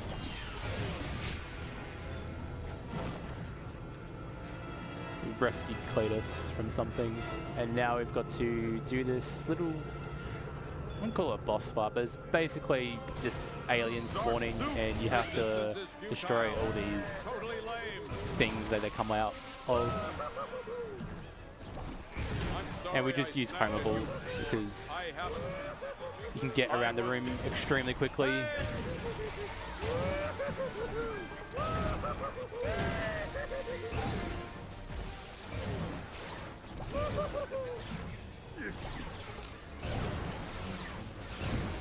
Come on.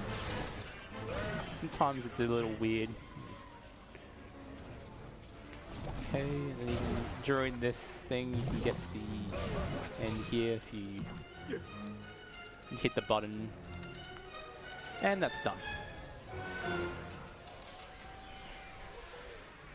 Probably one of my least favourite levels in the run. It's a bit rough all around. Then onto Bargain Bin. I got an IL PB while setting up, and I'm probably going to spend like 2 minutes on this.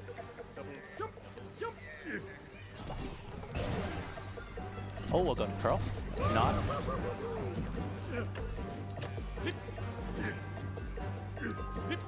Oh. So this level can be done very quickly, not under 20 seconds. Nice. That's a very big Don't skip. you It get saves it? like Nobody beats Will Wright. a minute, Nobody. minute 10. I'm king of the nerds. Actually, maybe a little more. I don't know. Saves a lot of time.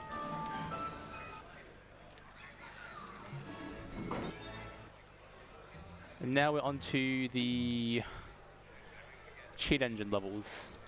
Starting with this one. So never quest. I want to try and pick up 12 of these kids here. Okay, got 14. Little minions, whatever. However the game refers to them.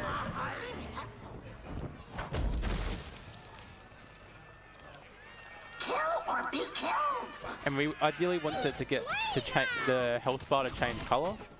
I need to get more things. Gather, fantasy people.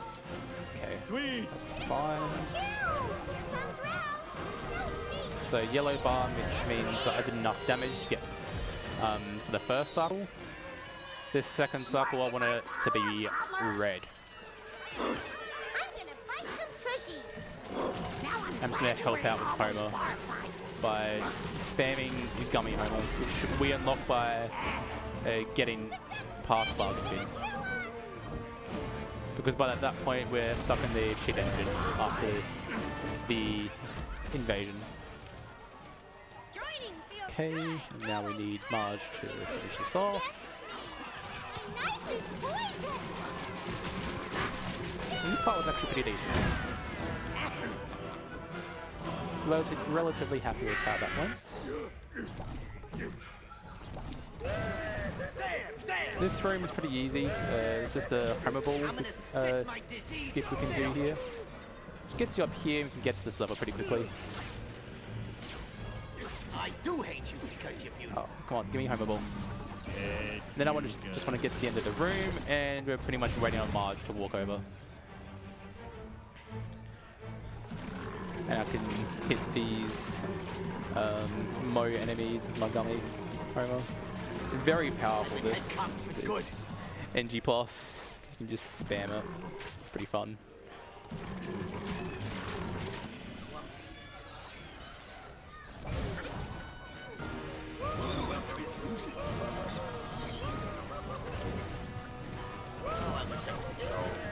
This is just a little mini game of like overhead POV game, which we just use Homer, again, fastest way to get through the level, because of Homer Ball.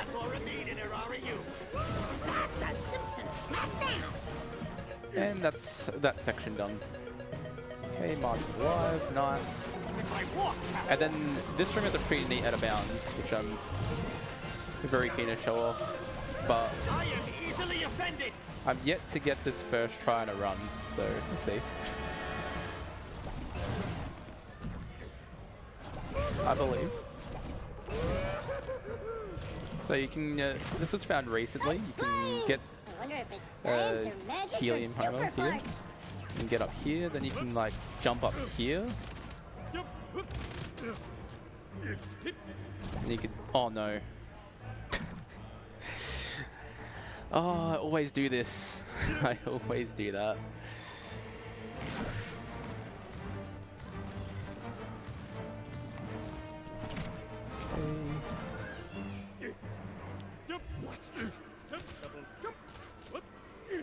This should be better. Okay. You can just get around the room like that. And we want to hit a trigger near the dragon, which gets us into the boss fight.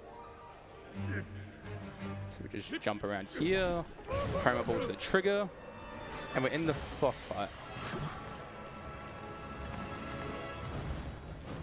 So, just gonna hit this once, and then there's a, we can instantly end the boss fight here with Helium Homer. I'm just gonna put him on this platform, and if you go to the edge of the screen around here, you can instantly hit Patty and Selma, and they just go flying into the lava.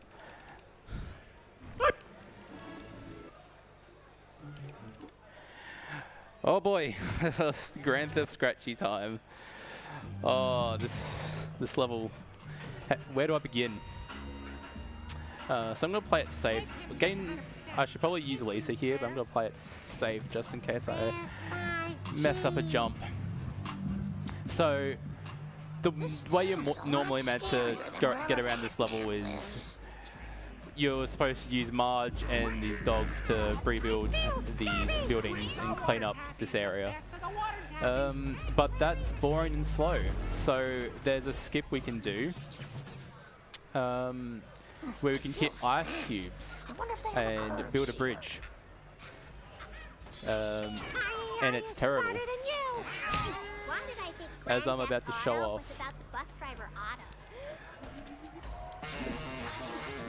Alright, so we've got past the first section. That's the easy part.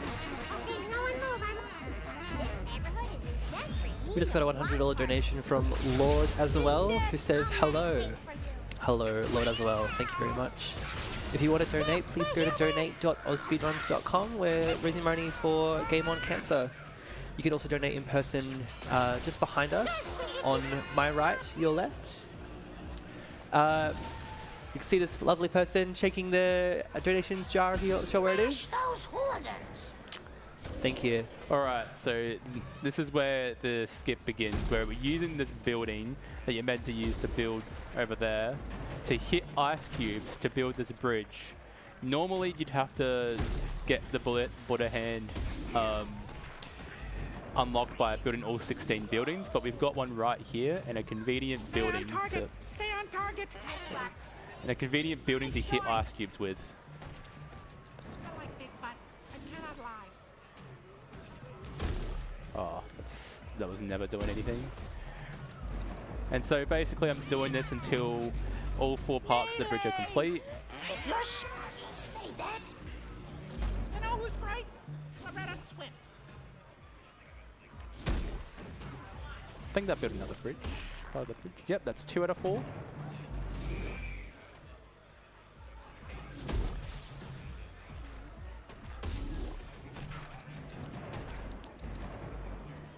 Okay.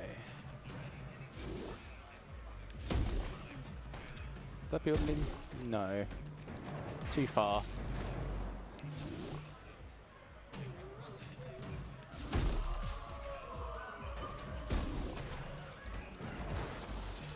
Way to scourge filth, Lisa.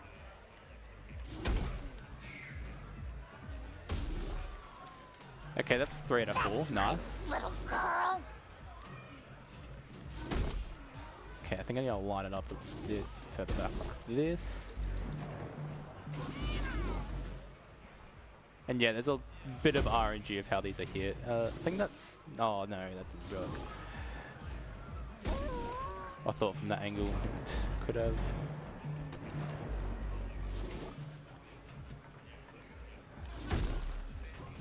Does that work? No. Damn, the third one's is always the hardest.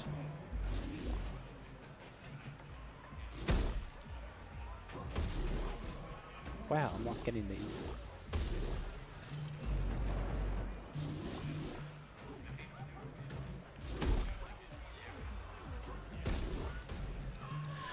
Tigger just had a question in chat that says, what is the intended strat here?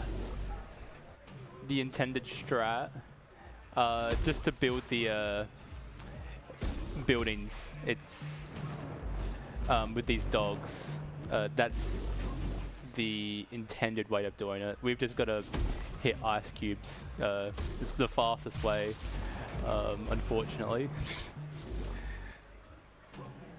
Both ways do unfortunately suck for a speedrun.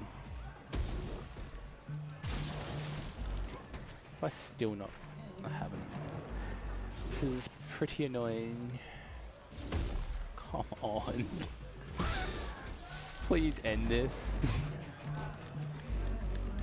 Come on. Any other enemies around?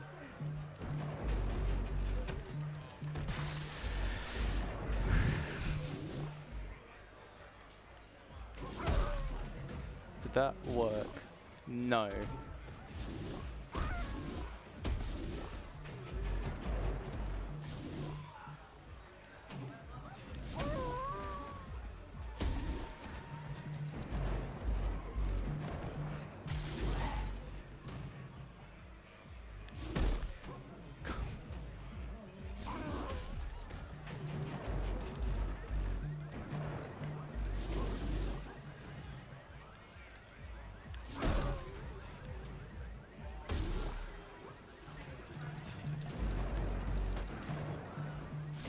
Usually I would have it by now, but it's just not cooperating.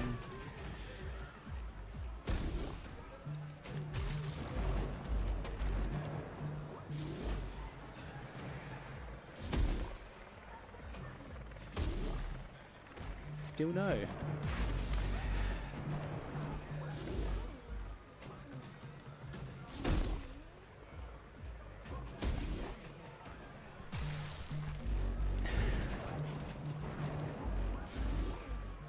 Come on. Let's go. Finally got there. So we just take these 2 dogs across this bridge we built, and that gets us to the end of the level. You can usually do that a lot faster, but it is what it is with that trick. You're just hitting ice cubes and pretty much hoping.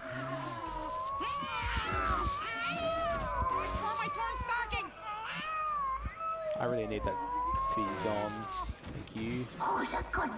Then we just have this mini game at the end of the level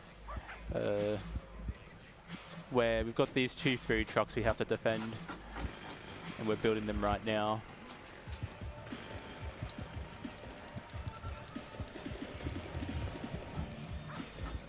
Extreme makeover, Marge edition. And basically, you'd be using these dogs for the to complete the entire level.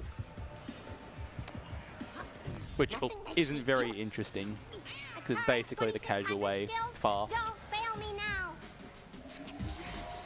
Don't get up in Pookie's business. Good job, Brian.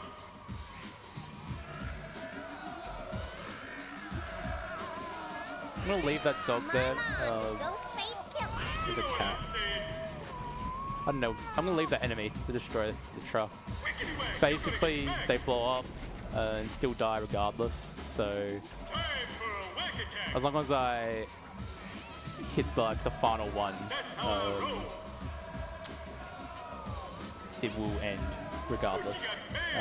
Whether I kill them myself or if they blow up on the truck. And sometimes the megaphone doesn't cooperate. Never told me you loved me. Alright, I kind of do need to defend that truck still though.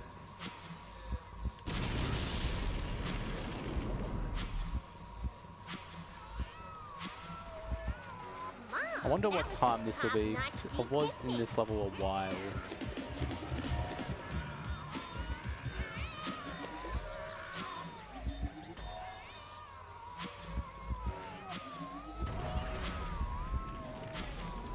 Okay, that should be the last one. Oh, no, it isn't more. Then wait, and we take these dogs and destroy the stage. And that will be the end of the level. Cartoon dogs, obey.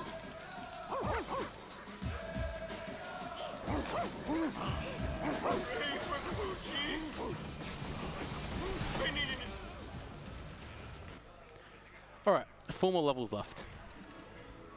Damn, 9 minutes, that was really not fast.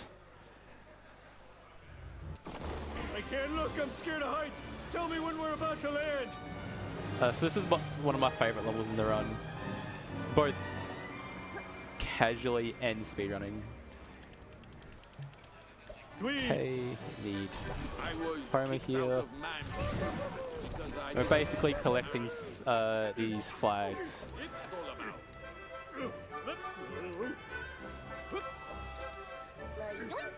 It's basically mocking the French. Okay, I need to know where these flag guys are.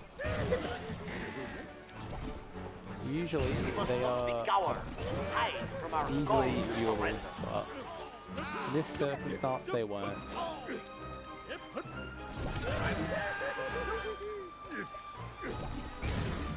We used to use Bart in this level, but then we figured out Homer can do this pretty quickly because Homer Ball. But it is a lot cleaner movement with Bart. It took a little bit for me to get used to using Homer here. Okay, I really need that flag from you. Oh wow, okay, I guess I'll get it now.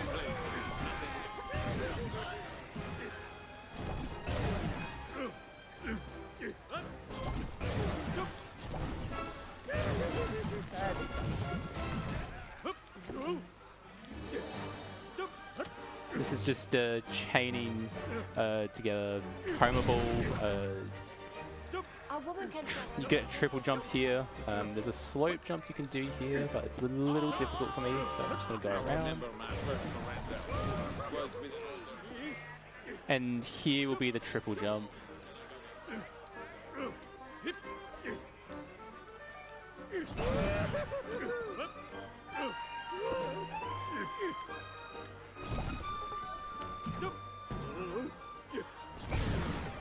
This one's gonna make the most exquisite doily. Make sure your flag is wide, not off-wide. This Homer Ball thing here is it's a jump you can do here where you can get a huge bounce onto there. It's a little difficult though. Homer Ball is very broken. Hopefully I get it the second time. And then it's just slope jumping up here, and we are done with the first third of the level.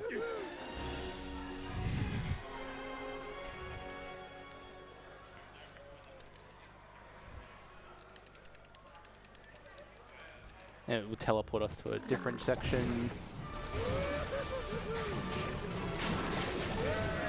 But we'll actually get some action in the third part of this level though. I forget why this section's included. It's pretty cool, but it's like an escort mission. Just going through pretty fast. Nothing too special. I'm using Gummy Homer.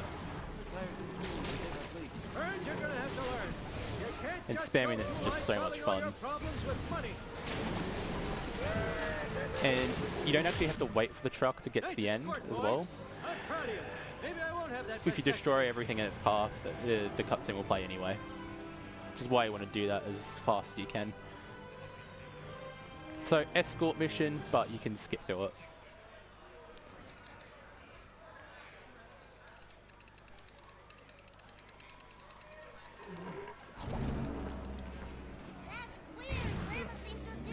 Now we're on this ship because, forget why. Oh, that's right.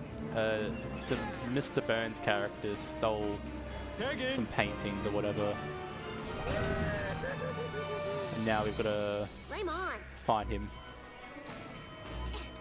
And there's a few skips we can do on this ship. We don't need Homer for the rest of this. Get up this pole here. And then you can just jump in the... You're meant to jump in the collision. But sometimes you don't. War really is hell. There aren't any nav breaks. Nice. And there's a gun here. Can sometimes hit you and one-shot you. It's very annoying. It's like very hard to like avoid when it happens. It just does. Okay, I need to get up here, please. Thank you. And we're basically abusing jumping around and getting through the ship. You usually need to get Homer and blow up a bunch of doors, but we can just get up here. Relatively simple. And then we can use the slope jump here on this pole. Oh wow, nearly had that. And it gets you on top of the ship, and then you use bar, cape to fly up, and we just need to shoot him once, and... Okay. Shoot him once and send the level.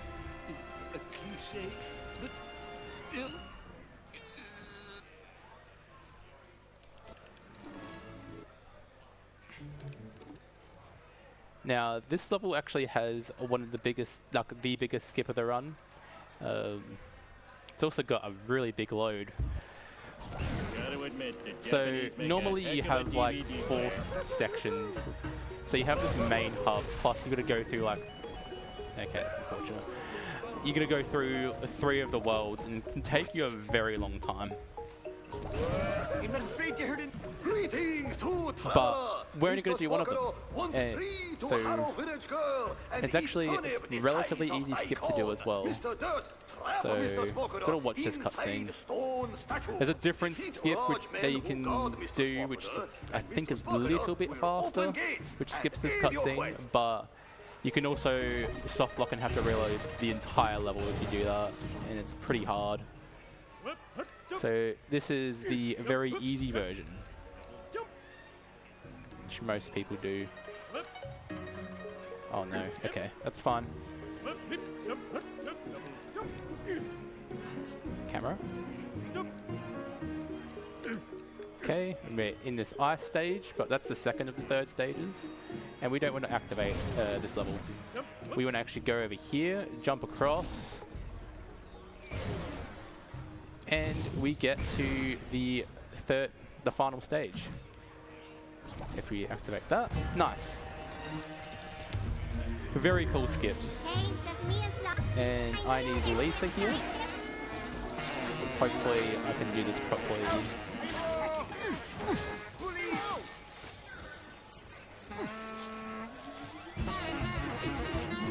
Alright, none of the engines get shut down. I can use the ice cubes on them. And it's basically just an auto scroller where you're making sure these engines don't... No, don't... No, please. Okay. I couldn't get that enemy. That's really annoying. The engines going down are very bad because it's it slows down this ship from going up. You can get Lisa to freeze these enemies into ice cubes and it stalls out the level a little bit. But unfortunately, we are not doing that. So just going to be abusing Gummy Homer and just trying to keep as many engines on as possible. They might switch them off for a little bit, but that's fine. I won't lose too much.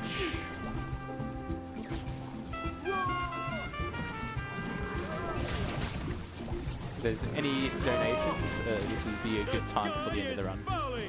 Awesome. We do have one donation, $25 from Noops, who said, "Shout out to the guy at the Monarchy-based establishment last night. He was here from Sydney for his 21st birthday. I don't remember your name, but happy birthday. Here's the $25 going to a good cause." So, awesome. Sounds like a good night.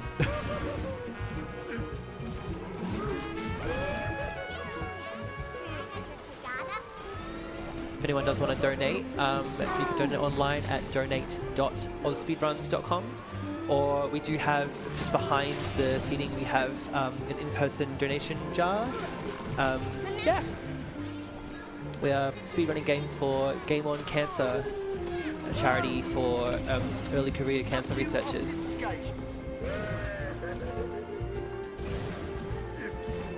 Alright, so halfway through this ship level. After this, we do get into this little fight. It includes like an RPG element to it. It's very easy, it's the same thing every time.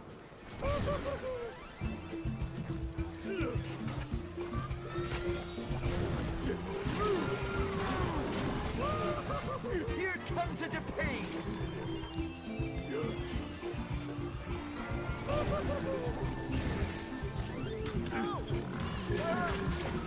What engine's that?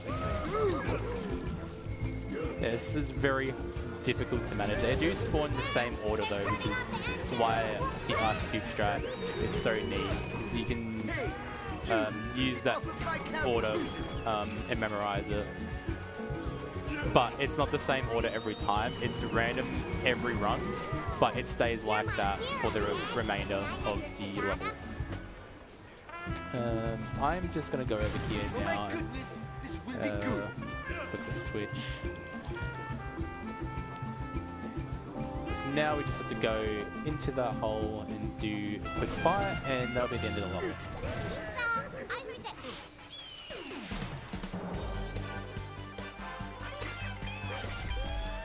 And basically I'm just going to do one up input and press the attack because that's the same for both attacks. It does the maximum amount of damage. Does not change.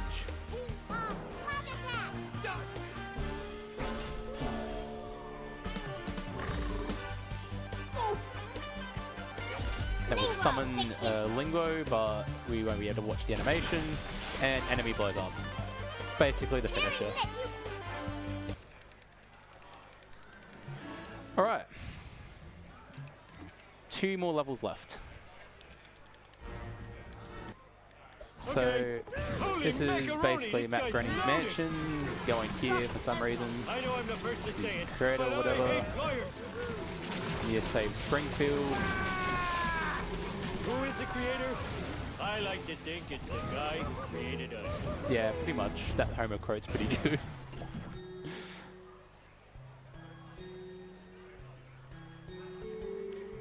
And then there's this puzzle, which is the exact same every time. You could speed up a tiny bit by going into Homer Ball, but I don't want to risk hitting the button because you have to watch the thing again. So I'd rather just not do that. Then you get into this Matt Groening boss fight, which is pretty quick. Basically, the only real element of it is the character RNG and them dying, which I do not want them to do. So I have to wait. Oh no, please camera. Okay, hopefully Bart isn't in a terrible location. That weird thing I I'll saw wait. one. What the hell is that? Oh no, Homer, please don't die. Okay, you can die now.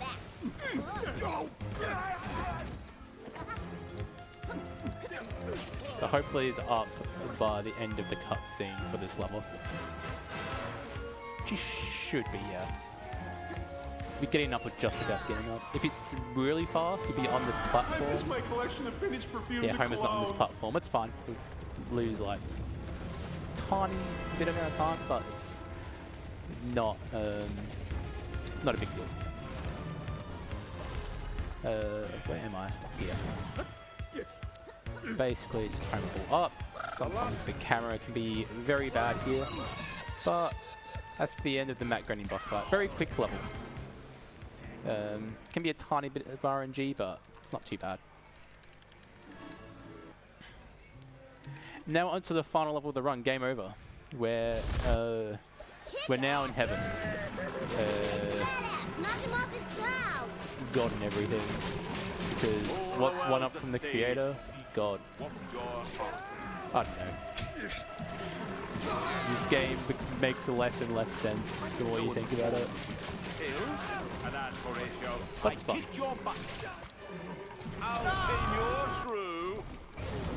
And that's the William Shakespeare boss fight done.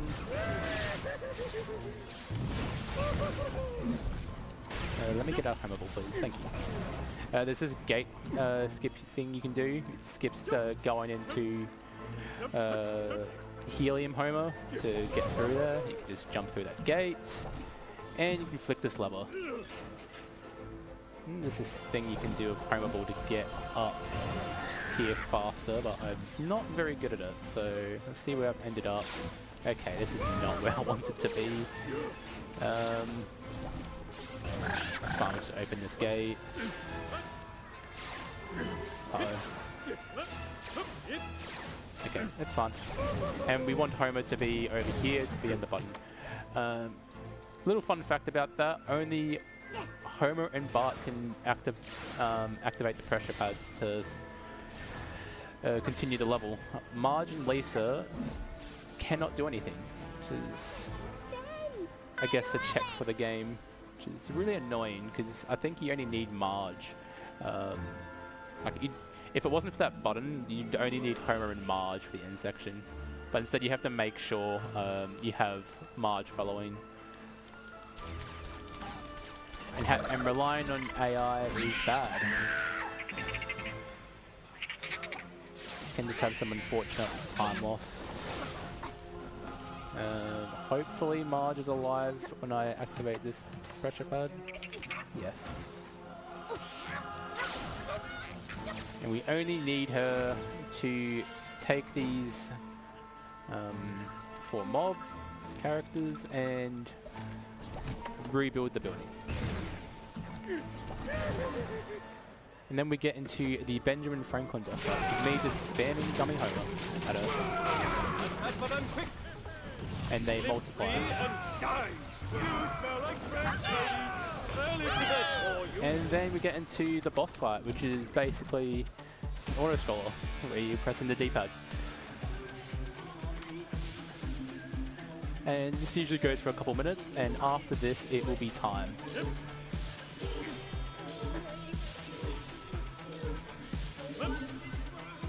Nothing really special here, there's no really speedrun tech, just press the button. That's all there is to it. Relatively chill end to the run. So unless I mistime my button presses badly,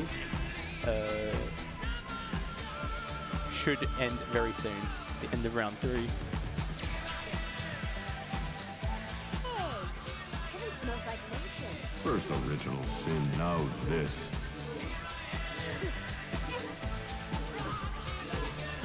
So this speedrun's pretty fun.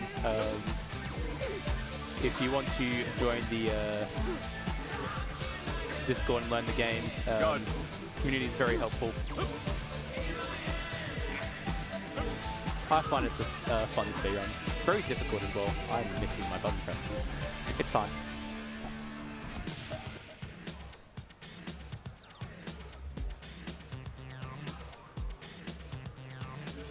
That Lovejoy is a loser. Just like you. That would be very funny.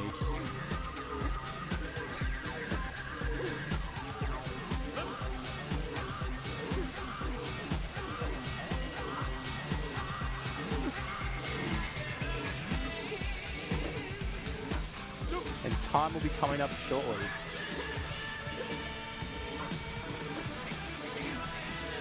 Time.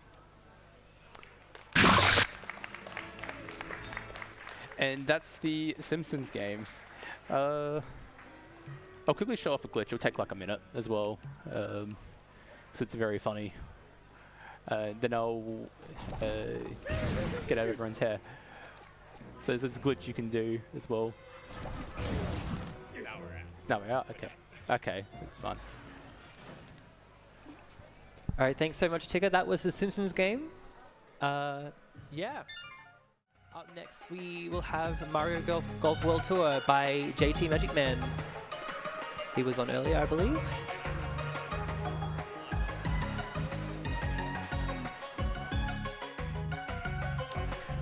All right, I've been Anhedonic. My hosting time is now over. Thanks everyone for coming. We are AusSpeedruns at DreamHack 2024.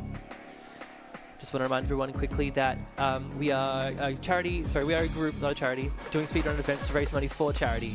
This event, we're raising money for Game On Cancer, a charity which funds early career cancer researchers working across all areas of cancer research. If you'd like to donate, feel free to donate online at donate.ausspeedruns.com, or we have a in-person donation jar at our interactive area just behind the seating area, sort of on my right. We also have some prizes as well for donations. You can find them on our website. All right, thanks very much. Have a great DreamHack, and stay tuned for Mario Golf World Tour.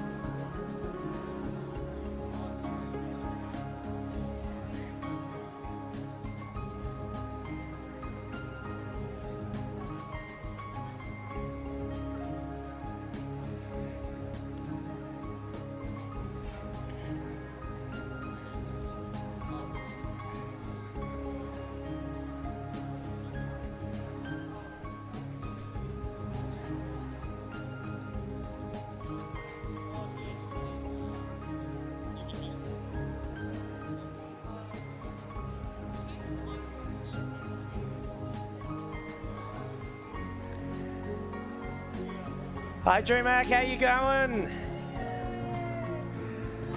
My name is JK Sessions and I will be your final host for the afternoon. So I want to have as many donations as we can. We want to try and... This is my ultimate goal here. I want to see that number hit 10,000. That is a far stretch, but I want to see it happen.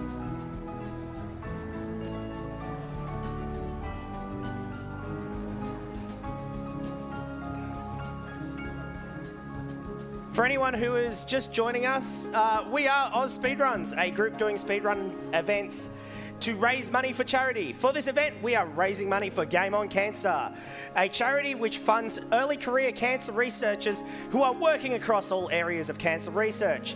If you would like to donate, you can go to donate.ausspeedruns.com. That is donate.ausspeedruns.com. If anyone here in the audience or in the room wants to make a physical cash donation, you can also walk over to our man that's holding our words today, our donation jar. If they're not holding the donation jar, you can go over to behind the whiteboard, speak to the team over there, put your donation in, and they'll forward on the donation to me to read out.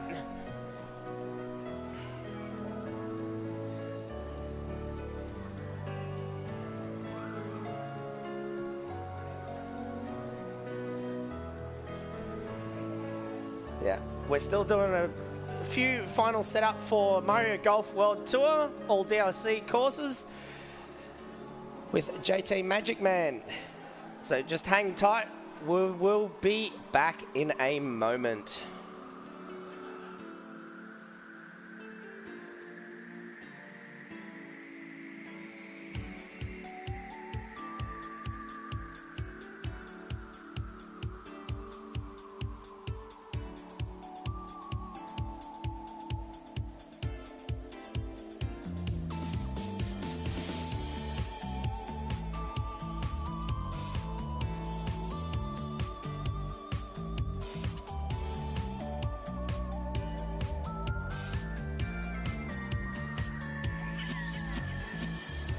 I have just received the word. We are ready to go. So, JT Magic Man, take it away.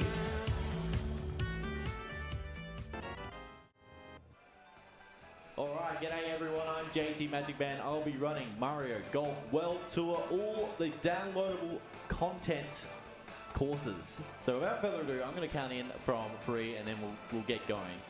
And I'll explain the run as we go. Alright, 3, 2, 1, go. Alright. So the first thing I'm going to say is that I will be spamming A a lot during this. The game is not lagging. I will repeat, the game is not lagging. That is just me skipping the ball animation. So if you're worried about, okay, why is that happening? That is what's happening. So the game is a little bit... That's the quickest way in speedrun. Just skipping the shot and off we go. Alright, so first putt. Can we get it? By the way, this game is better than Live Golf. So. Alright, so... yeah, the first course I should mention is Toad Highlands, which is a remake from the original Mario Golf. So all of the downloadable courses are actually recognizable. You also watch me rotate between using manual mode and using automatic mode. So manual mode for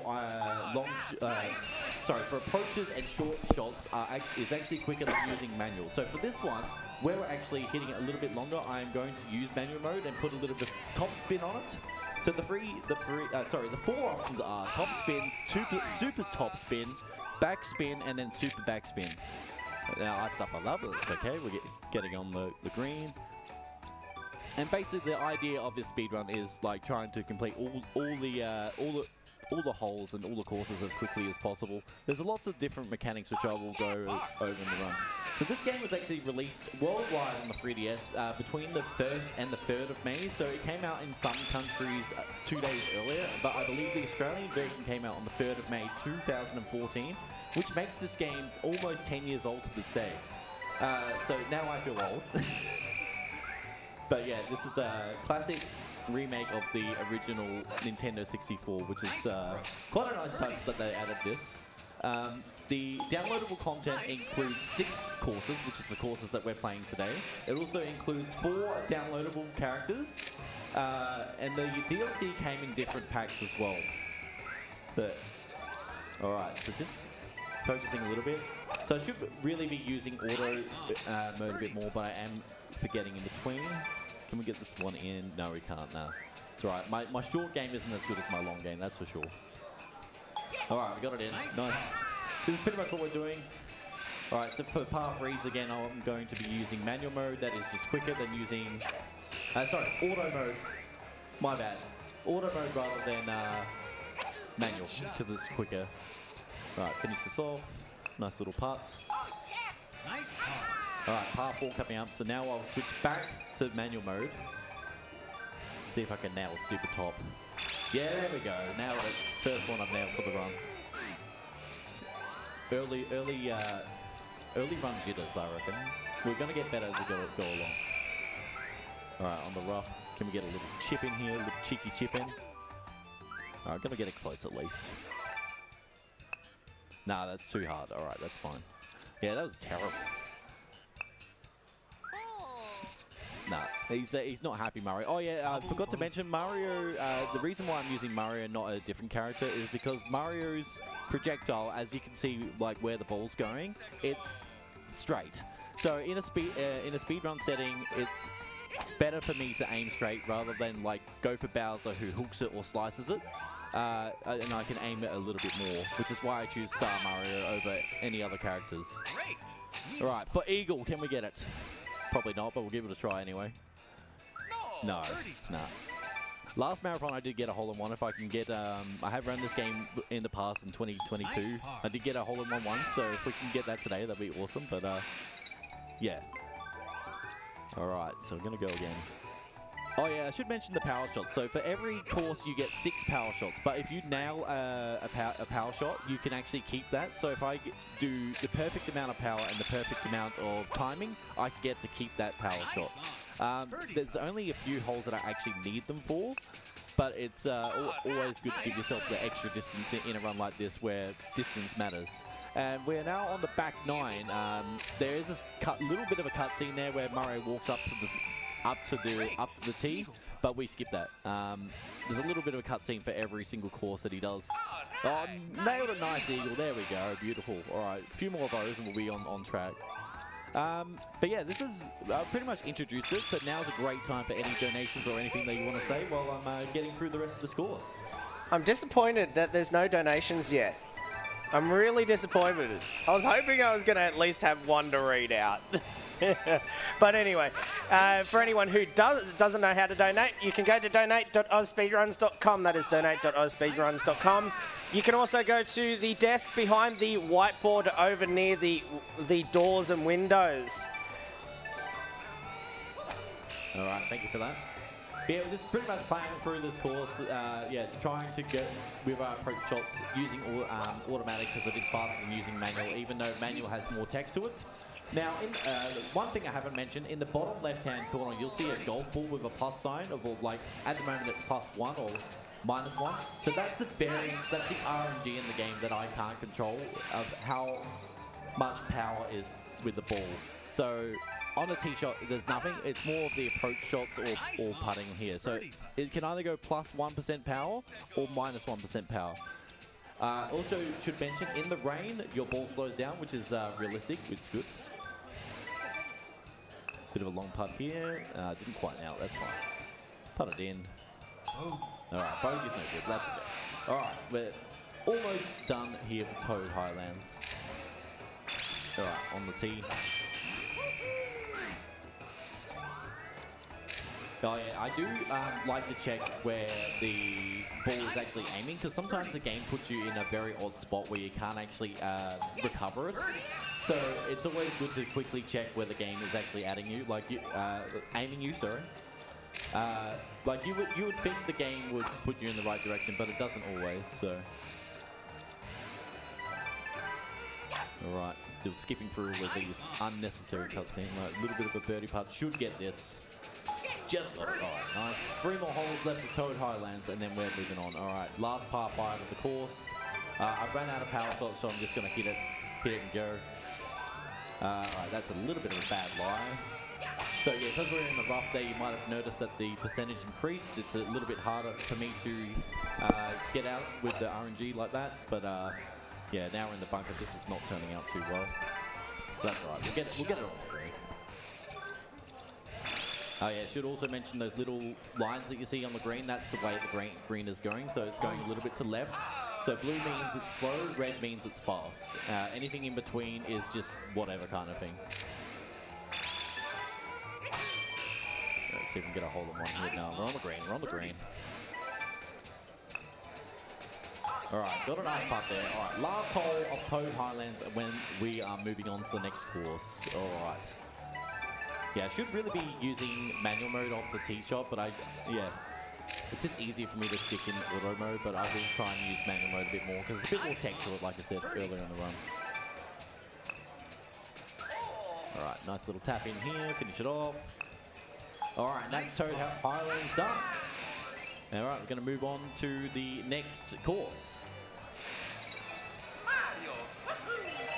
So the next course is Cooper Park, which is also from Mario Golf. I have accidentally played that again. That's alright. I wasn't paying attention, that's what I get. I was meant to change the course. Let me just do that real quick. No, I've done it. No, okay. This is the menu man moment right now. I was meant to change course, and like the game actually gives you an option to change the course. Change the course. Why is it not working? Okay. That was my bad. Okay, so now we'll go back into the game. Sorry about this. Okay, back into the DLC, and then we start Cooper Park. All right. A little bit of a fumble there, but that's all right. We'll recover. Yeah, so this is from Mario Golf as well, with updated music and graphics. So if you recognize this course, you probably have played it in the past. It's just an updated version that came out on the 3DS. So yeah, like this is probably one of the Mario Golf games people don't really know about, because it's more like the original Mario Golf people know, or like Toadstool Tour, or yeah, many people forget about World Tour even existing in the first place. So it's nice to show it off, especially, you know, it being almost 10 years old now. All right, so par 5, we're actually going to try and go back into manual mode now. All right, hit the power shot. See if I can nail one. All right, there we go. Finally got a perfect super top spin with full power. So, all right, again, approach shot, back to manual, back to auto, sorry. I keep getting mixed up because I'm switching in between. Nice little eagle putt here. Nice, another eagle. All right, if we can just play every hole like that from now on, the run will be fine. All right. Yeah, it's a lot of spamming buttons, sort of like trying to go as fast as you can. So there is a little bit of tech involved, like I did say. Like again here, we're just in an awful situation, but I'm just going to hit the ball in a better situation because I can't hit it on the green. So. Alright, nice and close, that's what we want. Oh, it's raining, so it might not be enough. Yeah, that's a little bit unfortunate. I should have paid more attention, but that's fine, that's fine. Double bogey's fine. Alright, par 3 coming up. Another chance for a hole-in-one. Okay. Yeah, we'll mention also at the end of every hole, each character has their own animations. So if they not doing so well, like Mario did there, he'll react badly. If they get an eagle, they'll run around in circles with a star and all of that. So there's different animations for each character in the game, which is pretty damn cool. There's 24 different characters in the game. So there's quite a lot of content. All right, in the fairway. That should get nice and close. All right. So all right, and then you'll actually see me swapping between short, middle, and long shots. So it's quicker to use a middle shot there because it's less time waiting for the bar to fill up. All right, par 5. Just gotta make sure I'm using manual mode here. Okay. There we go. Super top. That's what we like to see. And then switching back. So, like in that instance there, the game was not actually getting me onto the green, so I had to make sure that I hit that a little bit harder than I would normally. So, no, missed that little part. Should have really got that. That's all right. Miss it off. Beautiful stuff. All right, 7th hole coming up. All right, another super top, hopefully. Oh, no, I forgot to switch to manual, but that's okay. Auto's fine. All right. Nice on. Nice on. Should get this. Should. Surely. All right, good. Nice. Good stuff. All right, par 3 coming up. So quick story about my golf background is that I have only ever hit one hole-in-one in my life, and one of my friends said that doesn't count because it was at Green Hills Adventure Park in Adelaide, and it was 67 meters, but I'm still claiming it. It's my yeah, you claim it. No. All right, nice little short putt. All right, another par 4 coming up, so I've got to make sure I switch back to manual mode for this. All right, this one's a little bit of a dangerous hole with where the green's located, so let me just make sure I get this correct. Okay, cool. All right, back to automatic mode. The game was actually, yeah, like a little bit to the left there, but that's okay. And make sure that I'm aiming out a little bit to the left. And finish that off. All right, good stuff. Heading into the back 9 of Cooper Park. So each course in this game has 18 holes. They're all par 72s. For those that don't know any golf lingo that I'm using right now, basically a par is like what the average is for the hole. So for this one, it's a par 4. So you should try and get the ball in the hole in 4 or under strokes. Yeah, so that's a good golfing term, I guess. All right.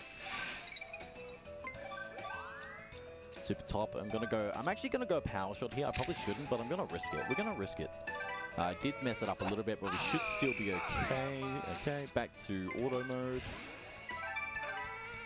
4% increase on the power there, so that might not be too good. Oh, just a little bit short. All right, got the par. Nice. All right. Heading into the back 5 here. Right, we're going to go the... wow, that's a complete mess up on my half. That's okay. That's fine. It's all good. We can recover it from here. It's all about just getting recovery and getting it close to the hole. It was bound to happen eventually because me switching back and forth, but it's all right.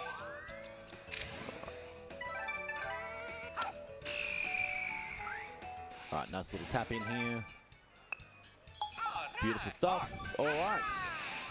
Another par 3, another chance for a hole-in-one. Can we get one? Probably not, but we're going to give it a try anyway.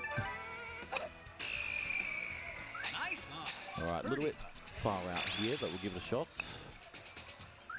Oh, very close. Unlucky. Unlucky that didn't go in. Settle for a par. All right. Back to manual mode. Bit of top spin on this. It's going to end up in the water, which is a little bit unfortunate, but it's okay.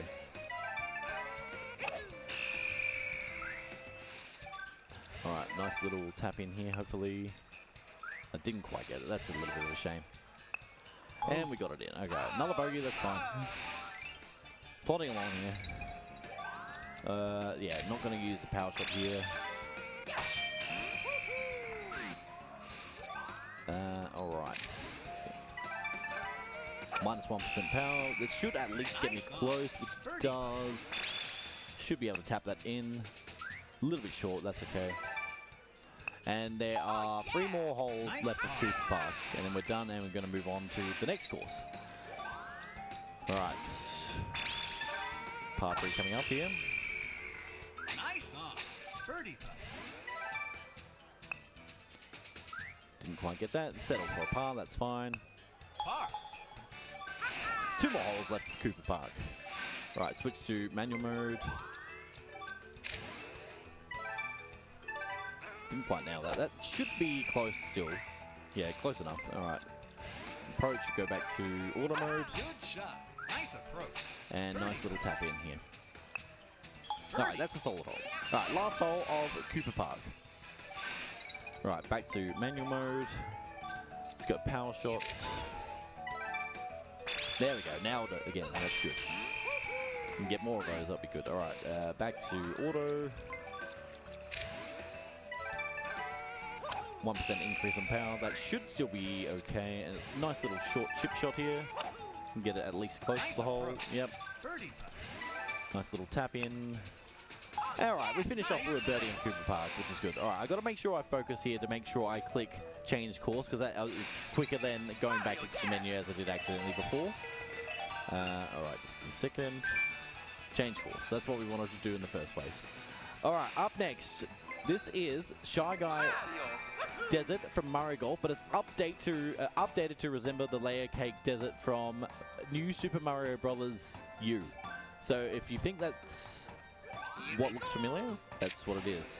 And while I am starting on Layer Cake, now's the perfect time for anything they want to say, any donations or any plugs. Still no donations right now. For anyone who wants some incentive on donating to Game on Cancer, we do have some prizes, and they're $10 donations for them. And mind you, it accumulates over time. So the more you donate, the more chances you have to actually getting these prizes. Cult of the Lamb game code, Doors of Insanity game code. We've also got Hazel Sky game code, and also a game code for the Library of Babel. Alright, thank you for that. Not a problem. Alright, got the 2 super top spin there. Probably need to go a little bit extra. The wind is carrying. That's one thing I haven't mentioned in this run. Oh my gosh, I've been blabbering on about all of these other things. I haven't mentioned the wind. So the wind in the game is also random. You'll see that in the top right-hand corner of each hole. Alright, Layer Cake. So there, the wind is blowing 4 miles a second towards me, which means I need to hit the ball a little bit harder. For it to, well, in my face, sorry, for it to go a little bit faster, further, rather, not faster. But yeah, you see all of the spiny deserts in this game. Not sure if many people played Super Mario Bros. U, but it does actually resemble the level quite a fair bit, which is good. Alright, nice little par there, heading on to the 5th hole. Alright. So we're just going to go auto mode for a little bit here, even though it's just a little bit quicker for me. Got minus 5% there, which is a little bit unlucky. That means it takes 5% of my power off my shot. Again, nothing I can control about that. That's just the game being the game. Alright, par 4 here. Didn't nail the power shot. That's okay. We're into the bunker. I'm going to give this a little bit of extra power because I'm in the bunker. Yeah, and I got minus 6% again. Short little birdie putt here. That's fine. At least we, as long as we get close to the hole, that's all that really matters. Nice par. All right, heading into another par 3 here. Got the wind behind us. I probably hit that a little bit too hard, but yeah, I have. All right, a little bit far out, but I'm gonna give it a crack. No. Oh, I've missed an absolute sitter there. Yeah, that's okay. All right, par 4 coming up. Try and use manual mode for this. A little bit late on there, but that should still be okay. Yeah, we're in the rough, but that's okay. 3% boost to this. And short little chip shot. Good shot. Right. Nice little tap in. Alright, and now we got a par 5. Can I nail the super top? No, that's fine. It should still be in the bunker. That's a little bit unfortunate. Try and get it out into a reasonable spot here. Need to hit a little bit more power. Nice birdie. Long shot here. Didn't quite get it. That's okay. Alright, nice little tap in. Alright, back 9, which means there's less than 9 holes left in this course. Smash down the fairway, just try and get as close as we can. Yeah, I can work with that. A little bit of wind. Nice birdie. Alright. I don't think I've hit that hard enough, but that should be close enough to tap in yet. That's fine, that's all good. Nice par. Alright. Hole 11.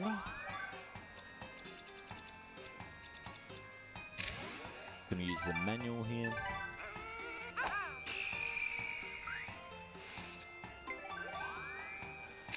Right, a little bit of power. That should be close. Yeah, nice. All right. Nice little tap in again. Beautiful. Okay, par 3. Switch back to auto for this. Should be relatively close to the hole. All right, bit of power. So the red means there's a little. The green is very fast. I did get that in, which is quite good. Heading to a par 4 now. Switch back to manual mode. Yes.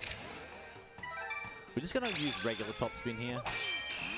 So topspin makes the ball go a little bit further in the front position, and backspin makes it go backwards. It's pretty self-explanatory, but it's always good to explain things. All right, short little chip here. We'll get it close enough. Kind of stuffed up that chip a little bit, but this makes it hard, but it should be able to get it. Nice. All right. Not long to go here in this course.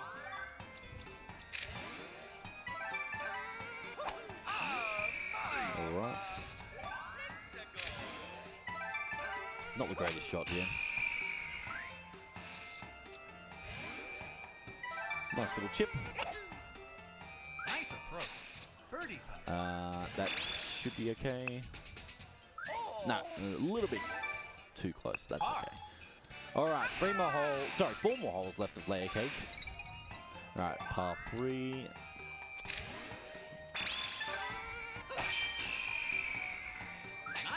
Should also mention that in golf, your minus is actually a good thing, being -2.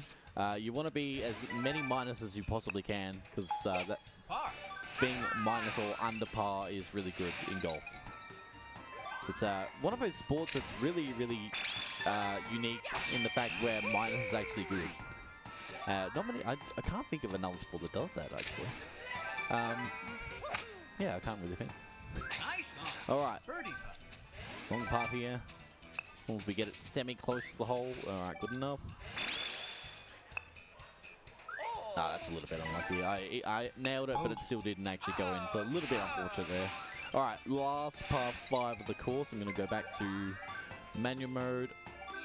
Probably shouldn't hit it too far because of the bunker there, but get it as far as we can. A little bit of top spin to make it go a little bit further. All right, we are a little bit far out. I'm going to go for it. I'm going to take the risk. I probably shouldn't be doing this, but I am anyway. Oh, we're on the... look, if this pays off, it's... Just missed a little bit unfortunate. Took the risk, but it almost paid off at least. All right, what do we got? 1 more hole left of Layer Cake Desert. And then we'll be moving on to the next course. All right, into the rough.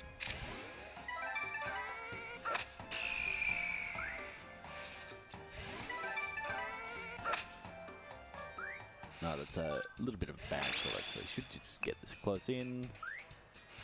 And nice little tap in. Oh. Alright. So I've got to make sure I click change course, because it's very slow if I don't do that otherwise. And that is the halfway point of the run. Okay, change course. Up next is Yoshi's Island. From Mario Golf, updated to resemble sparkling waters from New Super Mario Bros. U. So the actual name of this course is Sparkling Waters, but it's resembling Yoshi's Island in a way also. But yeah, again, a great time if you want to jump in, say anything, plug AusSpeedruns while I'm starting a new course, pretty much. No new donations, but I'll keep people informed of we are donating for Game On Cancer, a charity which funds early career cancer researchers who are working across all areas of cancer research.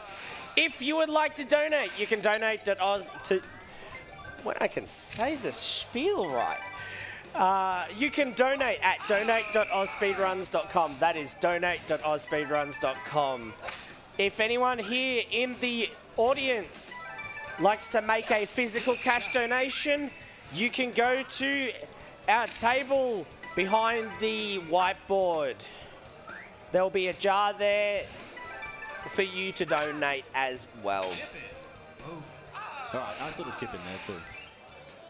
All right, par 3. Surely we get a hole-in-one, right? Speaking of donations, I finally had the donation. I finally had a donation. $11 from Nico Sar. Good luck, JT. Oh, cheers, mate. All right, par 5. Here we go. Surely I can nail this. A little bit of power.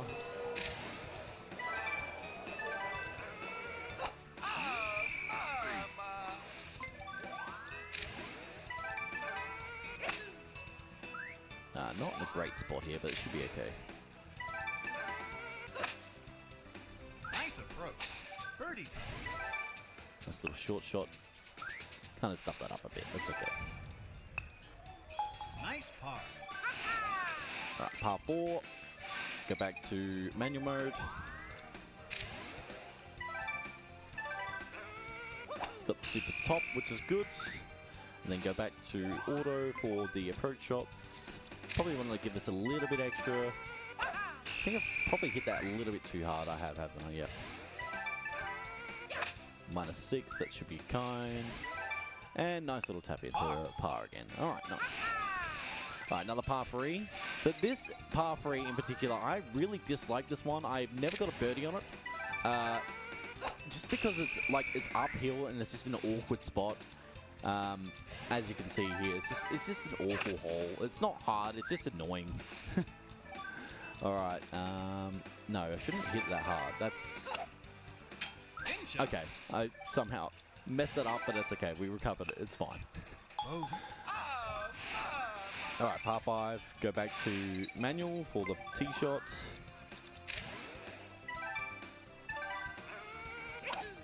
Was a little bit early there, but that should end up being okay. Okay. Back to auto for the approach shots because it's faster. Alright, a little bit far away here.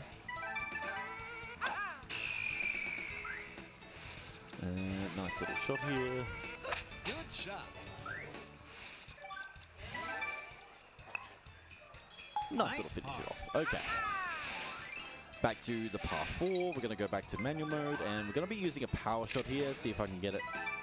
Didn't nail it, but that's okay. I got plenty in the bank. Back to auto. I think I've hit that a little bit too hard, but we should be okay. No, I've hit that too hard. That's okay. I completely mistimed that, but that's okay.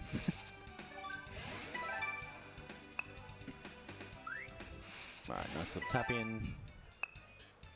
Oh. Yeah, Murray's not happy when he gets a bogey, but that's okay. We're flying through the course here. Oh, too bad. I think that's way too hard. That's okay. Game kind of put me in a weird spot here. And -5. Yeah, we're somehow on the green. Nailed it from there. We'll take that. We'll take it. Considering we ended up in the water, we'll take that. Alright. Now to super top. There's lots of palm trees and stuff on the way on this course too. Lots of bunkers. Where I can press the button. There we go. Ready for another donation? Yes. Sure. Take it away. I've got $20 from Noops saying I am a monarchist. Thanks for that, Noob. Way too late there. Yeah, this is what happens when you don't time the tee shot correctly. You end up in the abyss. The abyss is a place that you don't want to be in.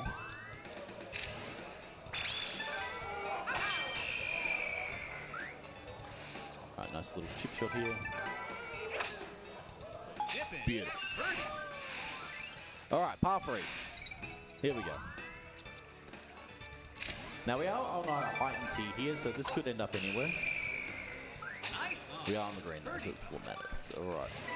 I think I might have hit that too hard too. Right, now we're in. Alright, back-to-back birdies. We're back on track here. Back on track. Alright, par 4. No, I think that's telling me that I can't do that. I'm just going to do it anyway. Game doesn't know. Smash it down the fairway. Okay, should be there. Very long putt here, but we'll give it a crack. Give it a crack. No.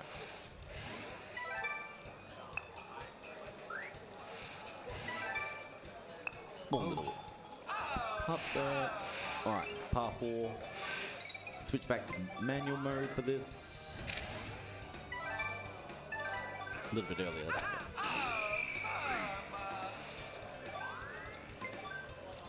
Auto mode. That should be okay. -5. No. A little bit unlucky that I got the -5 there, but that's okay. -3 again.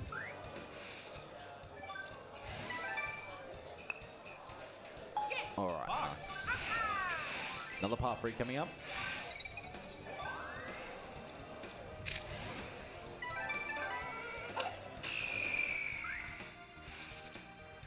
Short little shot out the bunker. 4% bonus power boost, which is not ideal in that situation. A little bit of a small part here.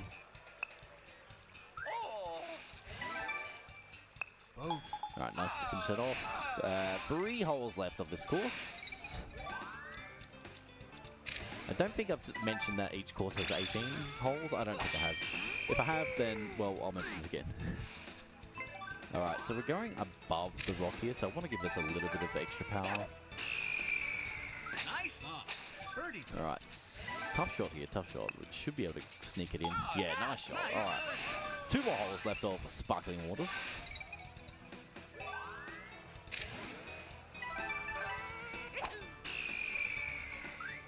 On the fairway. I don't think I've mentioned that yet. Fairway is where you want to be in golf. Rough is not where you want to be. The bunker is the worst place to be. Actually, no, the water's probably worse than the bunker. Let's just be honest. But yeah, the fairway means that the grass is cut nice and short and it's easy to hit on. All right, last hole of Sparkling Waters. Mess up the manual shot. That should be not good. Okay. Should be able to recover it. So 4% bonus to the power. Oh, too bad. Into the water. That's a little bit unfortunate. 4% bonus again. As I said earlier, I can't control that. It's just RNG. Short little tap. I can't believe I missed that, but that's okay. All right, that is Sparkling Waters done. There is 2 more courses. 2 more courses to go. The next one is Boo Valley, which is from Mario Golf also, but it's updated to resemble Rock Candy Mines from New Super Mario Bros. U. So that's where we're heading to next. Alright, this course is an absolute nightmare. I dislike this course with passion. If I could use swear words, I would. But we'll keep it friendly. I do not like this course at all. It is the hardest course in the game. Why, you ask? Because there's narrow fairways, there's mean pin locations, there's things that make you want to rage, but it's fine. We'll get through it. As long as we get through it, it's fine. A little bit of camera shake there. It's okay. Nice little chip in to start on. All right, good. More of that, please. All right, yeah, so as you can see, like, the place for me to put the ball in is so small, and the forgiveness of where you place the ball is very small also. Like, this pin location, look at it. It's horrible. Like, the ball's going to fall off the edge if I don't get this right. So let's see how we go here. Okay, we're on the green. That's all we want. But yeah, this course is very, very mean. But we started off strongly on the dreaded course that I don't like. But alright, so this is a little bit of a tough shot too, because again, I don't have much to aim for. But let's see if I can nail it as well. Alright, we're on the fairway. That's where we want to be. Alright, manual mode. I'm actually going to use a power shot. Now, this looks very silly, but I'm going to aim for the bunker so I can recover the ball from the bunker rather than it falling off, but it fell off anyway. Okay, well, that kind of sucks. Okay, we're just going to do it again. If in doubt, try again. Okay, that time that was better. Long putt. That's okay. Nice little putt for bogey. We'll take a bogey. Honestly, bogeys on this course is fine. This course is an absolute nightmare. Alright, a little bit of wind. We don't want to hit this too hard. Nice. Birdie. Nice little shot here. Missed it there, but should be able to tap in for par. Alright, while I'm focusing on the Rock Candy dreaded mines, feel free to jump in and say anything.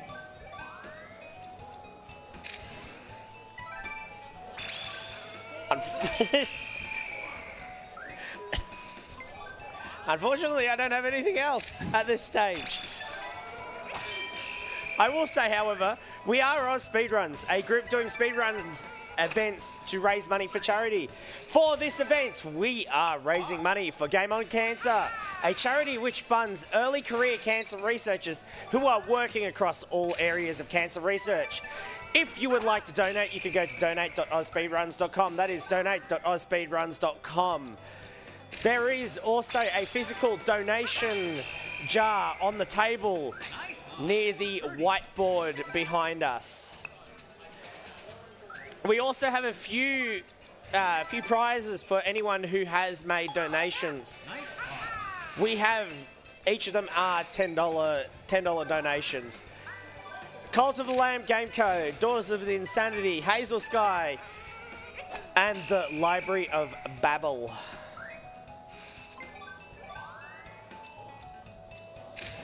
Alright, thank you for that. Yeah, hit that a little bit too hard. I'm actually going to aim for the bunker again here in case the ball goes a little bit too far. Yeah, this course, there are just a lot of unforgiving holes, so I'm putting extra focus and extra effort. Sometimes it doesn't really matter. The game's just like, nah, doesn't matter what you do. Alright, bogey. Alright, par 3 coming up. A little bit of wind against me, but if we can get this on the green, I'll be happy. Alright, nice little chip shot here. Ah, so close, but didn't quite go in. Nice little tap in. Alright, so again, another hole where the fairway is so slim, and if any margin of error is, you're gone. So, alright, again, we're just going to give this a little bit. I don't want to hit it too hard, though. That's fine. Bunkers are actually good on this course because they're a little bit of an added protection of, like, how bad the rock candy mines are. Right, nice little tap in. Alright, we're into the back 9. This is a little bit, again, another awkward one, but we're going to go for it. Okay. This could end up anywhere. I think this is out of bounds. Yeah. Okay. Go back to playing it safe then.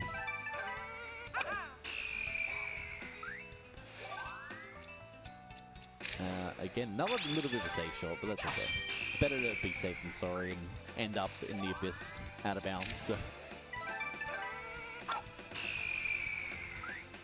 Alright, nice little shot here. Big power.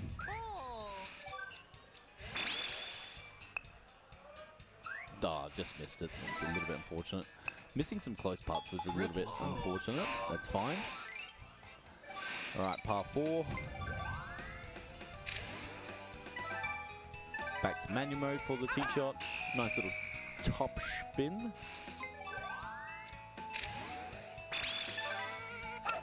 Extra 2% bonus there. Should be on. This should be, I'd say should be a simple putt. Okay, good. Back to the par 3. Now we're on auto. This pin is just an awful spot. If we can get like semi close to it, be happy. Okay, not really. Okay. Still a little bit far out. I need to go a little bit to the left here. Get it semi-close. Didn't quite get it. And nice little tap. Alright, we're almost getting through this dreaded course. It's okay. It's rough. It's rough. No pun intended with the rough. Alright, on the fairway. No. That's in the bunker, that's okay. Add some extra power. Alright, this is an awful green, but it's fine. Yep. Alright, nice little tap in. Bit of par 4 now coming up. Go to manual mode. This is a little bit of a risky shot, but I'm just going to take it anyway. And I didn't nail it, so that's going to probably be out of bounds. Yep. We went for it. We tried it once. That should be a better shot that time. Yep, there we go. I'm willing to try risky shots once, and if I fail it, we just go back to normal. Alright, surely nice little tap in here. Just a little bit short. That's fine. Honestly, like I said, bogeys or double bogeys on this course is actually fine. It's fine. Alright. I should also mention that the pin locations in the hole are random. Nothing I can do to control that, but I believe there's only 3 or 4 places that it can be in. However, it's, yeah, not ideal.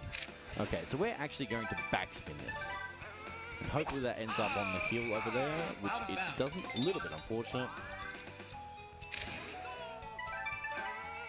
Back to the old auto mode for this, okay. And should be on the green here. Alright, gotta go far left here. Hopefully it comes back in. A little bit short. Double bogey. No double bogey, that's absolutely fine. Like I said, 2 more holes of... Oh, I don't have a power shot for this. Can I still get through here? I think I can. So this is a little bit of a risky shot again, but I'm gonna try it. Try it once. Alright, I did. I got it. Alright, nice. I'm glad I nailed one risky shot at least. Alright, getting back to auto mode here. This should be at least close to the green.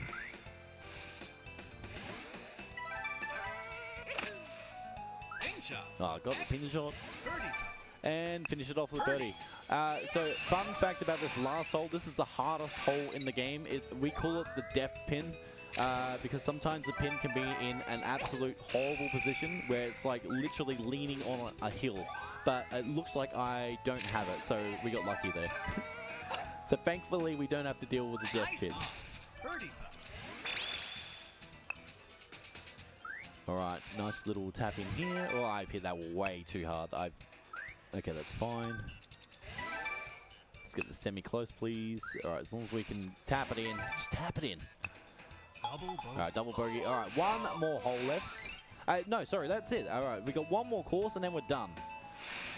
So up next is Mario Star, which is a Super Mario Galaxy themed course. Just let me change course.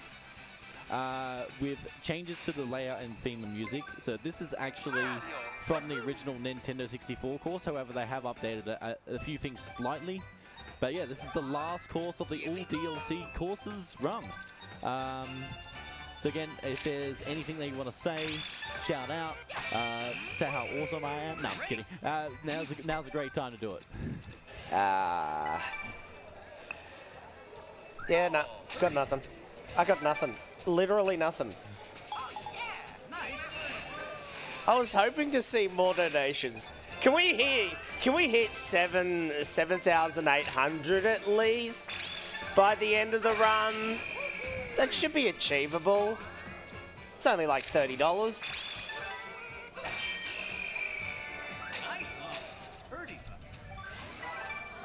But yeah, I don't really have anything else that I need to say. No stress, mate. All good. Thank you anyway. All right, part 5. But yeah, this is like visually this course looks fantastic. It's really nice, but in a speedrun sense, not so much. Too bad. So I've hit that a little bit too hard again. Okay, now I've got to play it safe. So I'll take the risky shot once. If I don't nail it, then we go back to the safety strats.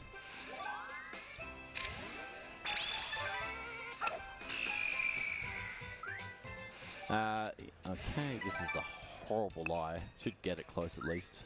Okay. Maybe left a bit. There we go. Nice little tap in. Okay, that's what we want. Triple bogey. Triple bogey, I don't care. We're trying to go fast. Alright, part 3. Probably need to ease off the power a bit. Beautiful. Alright, that's what we want. Not that part though, that was awful. Alright. Alright, nice little tap in. 5th hole. Alright. No, hit that. No. That's. See, the game is just wanting me to hit it out of bounds. Not letting it. So I quickly press B there to cancel the shot before I actually hit it, which is a nice little thing. I don't think I've done that this run. Right, it is raining, so I do need to hit this a little bit harder than normal. And we got it. Nice. Alright. All right, so this, yeah, look at this green. This is such a small green to aim for, but we're going to go for it anyway. A short little shot here. Nice shot. Nice chip in. All right, good stuff, good stuff. We've got a few good chip ins today, which is good. I'm happy with that. All right, back to manual mode for this. Just going to smash it down the fairway and see how we go. We have our $30 now. No. So we've hit our $7,800. Can we keep it going? Can we keep it going to 8,000, please?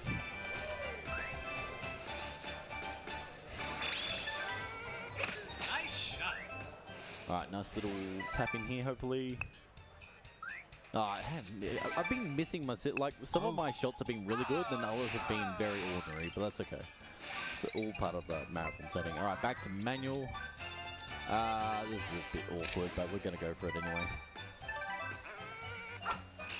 Should be in the bunker. Nice, and then we'll play out the bunker, going back to auto mode. I think I did mention this, but I'll mention it again. Each hole on this course resembles a Mario character, so if you see something that looks familiar, each hole of this course is meant to represent. So this one's Bowser, as you can see there. So it's quite cool that you know, they have unique things for this. I don't know why it's aiming me there, but that's okay. The train's starting to roll now. Here we go. You want me to keep reading donations? Okay, here we go. $40 from Sir Johnny Mack. NES Open Tournament Golf was the first game I played on the original Nintendo with my dad. Oh. I'm glad they're still making golf games. We also had a $2 donation from Dalstair, and I've been told to tell you you're cute. Oh. And then we also had a $50 donation from Tika.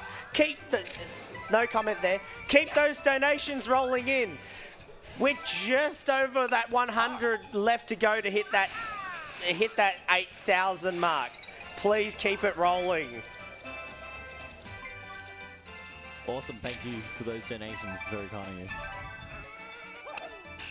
All right. This is like a really bad spot. That's okay. We're going to just go for it and hope for the best. That's pretty much the name of the game in this speedrun. Okay, that's an awful spot to be in. I thought we'd at least be close to the green, but we're not. All right. This is not a good spot. This should be okay. All right. Nice par. All right, moving on. So this is Toad, obviously. You see little Toad very happy. Actually, on this course, it's funny. My favorite hole on this course is the last course because you're putting on Luigi's nose. But I'll talk about that when we get to it. What have I done here? Okay. I think they hit this a little bit harder because we're going up the hill. I have hit that too hard. Okay, this is very awkward. That should be fine this time. Okay, I don't... Where have I ended up? Hold on. Oh, that's why. Okay, I've really got to give it a bit.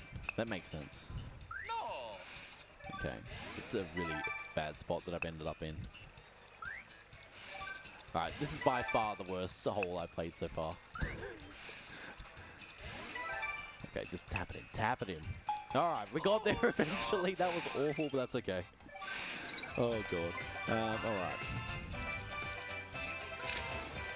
Back to manual mode.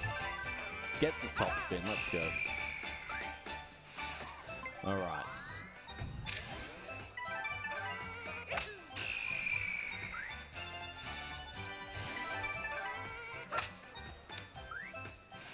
Alright, small little putt here.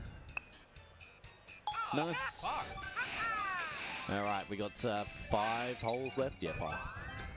So we're getting close to the end of this run. This is a horrible spot. I can't really do much about this. Let's just a little bit unlucky where it's ended up. Okay, I'm gonna have to. Oh wait, how do I even recover this? Small shot, I think. This is just an awful spot to be in.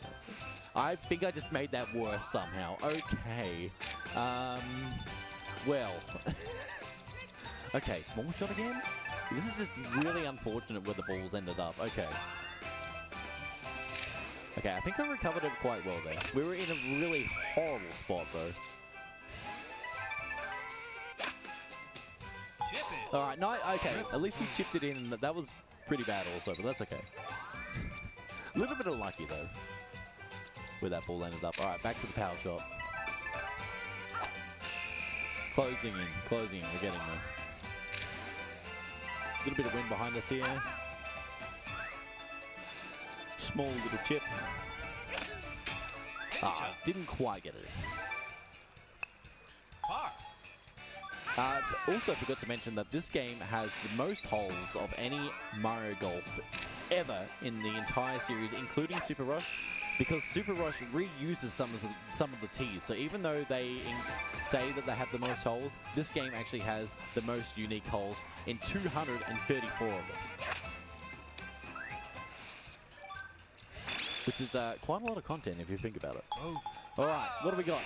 2 more left and then we're done. Closing in.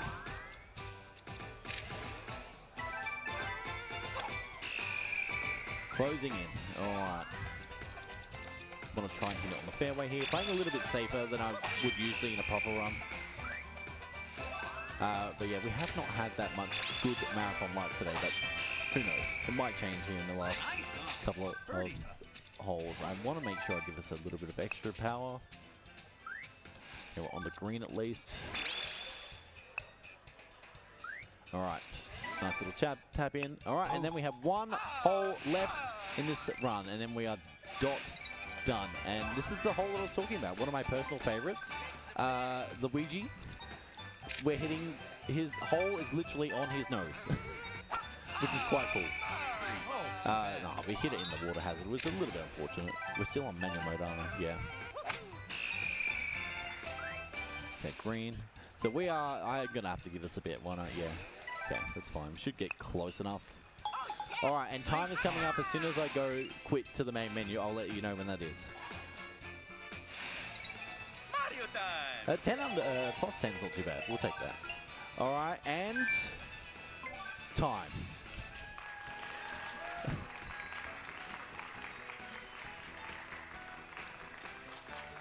So yeah, thank you AusSpeedruns for having me. I hope you guys enjoyed the Mario Golf World Tour run. I really appreciate showing it off. Thank you so much to the staff, the committee, everybody else behind the scenes. You guys are all amazing. AusSpeedruns are amazing. Thank you again for having me. It's always a privilege and an honor for myself to come out here and do stuff for charity. And I hope that you guys enjoy the run, or enjoyed my run regardless. I'm JC Magic Man.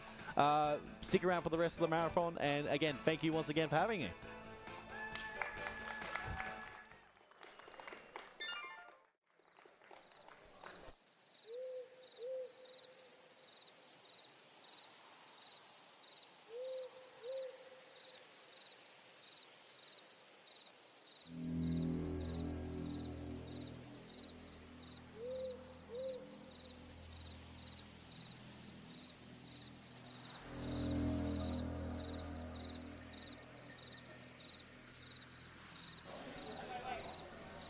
Good morning, afternoon, evening, wherever you are in the world. My name is JK Sessions. I am your AusSpeedruns host for the rest of the night.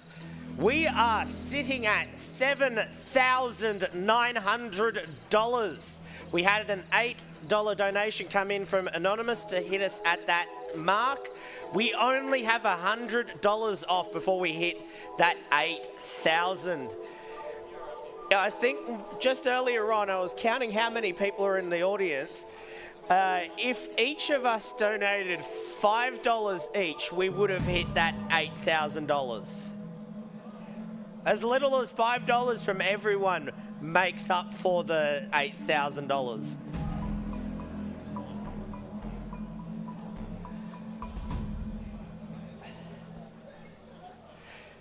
Coming up next, we do have the Half-Life 2 Any% No Void Clip run with Wilbo.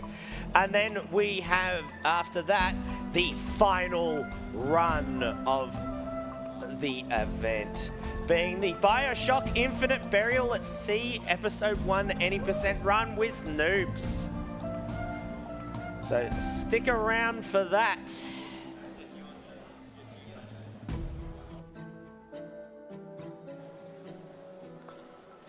for any of you who are just joining us, we are AusSpeedruns, a group doing speedrun events to raise money for charity.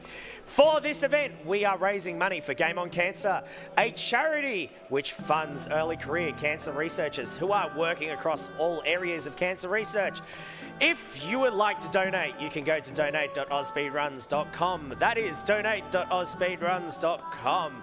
If you are here in the audience and you have physical cash, you can also go to the table behind the whiteboard near the doors towards the exterior of the building. They're holding up a donation jar as we speak. Feel free to put your donations in that jar and that will count towards our donation total.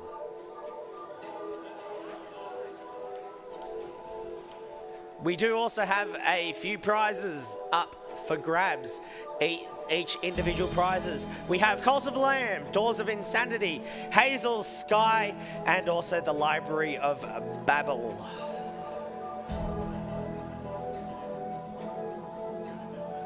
For those donation prizes as well, the more you donate, the more entries you get into those prizes.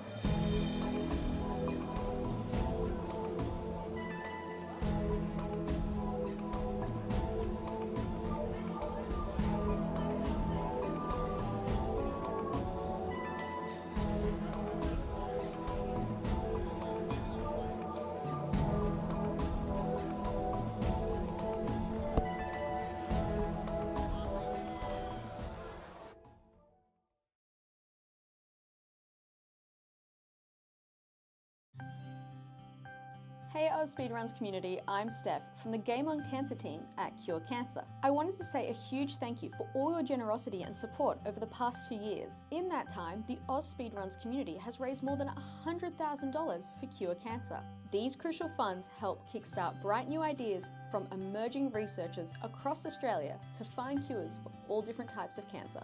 If you'd like to learn more about the cancer research projects your donations have funded, you can visit our website. Thanks again for your ongoing support and enjoy the stream.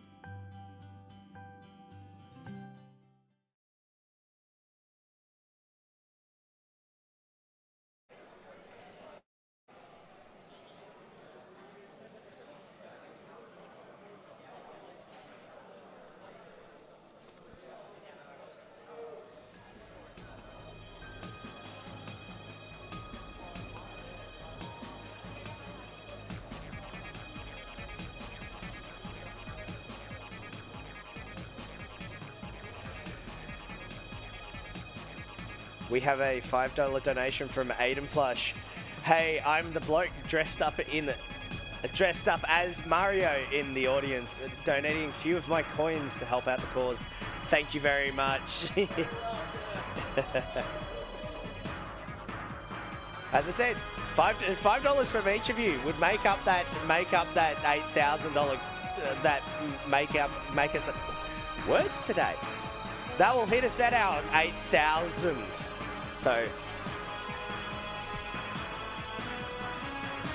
keep your donations rolling in.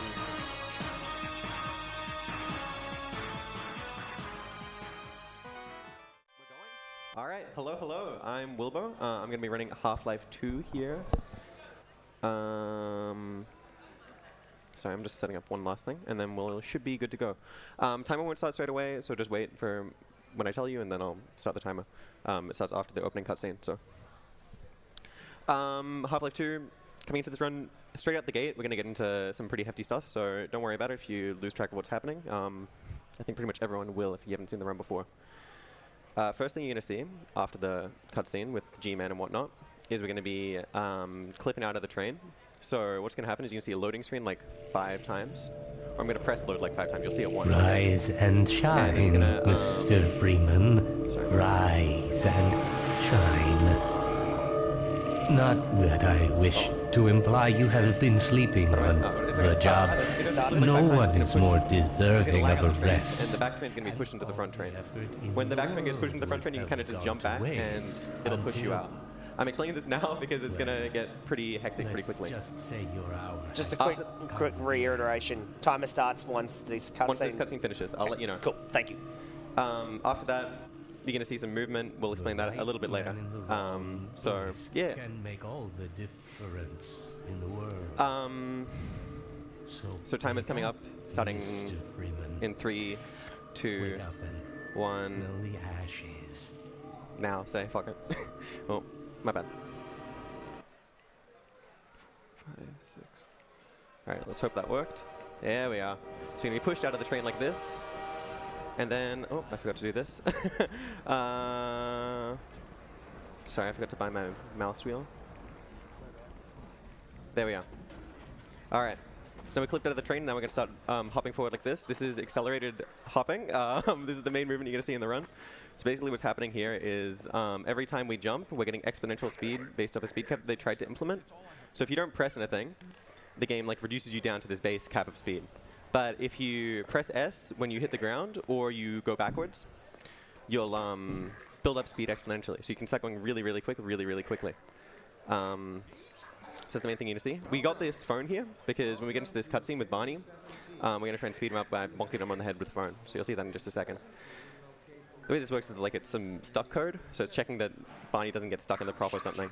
And then he just teleports forward when we hit him on the head. There we are. Get down there.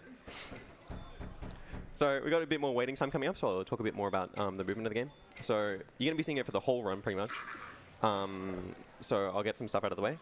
We used to mainly do backwards movement back in times gone by, because it's the easiest way to go consistently fast, because you used to have to tap S perfectly when you hit the ground every time. And if you don't tap it perfectly, you lose a lot of speed, and it gets really, really hard. Nowadays, we have a different bind called plus strafe, which is a strafe modifier. So when you press a key, it turns your mouse input from moving where you're looking into moving your movement. So I just like press the key and I move my mouse just down a little bit when I'm hitting the ground. So I move like nothing at all, but it counts as a backwards input. So it starts, so it lets us build exponential speed forward. Sorry, I'm just gonna move this to the side. Yeah, so after this cutscene, it's gonna be more movement and such. Coming on to the next map, I am going to do something called save deletion. We're going to see this a few times, so I'm going to get it out of the way explaining it now. We do it now mainly just because you probably can't see it if you're not used to it, but the FPS, or the FOV, sorry, here is capped at 70. Before you get the suit, it's meant to be capped at 70. Or before the Alex cutscene, actually. But that's a little annoying, so we can save delete to get it to be higher. What that is basically we make a save, and then we delete the save. And we try and load back to that save. But the game like realizes that something's gone wrong here, so it puts you onto a default save on whatever map it is that the save was located. So we use this sometimes to get extra HP or resources that we don't have to progress in the run. So here we're doing it, so we press that, and yeah. A fun fact about the way that that works is the save that we use is just any string of like 250 characters or something. Because it like just overflows, and the game can't read the saves. You don't actually have to delete it. The game just doesn't read it anymore. Yeah. I think something's a little wrong with my mouse, but it's okay. I'll manage. Lots of movement coming through. There is like a strat where we launch off a pallet there, but I didn't get it. Coming up, we're going to try and be faster than a little Combine guard that's just up here. And if we get over him fast enough, normally he tries to block the way, but if you're fast enough, you can kind of just jump over him. It's a bit useless. We're coming into the best, or the biggest time save skip in the run. So this is Red Letter Day skip. If you remember the big cutscene, Kleiner's lab, at the beginning of the game, this is what we're going to be skipping. We start on the map early, and we're going to jump off this building. Normally you die there, but because we jumped over the guard, we missed a trigger that causes you to be able to die. So we actually just can't die for now. We're going to jump into this barrel after we make it float by touching the side of that tire, and then we're going to start floating as well. The reason behind this is don't worry about it. I don't know. I don't think anybody knows. There was a reaction video of Valve employees, Valve people that work on Half-Life 2 watching the speedrun.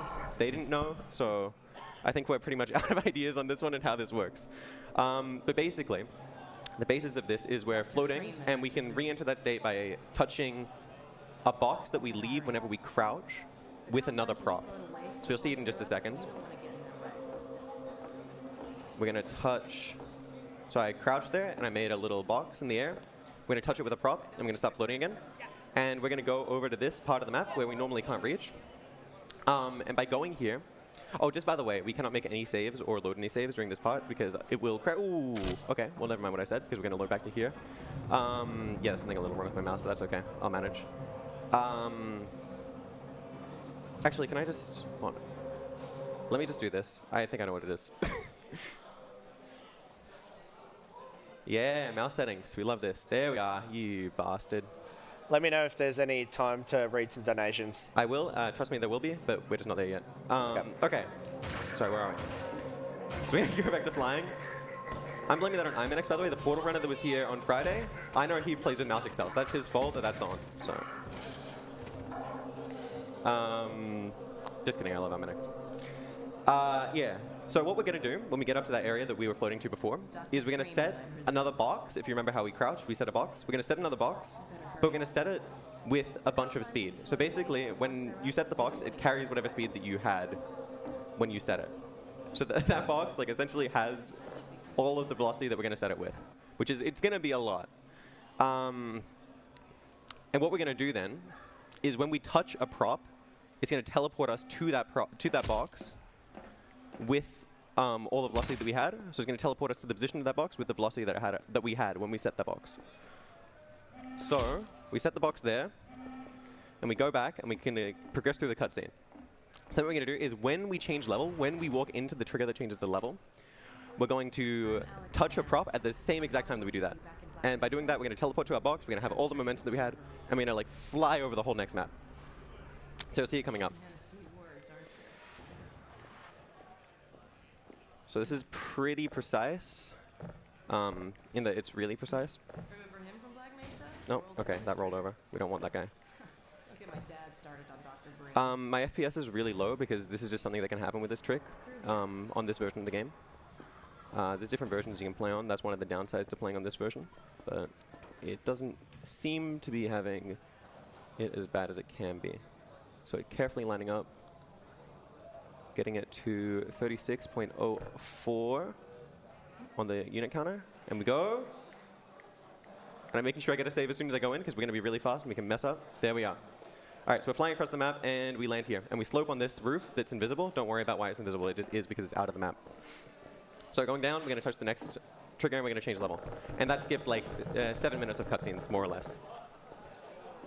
We're going to go over here. This is a strat that like I started doing before everyone else because everyone thought it was too hard. It's called Suitless. There's a few strats like that. No, okay, it is too hard actually, I think I found out.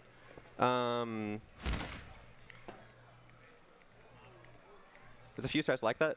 Oh, I can't pause because I haven't bound it. Oh, that's okay. We're just going to go like this. And God, this is really hard without pausing. You know what? I'll just bind it. There we are. So we're just going to try and like bash our face into these planks, and if we do it with fast enough and we load before it, oh no. If we do it fast enough and load before it, we'll break some of them, we'll be able to crouch through there. That was not worth it with how long it took, but that's okay. So moving on to the next map, we're going to do another save deletion like we talked about earlier. So we're going to be saving. As soon as the map loads, there we are, saving, and then more or less making it so the game can't read our save. I'm going to keep going. Oh, there's not much mousepad space here. That's okay. So we're going to progress through the game more or less normally here, except for... Actually, never mind everything that I said. There's like 2 things coming up. So we're going to shoot this barrel twice, and we're going to explode. We're going to use its explosion to boost us, and then we're going to try... There we are, and get a launch off the bin, so we can just like fly up here. Then we're going to slope... Oh.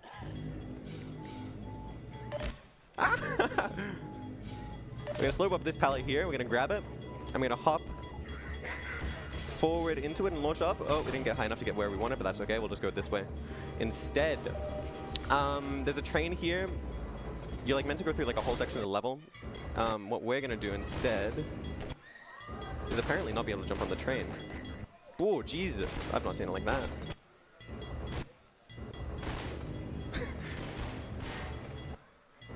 Ah! Everything's going wrong. Alright. Let's just slow back. Where am I? Oh, I'm way far forward. Oh my god, we missed the train! Okay, we made it just. No. We made it. Right? Oh my god.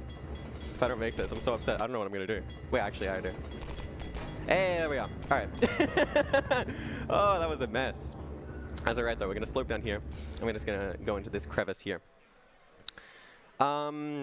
For the first part of this run, we're pretty much just going over all the maps. We're gonna start going through them a little bit more soon, I promise. Like here, we're gonna more or less go through it, except we're gonna skip the whole standoff that's behind us. And if you want to read a donation, now is a good time. I have a few donations here. We have hit $8,000. I'm gonna speedrun some donations. Here we go. Just cut me off when you need to speak. Okay, I have a $2 cash donation here. No comment. We have a $51 donation from Sin Ray with a smiley face comment. We have $100 from Gordon Freeman with no comment there. $50 donation from Anonymous, no comment. $10 donation from Dash, go Wilbur, go. $60 donation from Shawnee, no comments. $15 donation from T-Mob. Wilbo do ISG. $15 donation from The Mill Brewery, no comments. And finally, we have a $15 donation from Anonymous, also no comments. So, there were a few things that happened while he was reading donations, which is perfectly fine. You're going to miss stuff in this game anyway. One of the things was we went through some barnacles. We just went fast enough that they didn't touch us. That's actually about all we missed, to be honest. In terms of donations, hey T-Mob, what's up, by the way? ISG, for non-Half-Life 2 people, or technically Portal people as well. I guess Portal people know, maybe. Some of them at least. Is like a glitch. It's called Item Save Glitch. It used to be a Portal exclusive trick where you would like save with an item near a portal in a specific way. I don't really know how it worked there. And then like props start behaving really, really weirdly. Like they'll just start floating around and sinking through floors and like everything's just like, it's a whole mess, all right? Technically, there's a way to activate it now in the BBT, in the same part of Red Letter Day skip that was just before. But it's random and only saves about like 40 seconds, so I'm not gonna worry about it too much. Oh my god, it's been ages since I've heard the music. Ah! Okay, we got crushed there by the big spinny wheel. Yeah, so coming up on... Okay, this map, by the way, is like really annoying. Just because it's like... It's the map with all the man-hacks and stuff, so it's like just... A bunch of stuff can go wrong, and the man-hacks like pretty random with where they spawn and how they behave, so it's like, yeah, it's a bit annoying.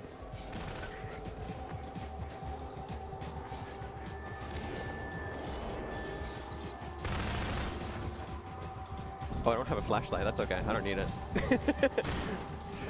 I don't need the light. So we'll see. Oh, this is an item climb, by the way. You just like spam, grab an item, and jump every time you land on it. So you like keep on picking it up under your feet, and you can just climb up walls. It's pretty fun. Okay, so we're coming on to the part of the game with the canals and the airboat and all that fun stuff. Any guesses on how much we're going to utilize the airboat? I'll cut off the roaring answers, and I'll say that it's 0. We're not going to use it at all. Technically, there's parts of the game where you do need it coming up. It like checks for you to have the airboat, but we have ways to get around that, so we're just not going to worry about it too much.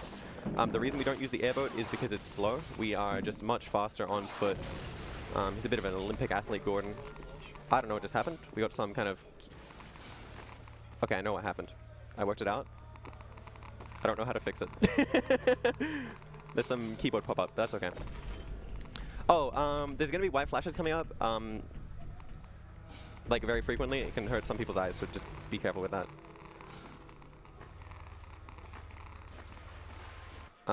It's going to be through like the whole of this next section, so it's like a bit annoying. We technically are allowed to turn it off, but it involves modifying like some file, and I could not do it before this, so my apologies. Okay, I'm going to stop doing that. I know how to stop it. Okay, coming up, a trick called no-clip glitch. If anyone knows what no-clip is, I'm assuming most people do. I'm not going to worry about explaining it that much. Basically, whenever you're entering or exiting the airboat, or maybe when you're in it at all times, I don't actually know, you have no-clip.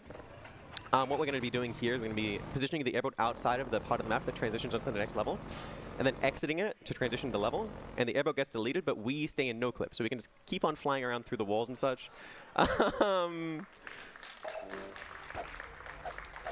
Now, unfortunately, we can't just fly through the rest of the game like this because, well, actually, fortunately, because that would be boring as hell. Because we can't touch any triggers, we can't change levels or whatnot. So we're going to touch the barnacle, and he puts us back into the regular game, more or less. Now, we've entered a state that we call quick clip. This is, I don't know how to describe this. So, okay.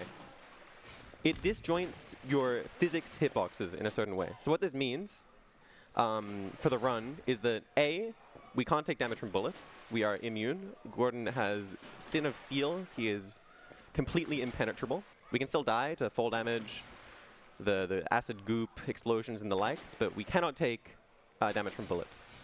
The other thing that you're going to see coming up is we are able to sort of clip through walls with a prop and floors. Sorry, it's not exclusive to walls. You'll see coming up. First is a bit of movement. Same stuff you've been seeing through the whole run. Shout out to this map. People are finally getting good at it. I had community gold for this map for like 3 seconds or something for years. People are slowly getting there on this one though. Yeah. So boatless is my favorite section of the run. Oh, that's what we call the canals, by the way, without the airboat. We call it boatless for, I'm going to assume, obvious reasons. Bit of a launch here. Hold on, I'm just going to focus on this one because this can be a little hard. Okay, we should be good. Nice. Yeah. If you have any more donations or anything, now's a good time. I do have a few donations. Actually, sorry, never mind. Okay. My bad. Right, you take it away. Yeah, so you know what I was saying about clicking through walls? This is how we do it. We just grab a prop and we jump and we go, oh, we got stuck in it. All right, that's all right. We'll do it again. And that time we got through. So that's more or less going to be a common trend coming up for the rest of the run. Oh yeah, this is the part that I was talking about where you need the airboat. Normally the airboat here to trigger a cutscene. We're just going to jump through it because we can go through walls. Grab some HP on the way because we need that. A strat called Chili launch here. Shout outs to Chili and such. Really cool guy, an old runner. Oh, never mind, it's too hard for me. Hop, hop, wiggle, pop. No.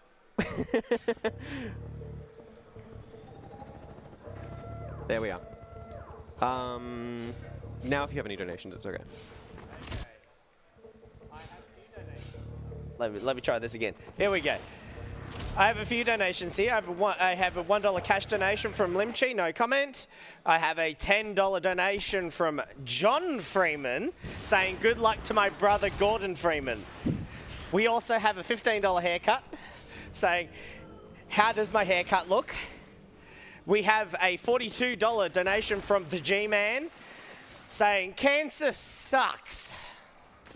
And then finally, we have a $5 donation from Experiment282. Sonic the Hedgehog would like to know your location. Please keep those donations rolling in if you would like to donate. Anyone who doesn't know, we are donating for Game on Cancer, a charity which funds early career cancer researchers who are working across all areas of cancer research. If you would like to donate, you can go to donate.ausspeedruns.com. That is donate.ausspeedruns.com.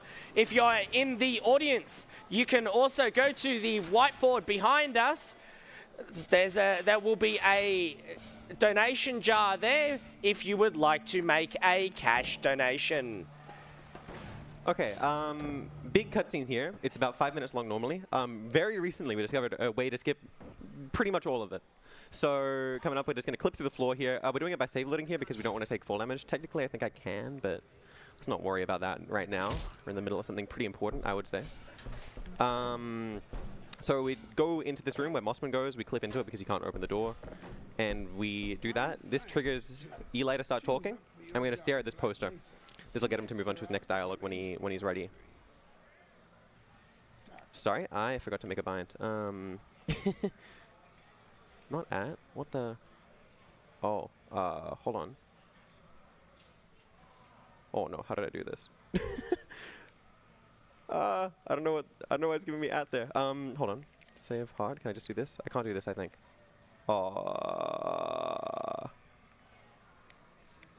Okay, I'm gonna have to just do this one try. That's okay.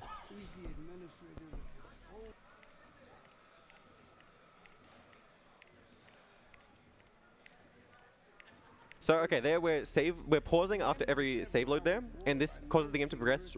I'll just type this manually. This causes the game to progress 5 ticks, but some things don't progress properly. Why did he not walk in all the way? Come on! Come on! Now if he doesn't walk in, well, we might have some problems. I'll try giving it a couple more. We'll see if that works. If it doesn't, we might go back.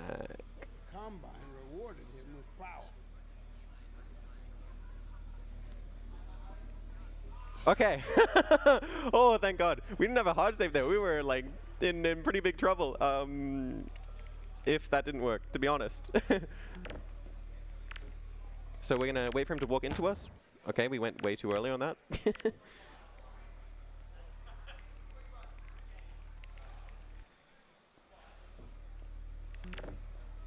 Come on. Ah, too early again. Well, okay. One more time. So we wait for him to walk into us, and then I'm going to start save loading. And what this is going to do is if he walks into us just right, just as we start doing this, we're going to clip down into the floor. Yeah, okay, we're clipping down. So we're clipping a bit down to the floor. This is just to get us out of this room, because we need to get out for the cutscene to continue progressing, which we need, because to change this level at the end of it, we need Alex. 3, 4, it should be like there. So we clip out. You put this barrel back. Alex spawns in. That's good. This is all good signs so far. Wait. Oh, hey. Wait. I did not wait. I did not wait long enough. Ah. This might be too early. Oh no.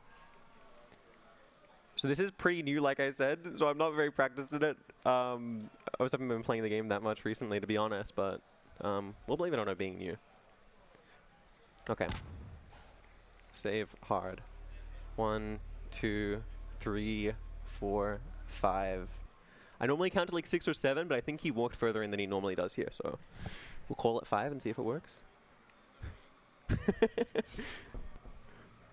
Okay. Alex spawned again. The door didn't open. We probably waited too long. Okay, let's wait 1, 2, 3.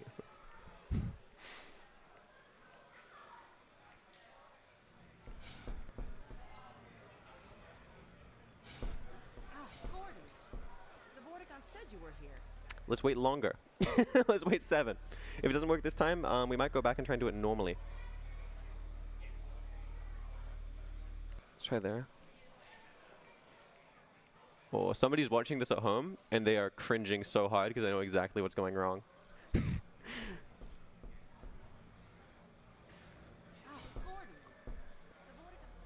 Okay, let's try and go instantly.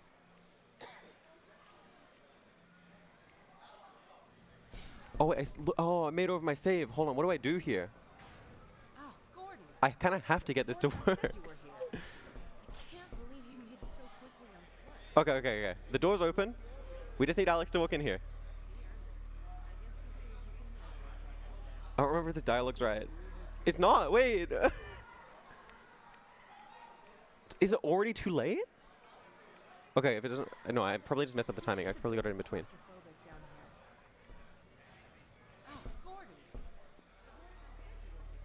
Oh no, I'm so scared. Okay, we're good. Oh, let's make another save. Excuse me? It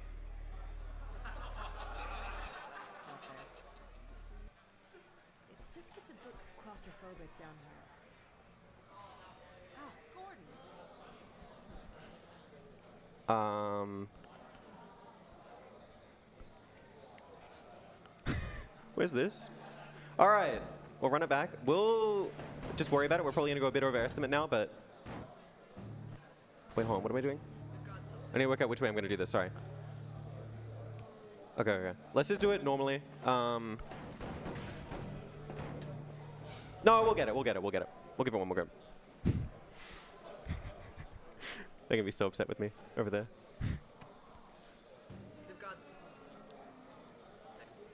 Okay. We'll clip through.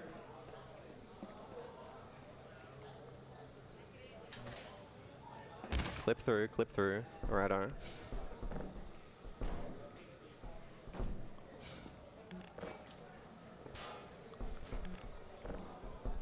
Go here. Get our barrel up, right? Sit it over there. Save hard.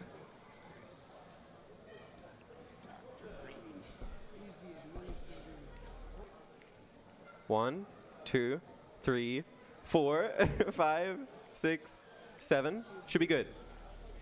He ended the 7 Hours War by managing Earth's surrender. Come on. Combine rewarded There we are. All right. with power. Okay, you really want to walk in, huh?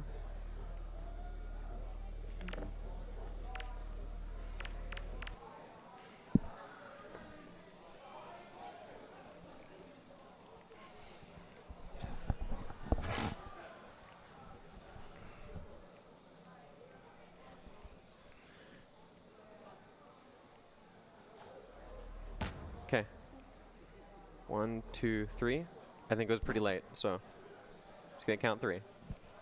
Now, if this doesn't work, Oh, Gordon. The Vorticon said you were here. Okay. She's not talking. She's actually good. We're good. Okay. Everything else should be pretty straightforward. There's one more thing that can go wrong here, but we won't have to go back that far. That's the old passage. All right, so we have to walk through at the same time as her, otherwise things go wrong. I don't actually know what, but something goes wrong. You put those props like that, and then... That's the old passage to Ravenholm. Do you mind? I don't go there anymore. I'm trying to do a presentation here. You made it so quickly on foot. Well, he earned it. I guess you proved you can handle it. Okay, we have to do this again like 10 times, I think. 5, 6, 7. Let's do that again. That felt wrong. 8, 9, 10. We threw that nade to normally try and teleport her, but she didn't want to be a part of that, so. Okay. No!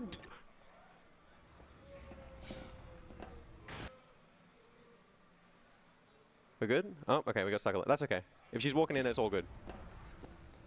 Oh my god, when she turned around, I know sometimes she can just turn around and it's like, it's just random. And I was so nervous I had to load back into the hard save and mess up more. That's okay.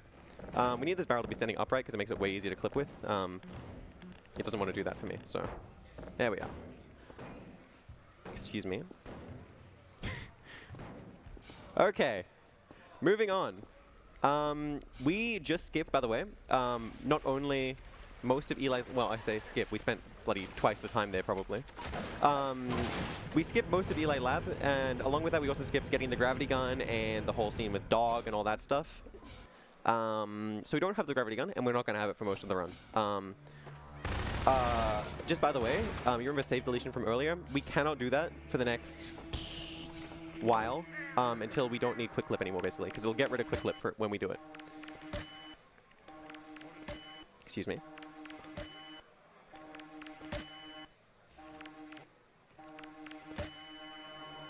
There we are.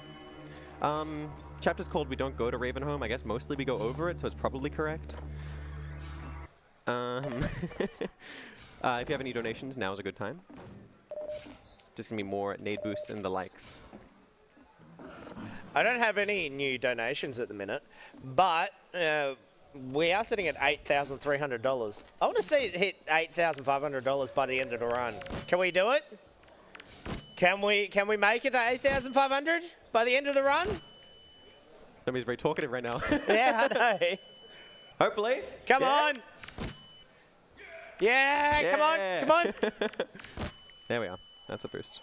That's not a... What? Really? Okay, I was shocked that didn't work. Oh, okay. So we're trying to get a boost here. This one could be a little bit finicky. Apparently really finicky. Real? Dude, there's no way.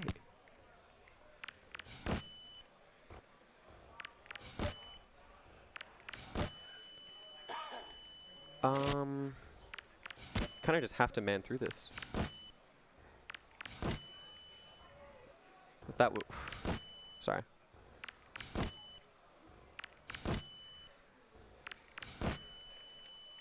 We're just gonna run with it. I think we... Oh. Wait. Can we make this? No. I think we maybe do something here. Let me see. Wait, I don't know how. Never mind.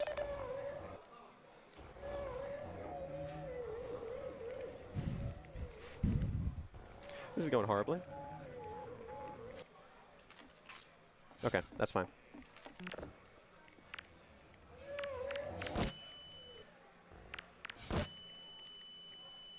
What? Okay, there we are. It's normally not that hard, but it can be a bit hard. That's alright. That's one of the hardest boosts in the run, so we'll call it hard.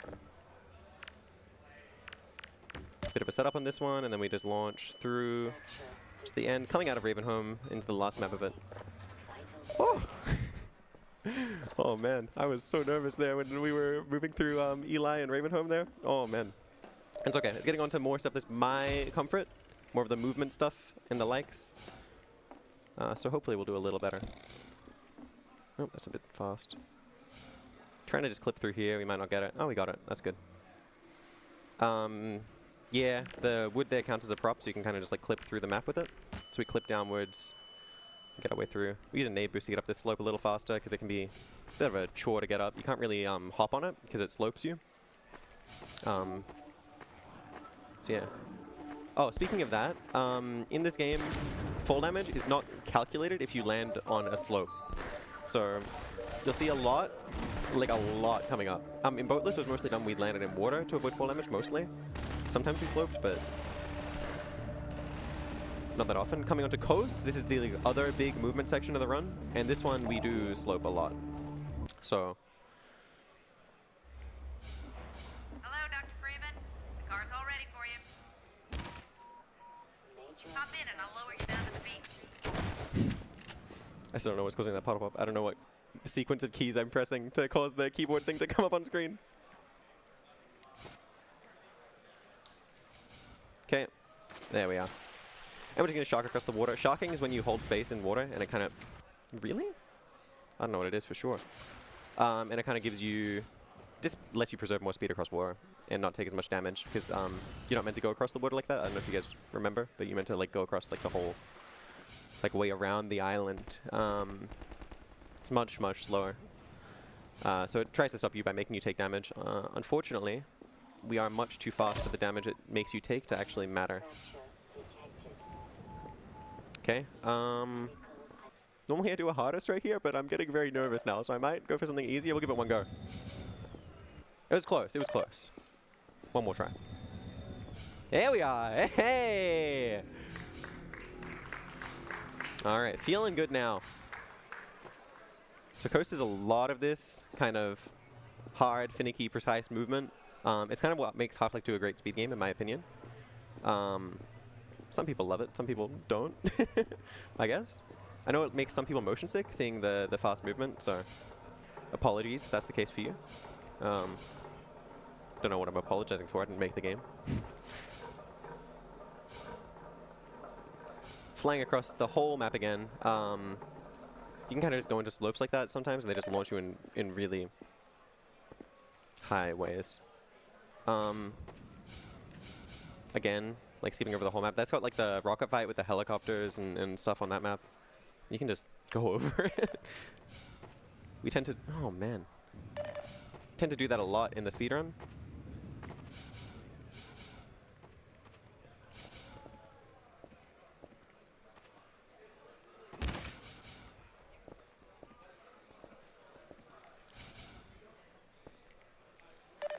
We're hopping on like these big, high, they're like walls that's meant to stop you from getting out of the map, I think, is like the idea.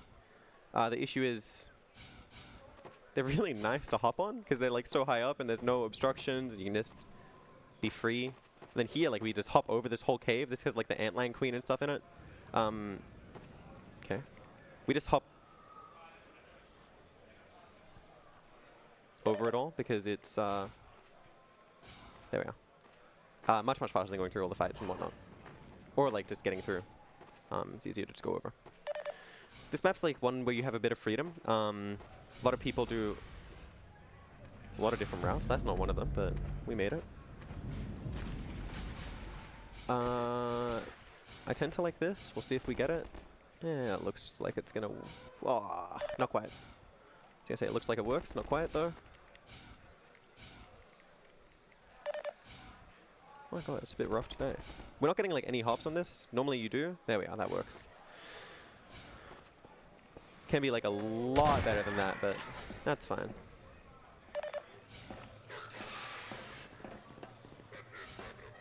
Okay, and we're done with Coast now.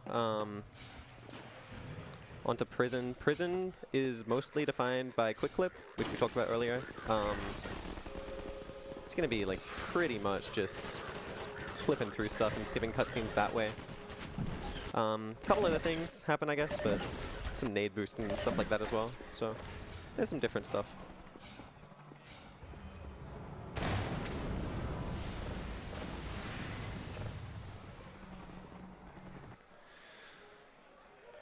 Setting up these props so we can clip as soon as the map transitions and going through here.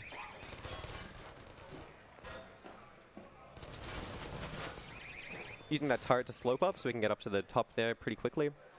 Gonna clip through like this whole map, I think, by going into this one. Like this. Oh, wow. He launched up a little slope there. Nade boosting over the fence. And getting the boxes with the HP.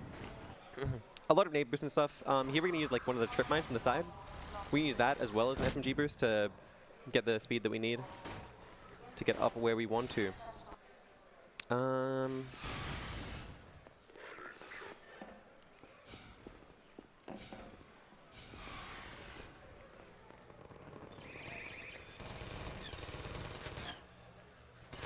So, coming on... Oh, come on. Stand there. Let me jump into you. There you are. Going on to Prisoner 7 in just a second. Wait, is it? Wait, where am I? What map am I on? Sorry, I'm losing track of the numbers. That's okay. I'm not worried about it. The point is, lots of cutscenes and stuff on the following map. Yeah. 06? I don't know. It's 06 or 07. What are we doing? We're doing this way. Sorry, I had to work out which strat I was doing. I do a harder strat normally. That I don't think is happening here, to be completely honest with you. So we're gonna just get ourselves the box up here. We're gonna like put it like round about here, I reckon. Don't do that. Alright, it didn't want to clip me properly. It just clipped me slightly into the floor. There we are. That's better. Use this box to clip through the fence. And this chair to clip through this door. Try to get it instantly. Sometimes you can be lucky and it just lets you through. Sometimes you're unlucky and it gets you stuck in the wall, so, you know, that's the way things go, I guess. Oh. Trying to clip like this through. I don't think it's going to happen. I'll give it one more go, and then we'll do the easy thing. Yeah, it's not happening. That's all right. Put this here. And we'll go through like that. Okay. Now we're in Prisoner 7. Sorry, I don't know what my map order was in my head. Oops. I think it's like Shift Control Alt scroll wheel or something. It's some ridiculous sequence of keys that's getting that keyboard pop up. Yeah, so we're just gonna clip through the floor here. Try and get it done as quickly as we can. These are like some of the unfortunate things about Half-Life 2 speedrunning. It tends to always be the case that we get these like long save load strats that come into the run that creep in slowly. It has been as bad as it being like the real time of the run is like many minutes longer than the in-game time that we use to measure on the leaderboards and stuff. Luckily, it's not so bad anymore. There's only like 1 or 2 strats that are actually even faster in game time than real time, which is great. Because it has been nightmarish in the past. There's been a point in time where it's like, it's all, the category is any % no void clip. Void clips are like these really long save load clipping strats where you clip through like huge portions of the map going through the void, and they're just so annoying. You have to like save perfect, you have to take perfect save load through the whole time, and it takes a ridiculous amount of time in real time. But it's much faster in game time because the timer doesn't progress while you're save loading, for how we measure it. Doing a bit of a setup here. This is like kind of similar to what a void clip's like. You like save load through walls like this, but you just go for like way longer. We're doing this so we can grab this turret, and then we can grab this turret, and this lets us trigger like this cutscene earlier. So we get the holdout sequence starts before anything else here. So these guys are gonna bust down this door. And we're gonna take this prop and we're gonna use it to block Mossman from using this little panel here. Set it up like that. And then we're gonna kill 2 of these guys, but leave 1 alive, because leaving this guy alive just stops anybody else from spawning here. So he's our friend. He can't shoot us because we have quick clip. If you remember earlier, when I got no clip and then I touched the barnacle, we're still in that state. We can still clip through walls, and bullets still can't hurt us. So this is the way that the world works now. He can still throw nades at us, which is like really unfortunate. And he can kill Eli in the pod, and if he kills Eli in the pod, it does soft lock the game. So we need to keep track of him and make sure he's just hiding in his little corner here or something. We can like play with him a bit, I guess. We can like lift up his leg or something. I don't know. I don't have much to do with him.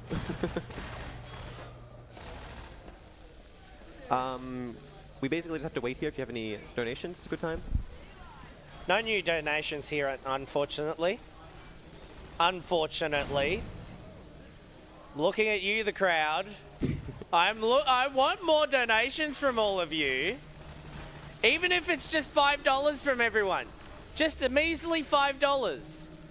That will bring us up a fair bit. And the crowd's increased since the last time I've looked.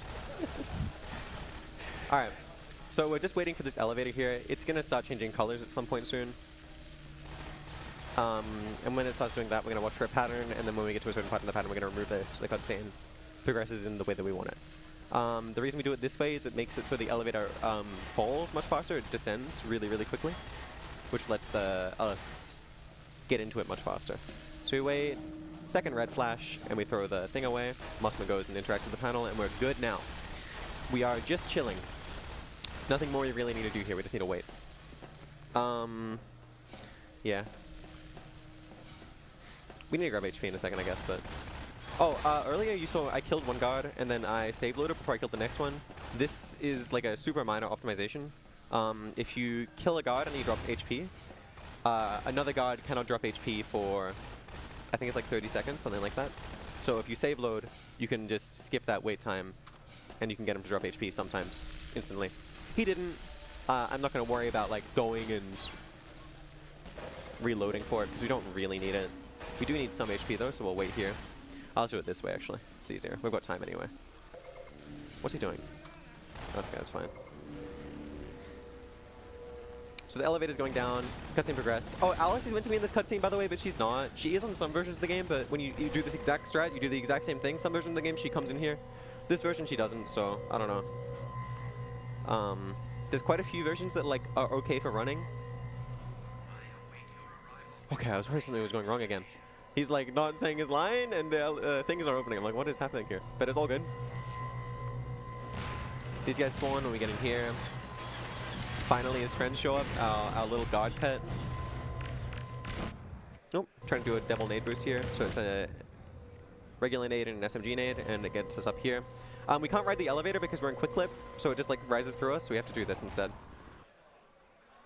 We're gonna jump out of this elevator early, and then we're gonna use our orb in our AR2 here to move this guy, and then we're gonna clip through that.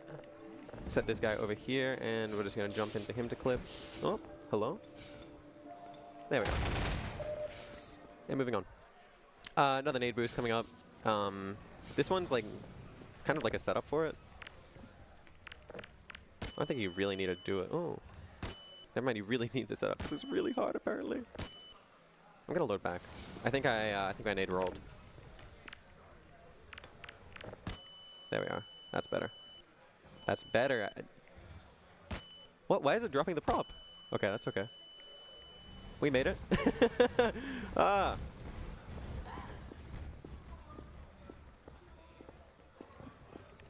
Gonna try and clip through there. There we are. We got that. That's if you drop a prop when you're going really, really fast, you can like clip before the prop touches the wall. Normally it'd get you stuck in it if you try to do it like that, but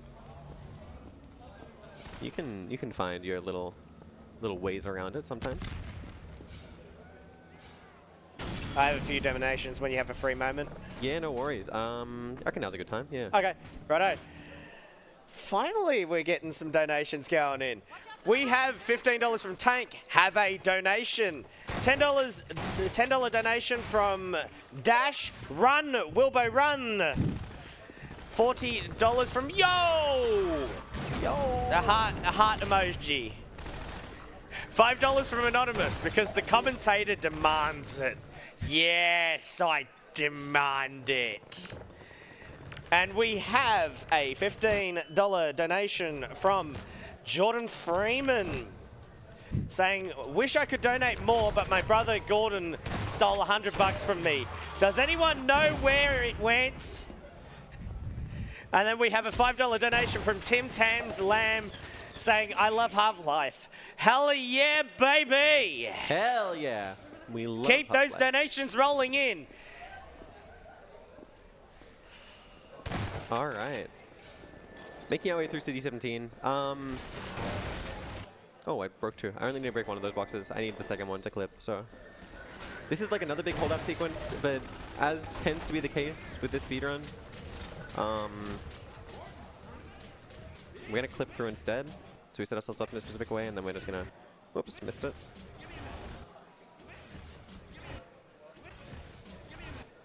Excuse me. There we are.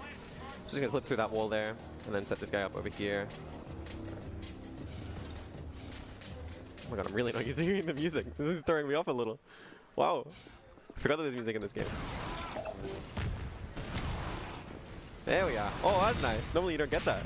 That's kind of like a random strat you go for every time. It doesn't lose any time, but we just got it. We just like clip through and stick out the launch up. Love that. Clipping through again. Do we have nades? We don't. That's okay, because we can get them here. That clip down can be like a little finicky because it's like you can clip into like another room instead of that one if you put it in the wrong spot, but you were just alright, so. Oh, I forgot. I kept on thinking about what this command was called for the whole run. There we are. That means that like we won't see like random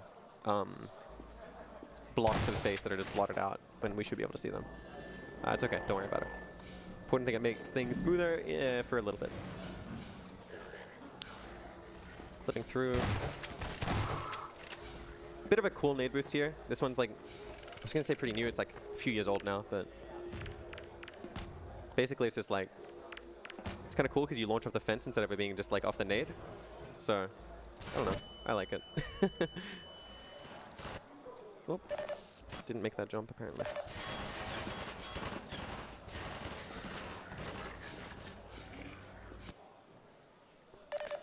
All right. Trying to get a launch here. There we are. That's a nice one. That's a really nice one, actually. Oh, man. I feel like that would be one of the better ones. We're going to shoot instantly here. This causes the guards that are coming up here. They're going to open the door instantly now. And we're going to grab this turret, and we're going to put it right here. This clip used to be, like, so annoying until we got a new setup for it. And now it's, like, free every time. You can just do it. It's, like, so nice. A lot of stuff in this run, like, ends up being, like, really, really hard. And funnily enough, it's not the stuff that's been going wrong this run. So, you know, take from that what you will.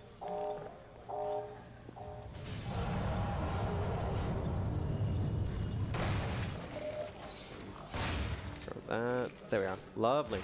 We finally picked up the RPG, so we now only don't have 2 of the weapons we're meant to have here. So we're meant to have the revolver, which I don't think we have, and we're meant to have...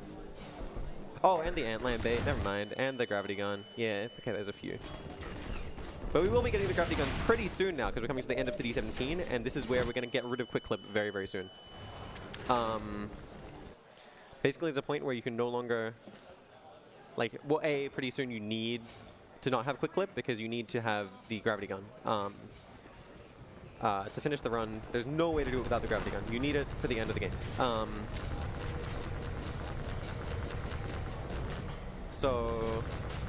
And there's just like no reason to have it for at least a little bit.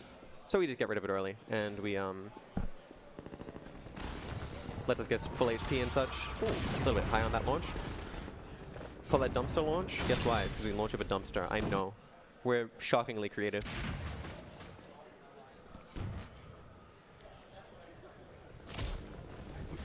First and last map of D17 coming up. We're about to enter Citadel.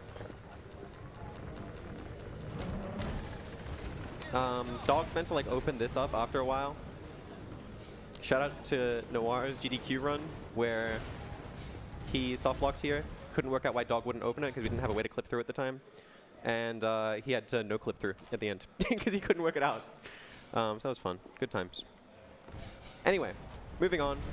We're into Citadel. We no longer have quick clip. We save deleted there. So we got full HP, full nades and now naded weapons and such.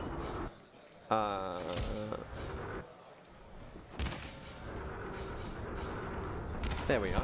Ooh, is there let's do that again. That's a little low on HP. I'm a little nervous about that one.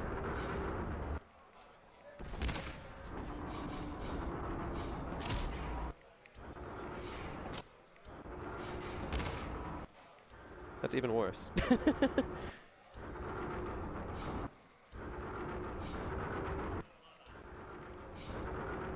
Alright, whatever. That's really good. Okay, that's fine. Okay. So coming up, this is like the hardest singular skip in the run, in my opinion. And I think pretty much everyone's opinion, to be honest with you. But...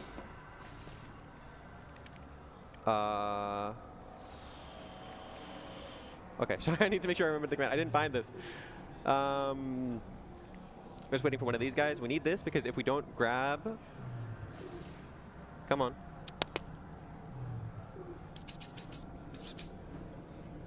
There we are. If we don't grab one of these guys, it's going to put us into the pod automatically, and that loses a lot of time. Because we don't want to be in the pod. We want to be... Oh, we might be too far. Yeah. It's a problem. That's a big problem, maybe. Oi, oi, oi. Okay, you know what I made fun of Noir for earlier? Forget I did that, because we're just going to do a little... Just don't worry about it. It's okay. We were meant to land here. Anyway, moving on from here, we're doing another nade boost. And this is a little hard because the... Yeah, it's just hard, to be honest with you.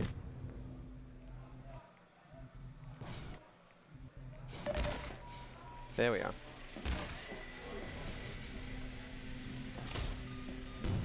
Oh, actually hit my trigger. Oh no, I saved after it. It's okay. Okay.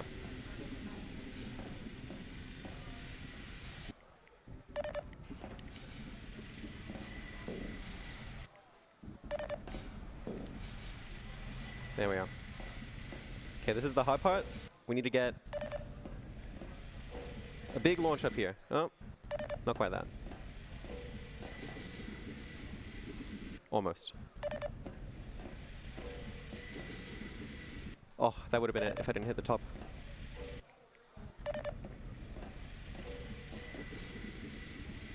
Close. One more time. Come on.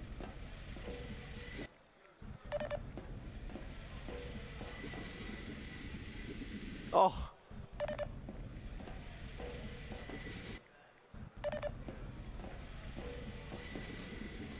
There we are. Straight through. Oh. Okay. So yeah, this is like the big 2-minute pod ride. Normally it can be like as low as 30 seconds, but I don't know. Probably wasn't that fast here, to be honest with you. Here we're going to try and get some of our guns through. Normally this bleeds all your guns, but if you wait for it to take all your guns out of your inventory, and then you can grab some before it starts zapping them away. Because the ones that you grab after it starts zapping away, you won't get to keep. The only thing you need to make sure is you need to not grab the gravity gun, because if you do, it breaks the game, and you soft lock. So, we didn't do that, and we're all good. Grabbing some health, and then we're just going to nade boost around this corner. Nope.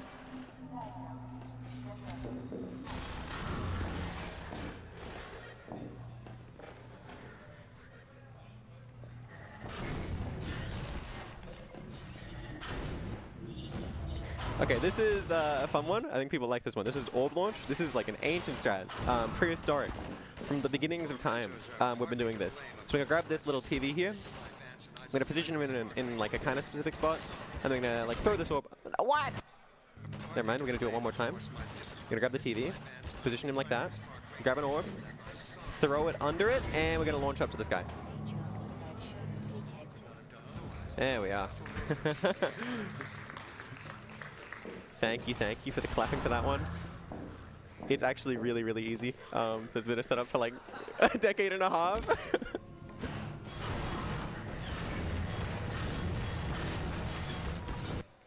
Do I have a SMG? I don't. Okay, that's okay. We're just going to jump into this. We're going to lose about 5 seconds here, which in the scale of this run is nothing, considering we're already like overestimate. There's like 6 minutes to go. So the next part is all cutscene. How are we doing for time on the schedule? Good question. Give me a sec while I look at that. Because I can technically just cheat and speed this up if we're strong. It'll be like 6 minutes if I don't. That would be a... Leave it or go? I would ask... Speed it up?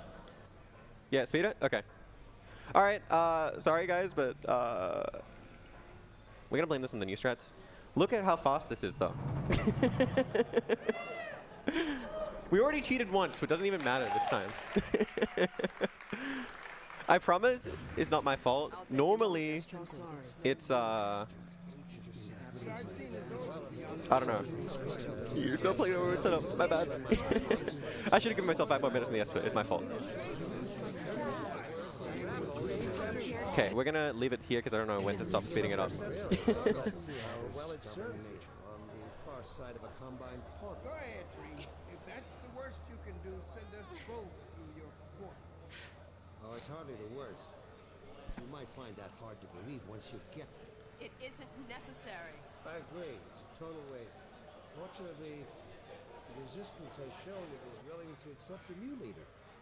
And this one has proven to be a fine pawn for those who control him. No! Don't listen to him, Gordon. How about it, Doug Freeman? Did you realize your contract was open to the highest bidder? Okay, so yeah, we're coming towards the end of the run here. I assume it's pretty obvious.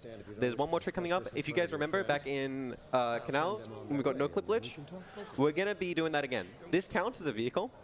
So there's a point where we get out of this. We're going to do some save load stuff, and it's going to lag out the game, and it's going to make it so this pod gets deleted before we're fully out of it. And what this means is we're going to get into no clip. So we're going to finish the game like that.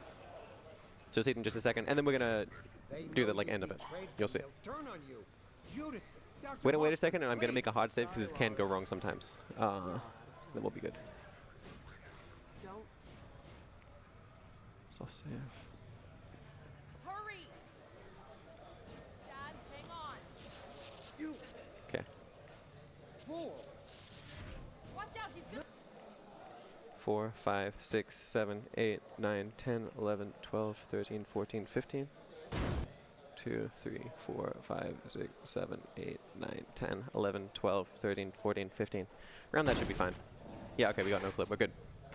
We are good. So we're no clipping. We can fly up to the top, get this to open up. The fizz gun spawns here because we're meant to think that Brian dropped it there or something. I don't remember. Then we're going to do this. This is the final thing. We wait. Time is about to come up. We're just waiting for Alex to finish. Now Crosser disappear and all that. I'll tell you when. Come on, Gordon.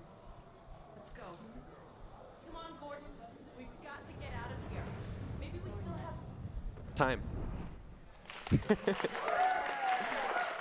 Yeah. Sorry for that one. That was a bit of a mess. My bad. Yeah. Stuff happens, I suppose. That's it, though. Thank you, guys. Check out AusSpeedruns if you liked Half-Life 2. It's where we all hang out and share strats and the likes. Plenty of nice people. Thank you.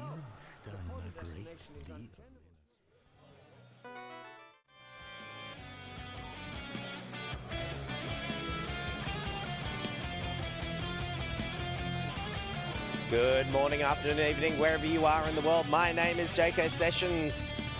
I will be the host for the final run of the night. As a quick heads up, we have hit $8,500!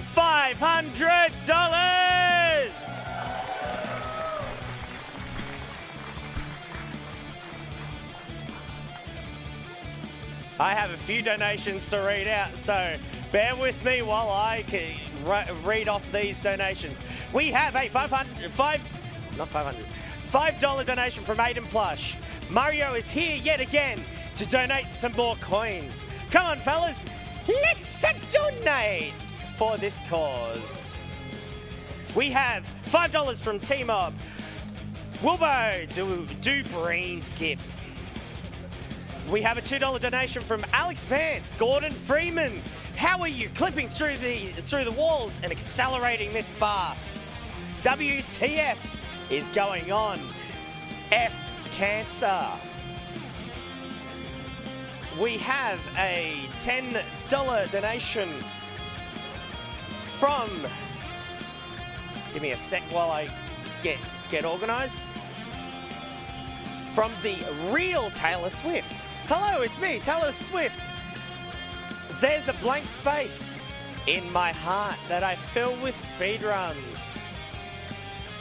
We have a $35 donation from Money Beats Cancer. $35 for cancer research. Cancer is the enemy. We have a $15 anonymous donation, no comment. We have a $5 donation from Mama Hells. Love the commentary and attitude, Wilbo. Hope everyone has been having an awesome time at DreamHack. Legends. And then finally, we have a $27 donation from Norman Freeman. Don't tell Jordan that I stole money from him too. Then we also literally just had a $40 donation from Espen Willow. No comment. Thank you for that. Keep your donations rolling in. I want to get a $5 hype train. Keep going. Give me $5 donations. I want to be pumping out donations. Can we hit? This is a long shot. Can we hit 9,000 by the end of this? I don't know. See how we go. Let's see. That's still.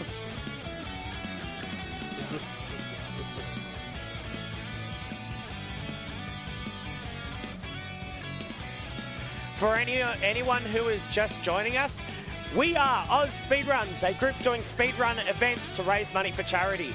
For this event, we're raising money for Game On Cancer, a charity which funds early career cancer researchers who are working across all areas of cancer research. If you would like to donate, you can go to donate.ausspeedruns.com. That is donate.ausspeedruns.com. If you are here in the audience and you would like to make a cash donation, you can go to the table behind the whiteboard near the glass doors. I am getting the thumbs up. We are ready to start our final run for Australian Speedruns at DreamHack. Take it away, noobs. Alright everybody, welcome to the final run of the event. This is going to be a nice, short, sharp, shiny one. We started the event off with the second run being Bioshock Infinite, gearless, all the way through by Mr. Toasted Mildly over here.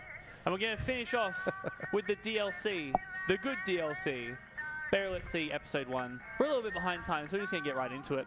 Time starts when the black screen comes up after the loading. You notice we're starting on hard difficulty. This comes into play a little bit later on. Very necessary for a specific area. Yeah, I mean technically it's not necessary. We could do it without it. It would just take forever. Yeah. All right, start timer. Let's go. Speed is of the essence. Let's go, noobs. Excellent.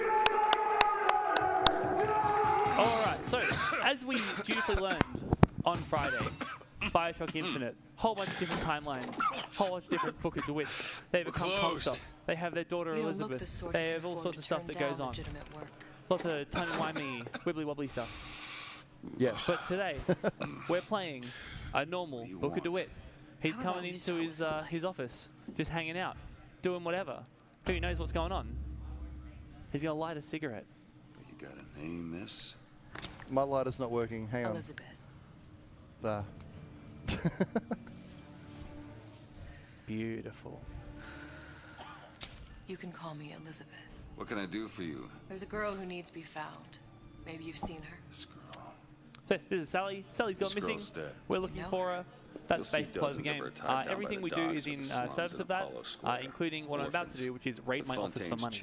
Yes. So, once you walk off towards the door a bit more, I'm going to turn around and start stealing some money. This is important because later on, we need as much money as we possibly can get. Now, I did a practice run earlier today, and I got like 150 bucks. Which what? Is crazy. I've never seen that much. Notoriously in this run, you will pick up almost not enough money most of the time. Like it's very rare. It's very rare to get triple digits. That's that's. I got so much money. It was crazy. Like the diner had so much money. So there's an invisible wall in front of there. But if you just go to the left of Elizabeth and jump over that light, you ignore it. And then we don't want to look at this. Oh, that's the first time I've screwed that up all weekend. You ignore those little sisters because they're just going to look at you weird. And then we go up here, we go on here. And we run through this way. Little crouch under the door action. The first half of this speedrun is very... do you do up the stairs or over the bin? I do sideways stairs if I keep running and then go this way. Because it lines me up in a nice straight line and I can spam on the button here. Very good. And then we move on. There's a couple of ways to do that, and that is one of them, and very quick. Everyone has their own methods. Absolutely. I would write my memoirs. So this is an Elizabeth that we don't know. Elizabeth evidently doesn't know us, or does she? Time will tell. Point being, we're going to go see a nice man in the Garden of the Muses, Mr. Harlan Fontaine. What a beautiful, beautiful man. He's an artistic soul, really misunderstood in my opinion, much like Dr. Habit was. Yeah. And we are he is very critical of dancing though. Yeah. It's fantastic. Knows what he likes. He is an auteur's eye. He knows what he likes, and he will let you know if he doesn't like what he sees. Yes, shockingly will do so, yes. Yeah, he's a very energetic guy. It's excellent. Now, this first part, we're going to run up to his little club, and we're going to do a little knock on the door. If you're photosensitive, look away like now. I'm taking you to one of them. There's a few flashy sort of flashbacks. Mr. DeWitt, you all right? I'm fine. GG for remembering that. I completely forgotten. They trailed off and went, oh, this is the bit where I give the photosensitive warning. All right, this guy's going to disappear. Once he reappears over with the other people, we can run away, like now. And we're going to go up these stairs, because walking up them is slow. run around this way, and we're going to jump over this way, and we're going to start spamming F to try and interact with this door. Beautiful. That lunatic have Some level of overlap over our lines is fantastic, because now we have this person who's asking us what business we represent. Yes, this party is called the Business of Raptur's Business, and Mr. Cohen in order does to not attend the truck party, with you need to private have a certain kind of mask. Yes, very very important. To artists and craftsmen. Those of you who have played the original Bioshock games may recognize this mask when we find it a little later. And by find it, I mean you're going to get like 2 seconds to look at it. They must have gone out to local artists. If that. Okay, so it's Business of Rapture is business. So we're about to do a free trick, running over here, Says it's sponsored by jumping up on this bit, and running around this way. There is no way that you can interact with this door until the little chevron shows up. So it's completely free, and you can die like twice and still do it. Yeah, there's plenty of time to get to it. Nobody's gonna just hand us Alright, so we're looking for a mask. We're going to try and find the mask. We're going to go to a few different shops to find the mask. You just find the mask. Leave the distractions to me. It's going to open up, and we're going to say hi to this guy. Really? Using his little jewel loop. Excuse me, please. Thank you. Lady has some questions. This is Golden Rule. It's a jeweler. Really cool guy. We say, hey, Elizabeth, distract him while we look around. I don't know why I went around that way. That's the slow way. Jump up this way. Ooh, yeah, I got it.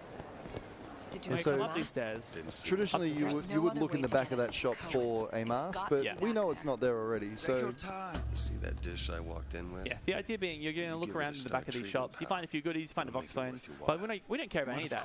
All we care about is the mask. So John Lennon's going to show Elizabeth around again, and we don't care about that. We run around this way.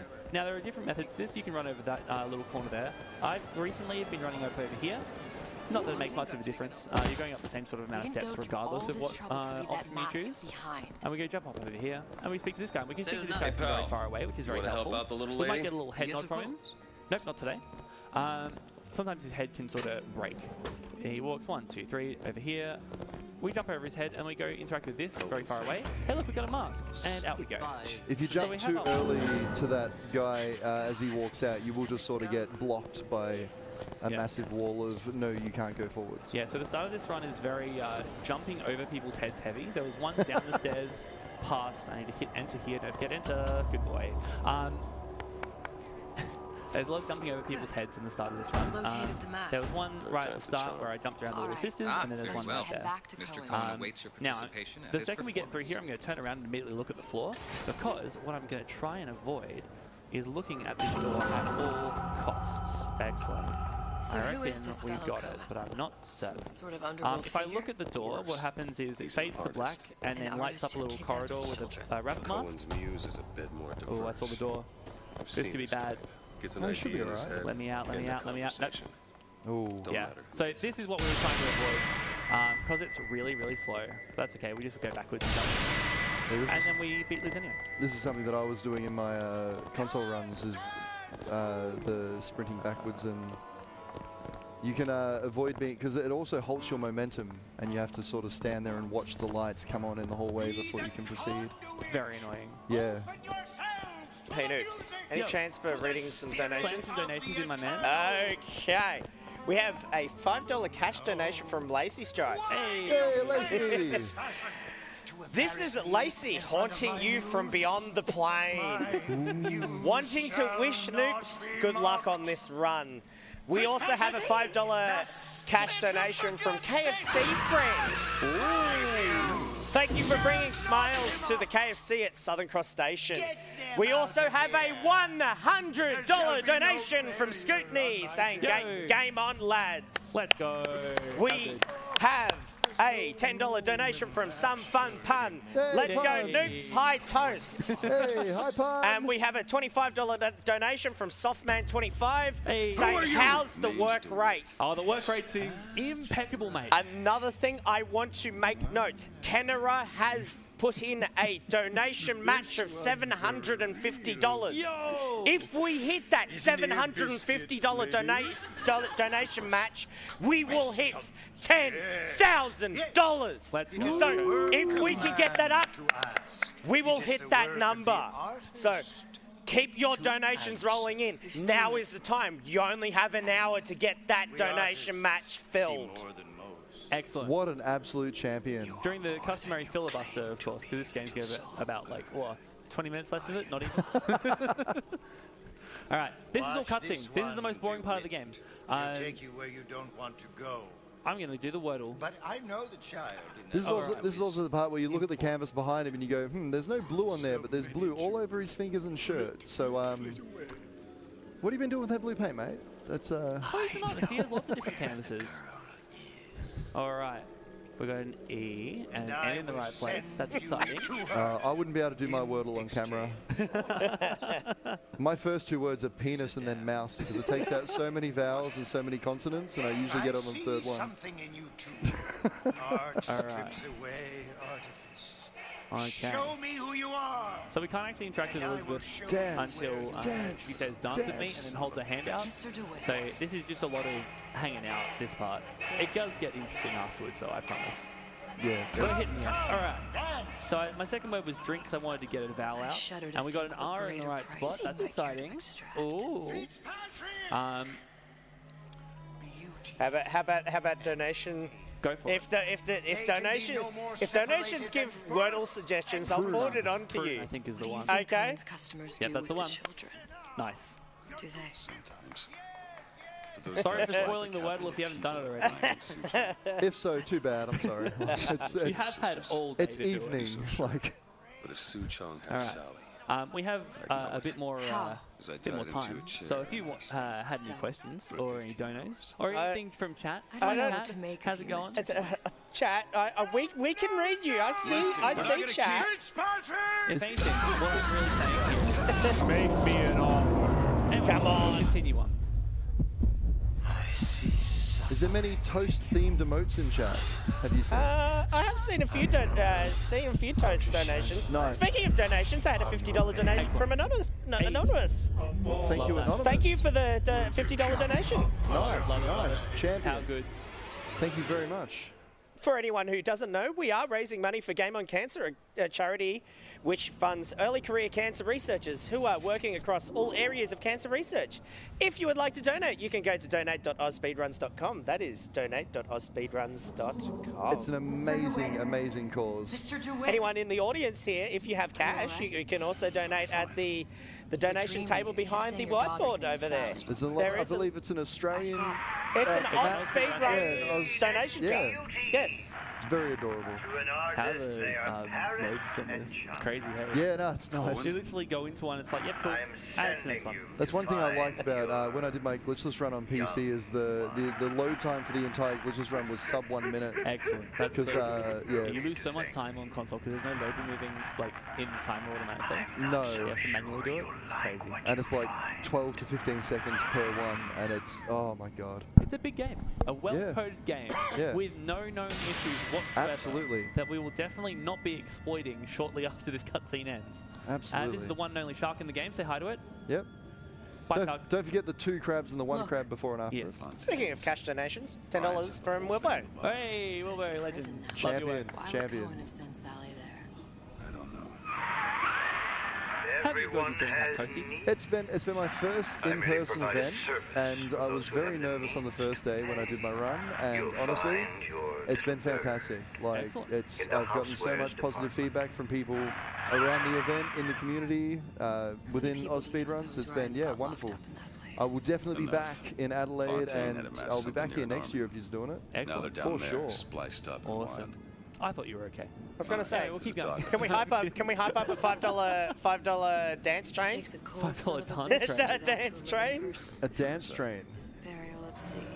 Is Luke going to get up on the couch and dance? I don't know. I can sit here and hype. I was just more like the cutscene earlier on. Oh, yes. All right, we might get a free reload here, which would be very excellent. Does it impact the gameplay at all? No. No, it does impact whether I hit the R key or not. And I have to hit the R key. That's unfortunate. Now, there is another photosensitive moment coming up shortly, so brace yourselves.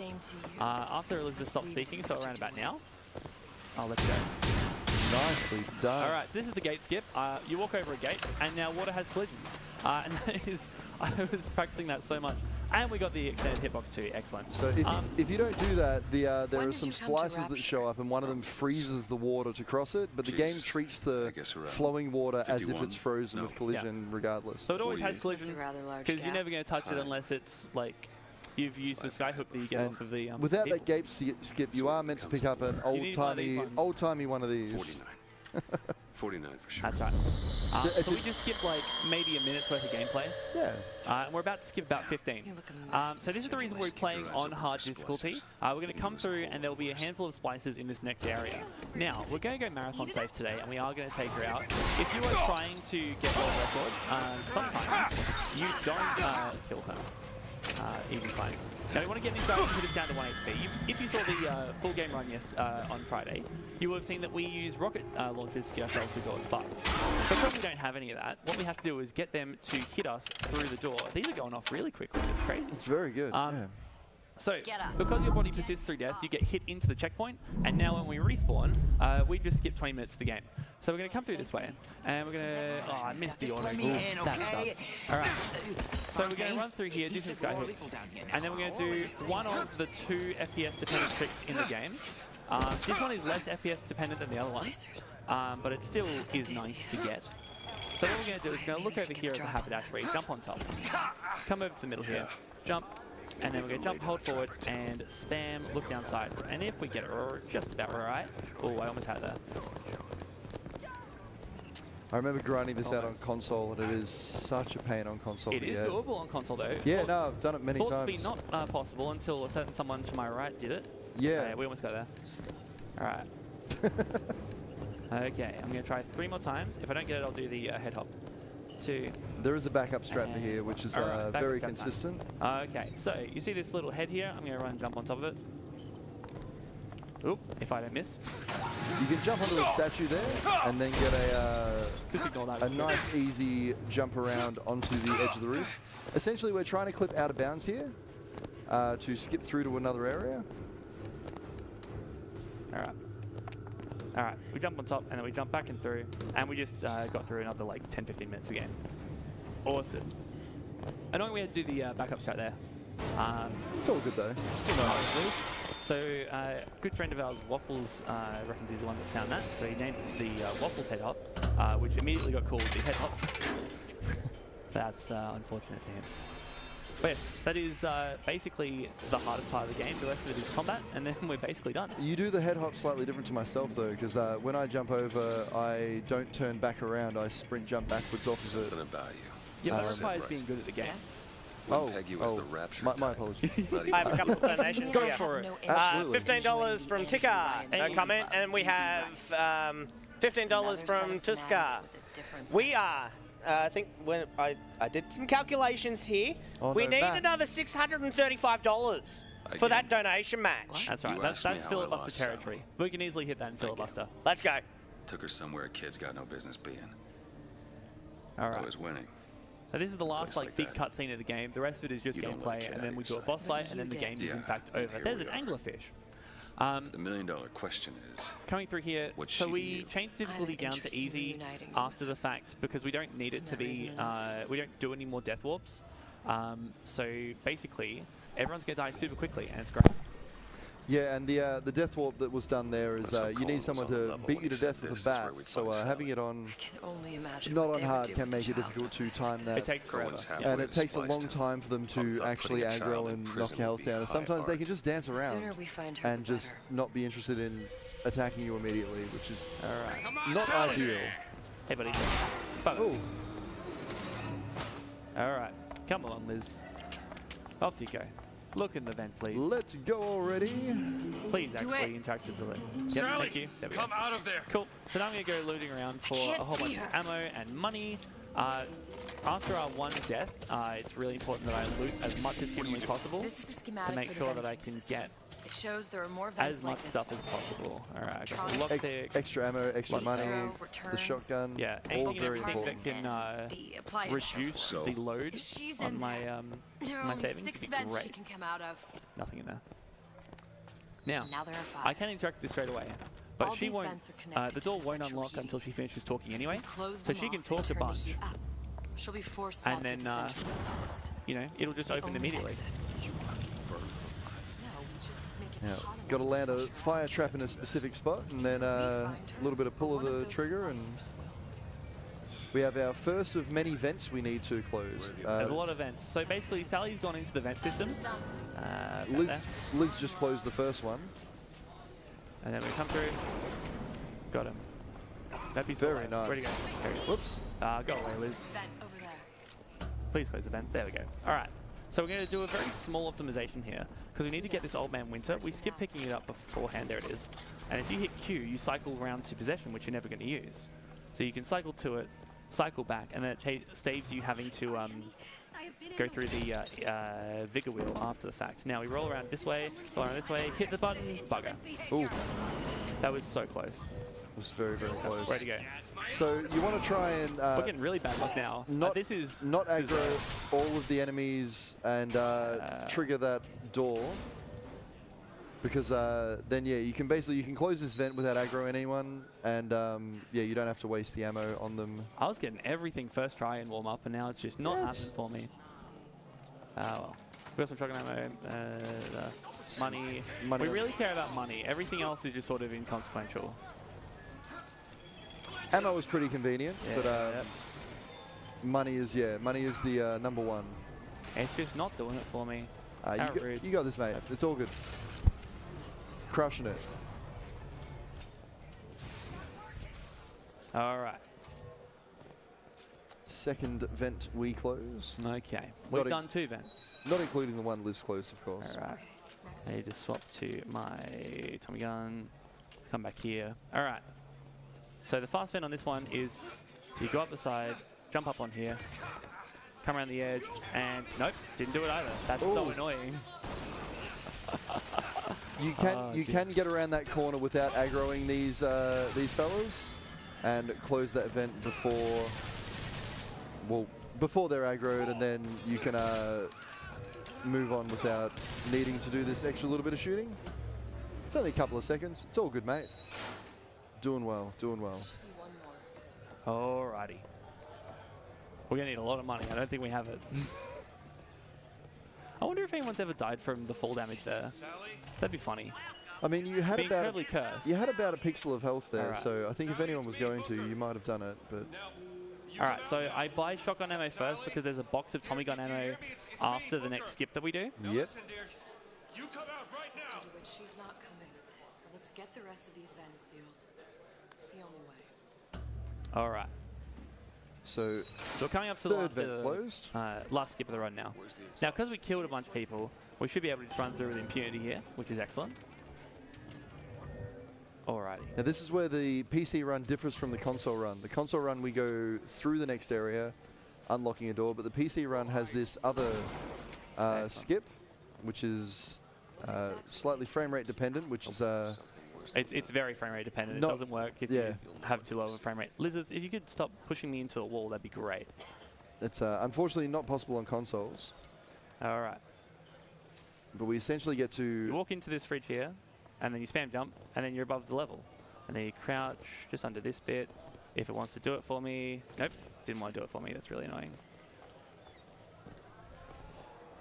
Nope.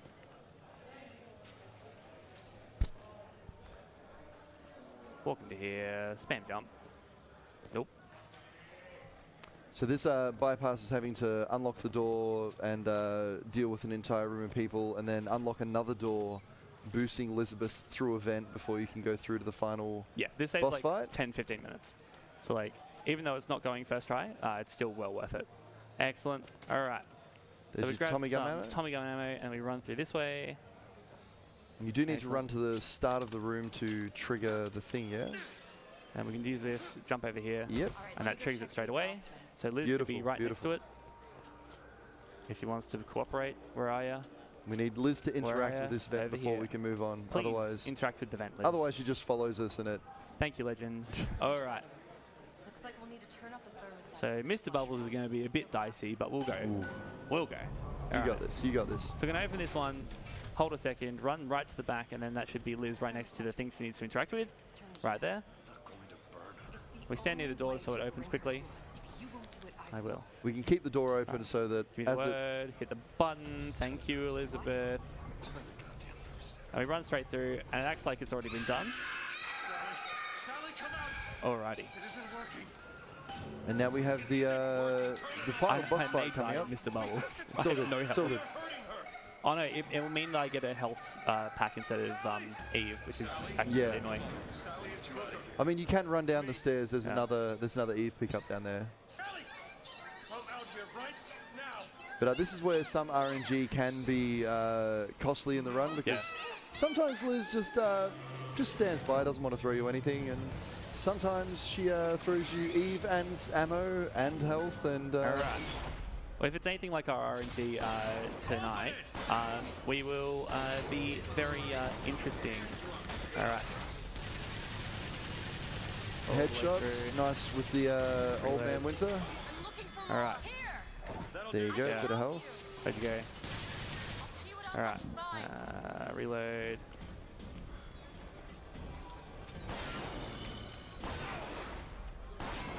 And then we switch to our cannon. Boom, boom, boom. There we go. We want to time this so when we're reloading, so that we get a full reload while it's happening. Yeah, the gun continues reloading while you're catching stuff, which is very helpful. That was incredibly cursed, but time is coming up. If Elizabeth will get out of the way, what are you doing? Liz! All right, time is done. There we go. That is the most cursed run of Burial at Sea I've done in like 2 years. A little scuff, but you got it, man. Well. You got it, man. Oh, well, we're still under estimate. Excellent. That's how you set an estimate, kid. Beautiful. Alrighty. Beautiful. Thank you so much. I have been Newts. This has been Toast. Accept no substitutes. The real deal is always better than the imitation. Thank you so much to everybody who are coming and seeing this. This has been a beautiful event, and it is over to our wonderful tech team for our filibuster. And thank you everybody that's chipped in towards what is such a great cause, Game on Cancer. Yeah, donate money. Let's hit 10K. Come on. I want to see that 10K. Please. Alrighty. GG's, my friend. Excellent. GG's. Take us out.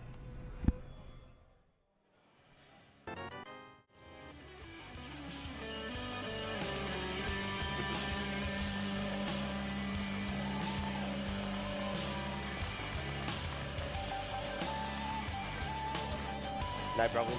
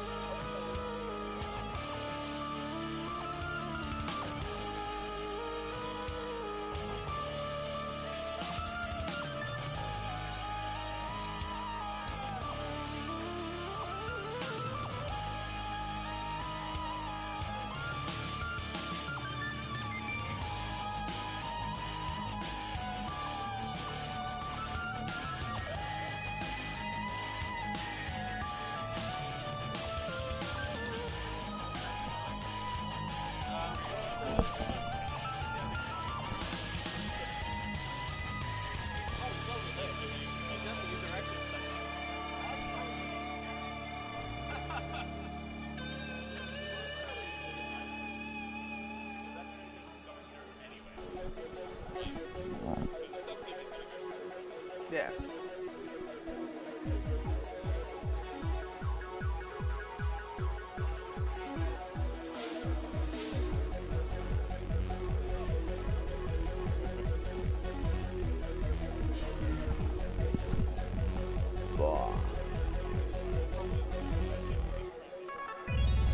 At this stage.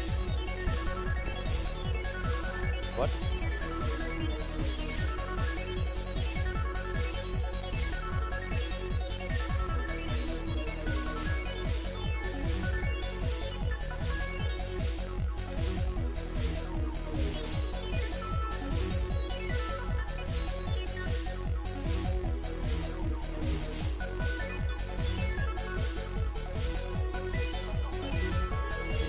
Well, we're getting to the end.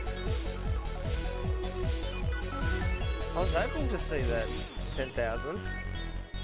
There's still time. Still time for that 10,000. We've still got that, Canada's still got a donation match to go. So don't stop your donations. But with that being said, my time has come to an end. I've been JK Sessions, and I will be signing off as your host. So, good night, everyone.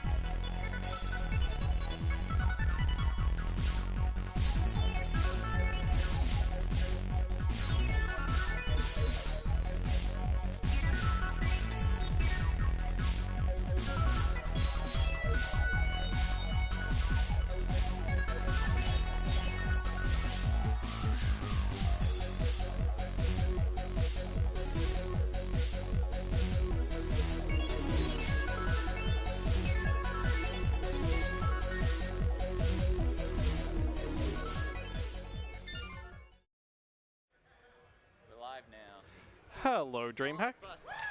Are we on? Are we on? Yeah, we're on. Cool. Hello. I'm Stan. Thank you everyone so much for coming to AusSpeedruns at DreamHack 2024. This has been an amazing 3 days of speedruns in an incredible venue. Yeah, it's great to have been here. It's been some great runs. It's been really great seeing everyone learn to speedrun as well. Oh no. There she is. So this weekend, I'm proud to say we have raised over $8,900 for Game On Cancer, which is an amazing cause. Might be more. Yeah, we've still got the chance to get to more. There is still a donation match for I think a bit under $750 now, and if we reach the end of that, we will hit 10,000 today. So get your donations in. So I'd like to thank everyone that has watched the stream, well, everyone that's watched us both here and at home. To thank everyone that has come in and learned to speedrun. You know, had a bunch of people learning A Link to the Past, learning Super Monkey Ball, Pokemon Red and Green, all sorts of games this weekend. It's been really cool seeing people that might be getting into speedrunning for the first time learning a game. And yeah, thanks to all the runners and volunteers, to the hosts, the runner management, social media, and of course tech, by far our most important volunteers. Yes, thank you. Yeah, round of applause for tech, because they... No, all volleys. For all volunteers. They're the ones that make these events happen. And of course to the committee who's up here with me. I think, did we have Lacey up there somewhere? Yeah. There's Lacey. Yeah, and big thanks to Game On Cancer for their support. They do a lot to make help us with these events and make them happen as well. And of course, huge thanks to DreamHack for providing us with this space, for having us. They've made this definitely. Just look at this space. Look at how cool this is. But yeah, I think that's about it. So thank you everyone for coming. It has been a fantastic weekend, and we will see you at ASM 2024. And I should note, submissions for ASM 2024 are open for the next 5.5 hours. So if you've got any last submissions, now's the time to get them in. Thanks, everyone. We'll see you in July. More filibuster, more filibuster. I'm not softy. I can't filibuster like